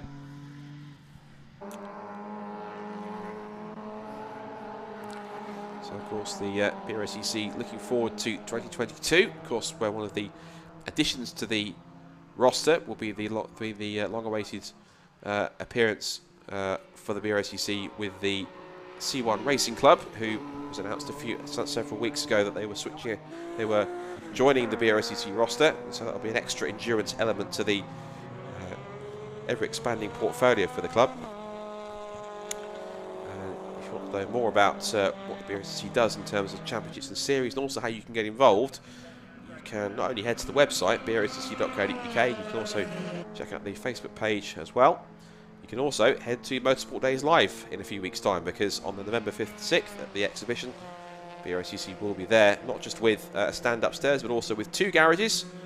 And they will have 8 cars, a variety of different cars in the mix, those which are going to be sort of confirmed within the next few weeks between now and the show. There's also, as you may have alluded to, a rather special and a real of a next generation race car, which has been kept top secret until the start of the show. So best thing to do would be to get yourself down to Motorsport Days Live. It is free to attend, so you can get tickets for free. Go and visit the BRSCC stand and the BRSCC garages and find out how you can get involved, not just with the club, but also to race in one of the championships as well, if any of them take your fancy. And can have a chat to the wonderful BRSCC HQ staff and coordination teams who can certainly help you out with any series that you might want any more information on. They're going to be in attendance. So Jasper Sapra then is about to put a lap on another BMW, that being with the Chris McGinley car, 444, and also then himself is also going to put a lap on the Lewis Field Clio. In fact, this is a battle for position, in fact, actually, between Field and McGinley. Up the inside goes the BMW, that's moved for 10th position. They are in different classes, granted, but again, still a decent little battle between the pair. So up to a top 10 position goes Chris McGinley, down to 11th has gone Lewis Field. We should also mention, I did see a pit wall going up that I think suggests that the pit window is just about open, I think. So I did see the board go out, I think which suggests to the drivers that pit window is open. So that will now mean that car drivers can start to come in and make their mandatory pit stops. And the minimum pit stop time from pit in, when you reach pit in, to when you reach pit out, has to be at least 2 minutes. And if you're found to be under that, under the 2 minute time period, then you get a time penalty based on the number of seconds which you pit short on your pit stop by. So if you shorten your pit stop by 20 seconds, you get a 20-second penalty or something along those lines for that into the mix. Now there's one car that's faltering, I'm afraid. That's the Adam Reed and David Drinkwater BMW, and pulling off onto the grass, I'm afraid. So it looks like the Reed and Drinkwater BMW having problems before it reaches the pit stop. So sadly, that's going to be out of the race, I'm afraid, as Jasper Sapra makes his way past Martin Piccolo's Honda Civic Type R. And that's a real shame. 20 minutes into the 45-minute race, and the BMW Compact has come to a halt on the exit on the outside of the bomb hole. So down into the hairpin goes Martin Piccolo.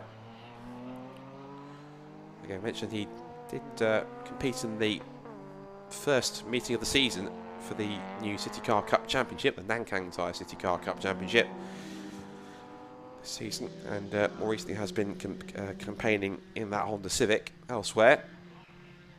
It's nice to have him back on a BRSCC weekend, is Martin, and good to have him in the Civic. So Sapra then makes his way out of the Agostini hairpin and will head up towards Hamilton. I'm sure he'll be coming in for his pit stop anytime soon.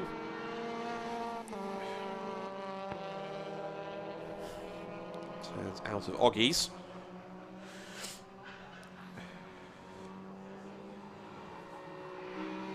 Out through Williams and onto the Bentley straight now on lap 10.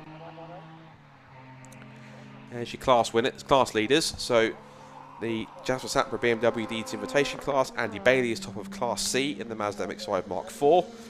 Neil Luke is in the Class D, who now leads at the moment because we had our first couple of pit callers in for their mandatory pit stops. Lewis Field and the Renault is now in Class D. The Class A runner, the sole Class A runner, David May, is also in for his pit stop.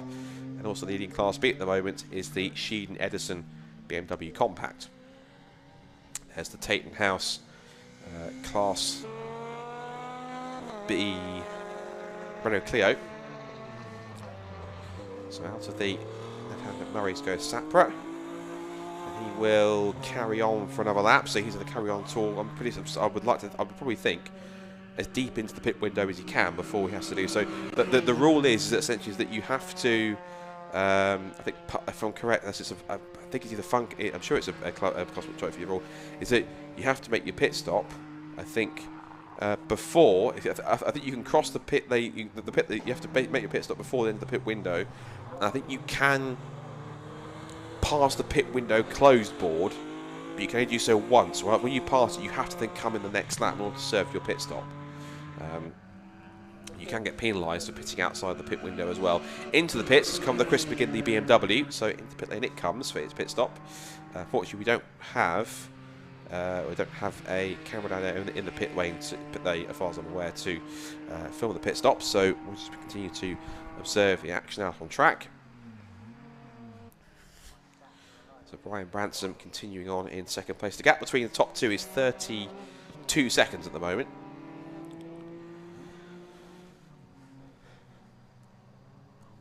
As Brian turns his way in. So whilst this race continues on, there's a few more meetings in the BRSCC calendar to complete. Just looking at my pit by window, and on circuit now. It's gone to David May, Nissan 370Z. He continues on. He comes back out in what would be 5th position, because a couple of drivers that have gone through haven't pitted yet. Well, the top 4 haven't pitted yet. Andy Bailey has. So Andy Bailey's gone through and hasn't pitted yet. Neither has Martin Piccolo. David May then exits from 5th on 5th, and also up there now, again having courtesy of not pitted just yet, is the Neil Luke Mazda MX-5 Mark III. Also heading out to pit lane now, as you can see, is the Sheedon Edison BMW. That would be David Sheed, I think, who would have started the car. And Malcolm Edison's now handed over for the second half of the race. We've gone into the second half now, the 45-minute Club Sport Trophy mini endurance race. Scott Ferguson has also completed his pit stop as well, so we're just waiting for the second half of the field to come ahead and make its pit stops. We've had sadly lost the Reed and Drinkwater BMW E36 Compact. Scott Ferguson rejoins. He's also put another lap down by the Jasper Sapra BMW M3. So coming up to 20 minutes left in this race out of 45.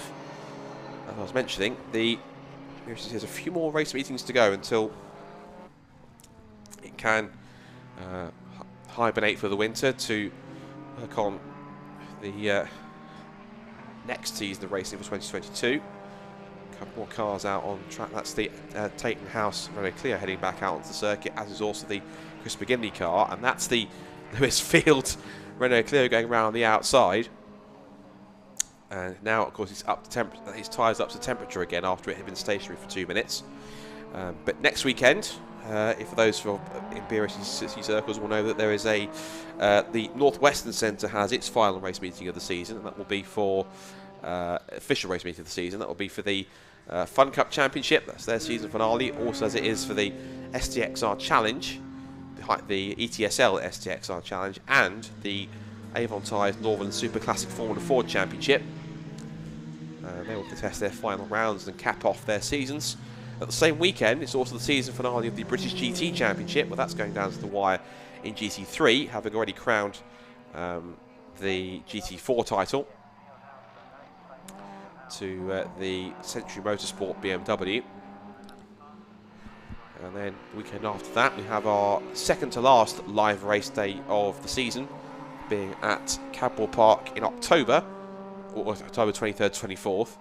And that's where we'll have Caterham's back in action once again. We'll have the Road Sport 270R, 310R and 7 UK Championships all in action. And we'll also provisionally crown their champions, as we will also do so in the BRSCC Fiesta Championship and BRSCC Fiesta Junior Championship, and also the Nankang Tyre City Car Cup will have crowned its first ever champion too as well. It's actually closer than you think, because if you've watched the City Car Cup, as we see the two Clios here, two different classes but two very similar Clios, and also the Chris McGinley BMW in a three-way fight on track. As we watch that happen, the City Car Cup, despite the fact that Nick Grindrod has been the dominant driver in that championship, despite the fact he's had a couple of not so ideal results, shall we say, it means that he's not a nailed-on favourite to win the title, as Lewis Field sends it round the outside of the Taton House Clio. And also Chris McGinley's going to try and get involved as well. He's going to try and pick himself through, but the straight line speed of the Class B Clio shows the class difference and performance difference in a straight line. Lewis Field, I think, was a bit more confident in the corners in that car himself compared to the Taton House car, which may not be so prominent when turning the steering wheel. But the City Car Cup, just going back to that quickly whilst we were watching the action in front of us here between the 3 cars. And this is actually four position, overall position, 8th, 9th and 10th. The City Car Cup is not fully decided yet on drop scores, because it is still a chance that Nick Granger could be the most successful driver of the season, having won all but about a couple of races, and yet could end up not winning the championship, but it could possibly go to his teammate Duncan Stone, or another one of the drivers that's pretty close. Another pit stop complete. That's the Neil Luke Mazda MX-5 Mark III. So that wanders out back on circuit after its mandatory pit stop. I believe that the pit window probably will close, I think, in around about 2.5 minutes time. I think about 15 minutes to go is when it's going to close, I believe. So anyone that hasn't made a stop yet, which includes the Andy Bailey MX-5 Mark IV and the leader, Jasmine Sapra, that's just gone past the commentary box here, still in the lead, will have to do so, otherwise they may find themselves in trouble with a penalty. Brian Branson has pitted, so that BMW's into the gasoline alley for its mandatory minimum 2-minute pit stop. And going back to race events that are still on for the BRSCC this year, there is, of course, the centrepiece of the club's season, which is, of course, the end-of-year spectacular that is the Formula Ford Festival. This year, even bigger, even more special, because it is the 50th running of the Formula Ford Festival. And meanwhile, the Brian Branson BMW leaves pit lane. I think Martin Piccolo's has also been in as well, so he's made his mandatory pit stop. The only car that hasn't yet is the Jasmine Sapra BMW. It's round the outside goes Chris McGinley. Great move round the outside of the Tatum House clear, but watch the Renault on the exit of the corner, put his foot down, and straight back past he goes. So that's the great performance difference. But then again, you might get some drivers not just with different performance levels of car, but also different skill levels and confidence levels behind the wheel, and so some cars will have different strengths and different weaknesses. So therefore, a car might be massively fast in a straight line, but it might struggle in the corners. Whereas a car that's maybe a class or two lower might be less powered, yes, and not be as potent on the long straights. But when you go in the corners, it's much more agile, much more able to hit the corners better, and therefore is much more able to eat up the mileage, and therefore actually makes the cars very similar in terms of performance and actually the way in which they can attack the circuit as much as possible. So, but the Formula Ford Festival coming up at the end of October, there is already at the moment just over 90 cars entered, which is quite phenomenal. And it's great to see so many Formula Ford races, both past and present, in cars both past and present, that are getting themselves involved and want to be a part of the festivities. It's also where we'll see the finale of the trio of Mazda MX-5 championships, the Mazda MX-5 championship for Mark 1s, the Mazda MX-5 Clubman championship also for Mark 1s, and the Mazda MX-5 Super Cup as well, all three to be decided. And I must correct myself also, because I mentioned about the fact that the Alton Park would be the finals day for Fun Cup and STXR Challenge, without me being completely silly and forgetting the fact they have one more race to go after that, at the weekend after the Formula Ford Festival, and that's on the Saturday 6th of November, and that's at Donington Park, where Fun Cup and STXR will contest their final rounds there and then. But also that same weekend is when we have Motorsport Days live, so if you happen to be around at Silverstone area, you can of course attend there. And then obviously 12th to the 14th of November there is the BRSCC assisted and run Mitsubishi Motorsport Race of Remembrance event, of course, with a couple of special support races, the ROR Club Sport Trophy and the ROR Mazda All-Comers Cup. So for more information on those, you can head to the website brscc.co.uk, and then essentially that is the BRSCC season finished come the conclusion of Race of Remembrance, and then it will all start again around about March time again next year. Of course, there's more details on the calendar I'm sure will be released in due course. I know the club has been working hard in the background to create next year's schedule, and plenty of exciting things set to happen. It should be a year which I know a lot of people in the club are very optimistic about, very excited about for many reasons, and in terms of competing in whatever championship it might be, anything, whether it's brand new series or existing ones that are getting a refresh, or regular favourites. It's certainly going to be a year, I'm sure, that BRSCC are very much looking forward to and very much hoping will be a successful one. And I'm sure those who are watching, who are either regular fans or those who compete in BRSCC Championships and Series, hopefully you'll be along with us for the ride, because it's going to be quite hopefully a fantastic year. A busy year, but a fantastic one nonetheless. Now then, the Jasper Sapra BMW has the last person to make its pit stop. So it looks like it heads out. It looks like it did make a pit stop just came in just before the pit window closed, which it has done now. So, but actually, yeah. So he heads out onto track, and I imagine he would have only. I don't know how much time he would have lost if. But I think he might be on the same lap as the Branson BMW now. I think, or the Branson BMW will be on the same lap as him, given that Sapra is still in the lead. So the rest of the field goes through. And so wonderful settings here at Snetterton. The sort of, it's quite relatively flat circuit, means that you, compared with the scenes we had yesterday, it's a beautiful autumnal late afternoon, early evening sunset, and it kind of just, in some cases, kind of sums up the part of the season that we're in. Kind of the sun setting on the 2021 season, champions being decided. Season's coming to an end, and as the sort of autumn turns to winter, of course, the thoughts turn to next year and what happens next year's season. And the summer season's gone quickly, the summer season hasn't gone as quickly, and has felt quite long and quite arduous, but there's always next season, there's always a new challenge, there's always a new chance to go for the title, and for people to enjoy themselves behind the wheel of a race car, which is what it's all about in club motorsport.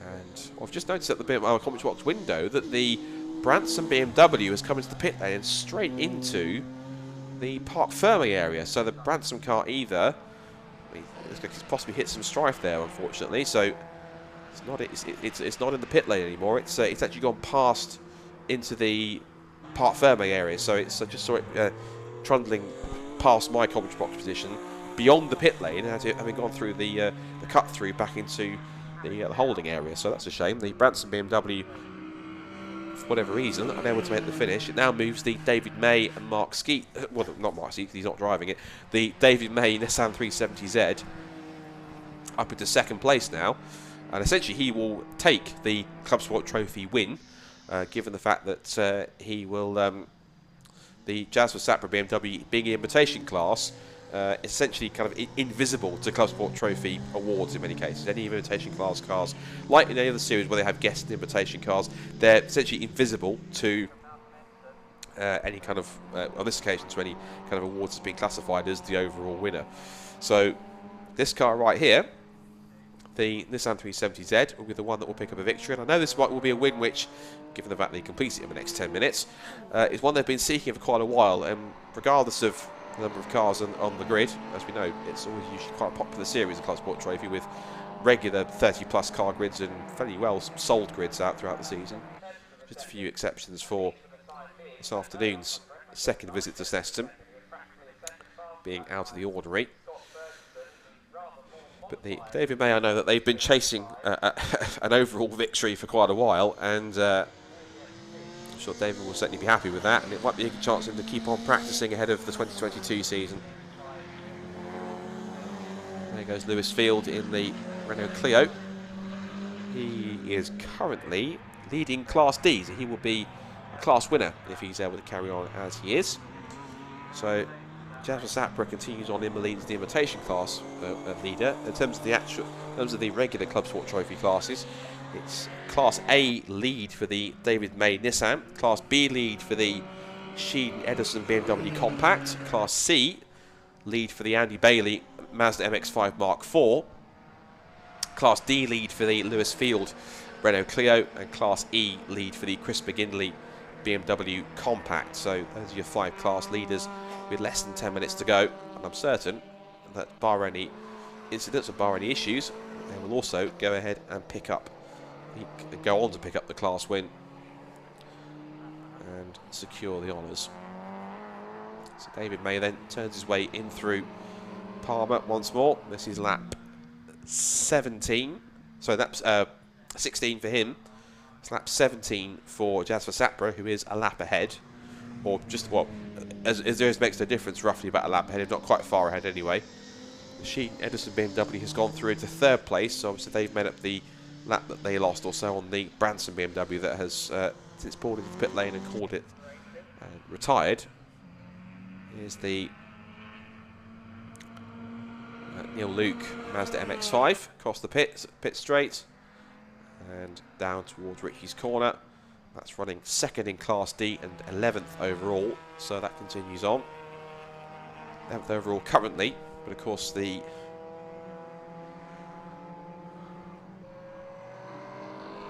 Branson BMW, of course, now in the pit lane or in the Parc Ferme area now, sort of this point in time out of the race. 7.5 minutes to go in this final race of the weekend here at Snetterton, the BRSCC Club Sport Trophy.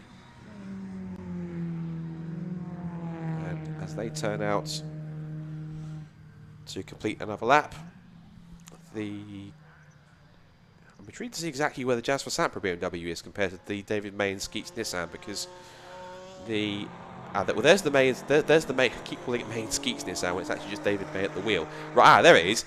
That Sapra car is practically a full lap ahead. That's why I couldn't see it. It's because the Sapra car is essentially a full lap ahead here, and I believe it's also on slicks. I mean, that's the reason why it's in its invitation class car. So that's the reason why it doesn't score anything at all. But of course, they are here, I guess, just to be an additional entry, and of course also to get some practice in for any other remaining races they may have in other series commitments. Out through Ritchie's they go. Yeah, that time wise, David May, I think he's fairly secure with the knowledge that given that he is the top placed Club Sport Trophy classed car, he will essentially take the victory at this point in time. There is David. Of course, he and Mark used to be stalwarts in the BMW Compact Cup, and David May has also been a former Masters champion in the Compact Cup as well, so pretty prominent. That's of course BMWs he knows all about, including, I'm sure, in many cases that one. Turning in through Hamilton with just 5 3/4 to go. You can see the camera makes it look a little bit darker than it actually is, because it's a little bit lighter out there than the camera lets on. But it's a wonderful sort of sunset dusk shot here for watching these cars go around. It's a wonderful shot when they had the last Club Sport Trophy race of the season last year at Donington Park, and the race took place at no, it's the second to last Club Sport Trophy race that we had at Donington Park, and it ran into quite late into the afternoon, into a very late afternoon. So the race actually ended up finishing in twilight with drivers, all the cars with headlights ablaze. It was a wonderful shot. It's a very evocative sort of shot of watching the cars drive around with headlights on in sort of darker conditions, and it's a wonderful sense of what endurance racing is like. It's usually there's the romance of endurance racing, of watching cars racing through from daylight into the dusk, into darkness, back into the early morning, and then back up again into broad daylight. Jasper Sapra, just for good measure, pumps in the new fastest lap of the race, 2 minute 4.689, and also for good measure completes putting a lap on the David May Nissan. So David May a little crossed up as he went through the apex. I think, including the lap we're on, we're probably going to get, including this lap, 3 more laps. So after this lap's complete, there'll be 2 more to go, given the timer that we're on.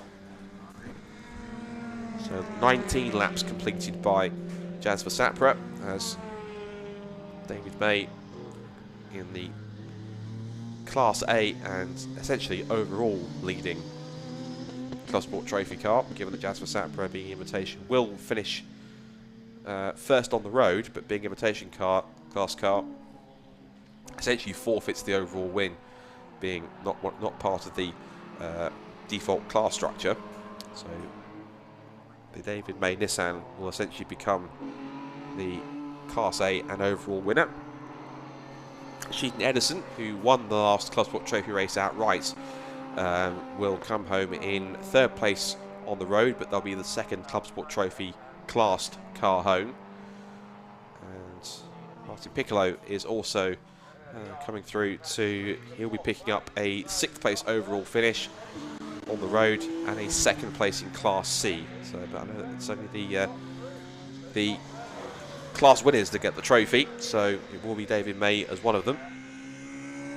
This will be good practice for them for next season, where we hope to see the big Brutus Nissan 370Z back out on the track. There's John Robinson, who's been enjoying himself in the Mazda MX-5 Mark 1. There is the rather flamboyantly driven at this point in time David May Nissan. So across the line goes Jasper Sapra with about 2.5 minutes to go, and the M3's lap time pace of about 2:04, 2:05s. Now I'm going to get time, I think, for one more lap after this one. So heading up towards the hairpin now, and David May puts a lap himself on the John Robinson Mazda MX-5. And that car is 2nd in class behind Lewis Field. It's on the same lap, but it's about roughly about a minute and 20 minute and a half behind. So it's roughly around about, looking at the lap time pace, it's about, I'd say about sort of roughly just more than half a lap behind in terms of their own personal lap time. David May turns his way with the big Nissan all the way through Agostini. Now towards Hamilton again. This is on his 19th lap. Jasper Sapra on his 20th. So Jasper Sapra leads, David May 2nd, and then we've still got the Sheaton Edison BMW here, which is 3rd and Class B leader. So they will be looking to take home the Class B honours. Scott Ferguson 4th, who will be 2nd in Class B.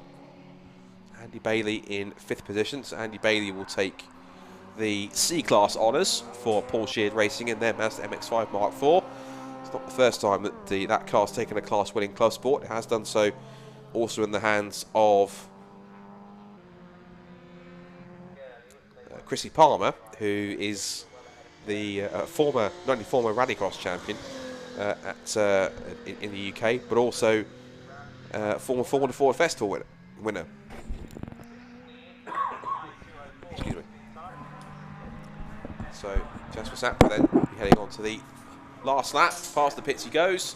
30 seconds left on the clock, which means we are on to our final lap of the race here for our final race of the weekend of the BRSCC Club Sport Trophy. And as David May makes his way across the line to start his final lap, he has got quite a comfortable lead over Sheaton Edison BMW. He's unchallenged for class win because he's only the only Class A car in the field. But in terms of his comparison to Sheaton Edison in the Class B car, he's a lap ahead at this point. So, virtually a lap ahead, given the same way Jasper Sapra was when we looked at the comparison between him and David May in terms of where they were on circuit. There's Martin Piccolo's Honda Civic Type R as it turns out of the Wilson hairpin.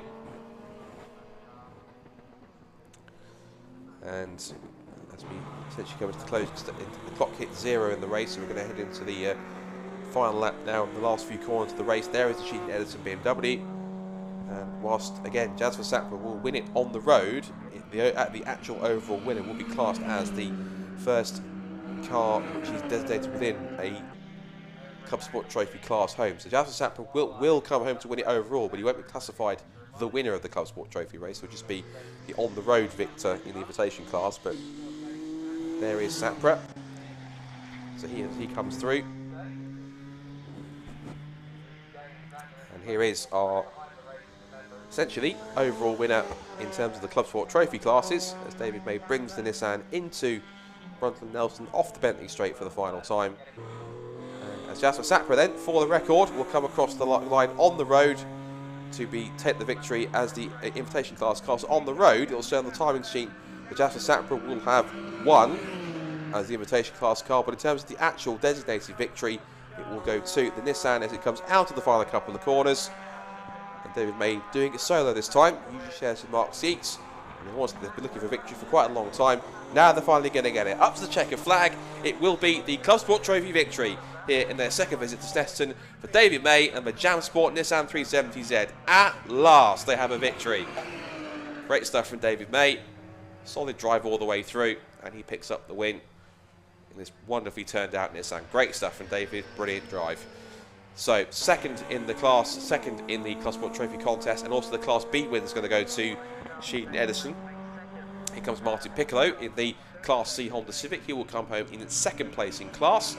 Flash to the headlights, and he finished up a decent P6 overall, so well done to him.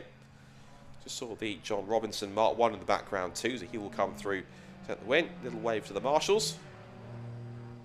And big thank you to all the marshals as well for their fantastic work all weekend. I've had some mostly dry weather conditions, but slightly chilly or slightly warm, depending on what part of the weekend it's been. Excuse me. I probably sound like I've been dying all the weekend. It's just this, well, they call it, I think it's the worst cold ever that people are calling it. I think I possibly seem to have been kicking out the last of my system. Anyway, back to racing matters. Sheldon Edison, thumbs up out of the cockpit already.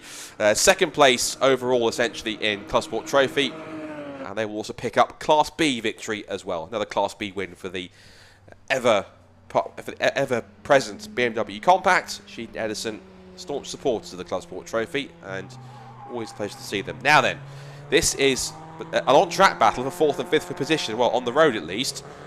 So this will be Ferguson versus Bailey. Likely sprint to a line here for position. Ferguson will try and keep going.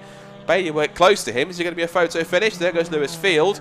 Across the line they go, and Ferguson just beats him. So Ferguson will be second in Class B, but it will be at least a victory in Class C for Andy Bailey. So well done to Andy for picking up the Class C honours.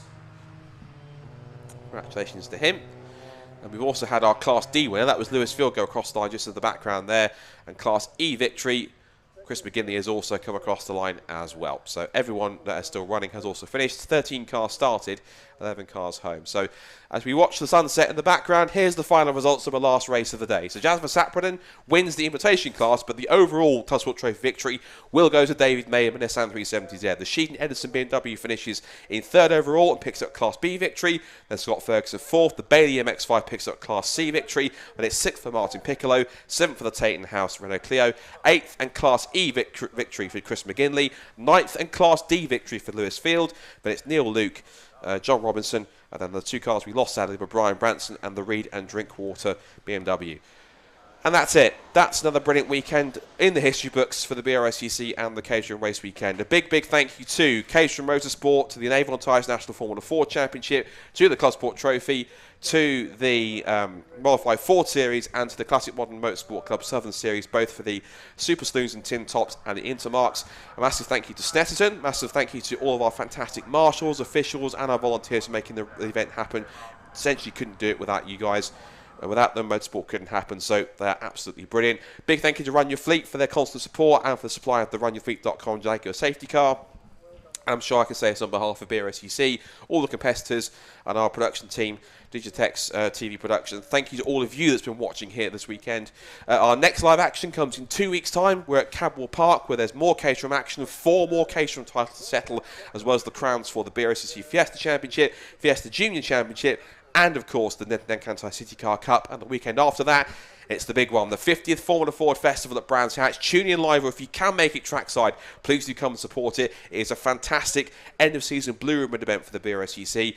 But sure to get in touch with that. Look out for all the information on the BRSCC website, brSCC.co.uk, and on the social media pages on Facebook. And subscribe to YouTube as well to keep up with all the action from all the live coverage. But from myself, Scott Woodward, and on behalf of Chris Hutchinson, Chris Buxton, all of us here at Digitex TV, and everyone here at Snetterton and BRSCC, thank you for watching, thank you for supporting. We'll see you at Cadwell Park in 2 weeks' time for more live action from the BRSCC. But until then, take care and good night.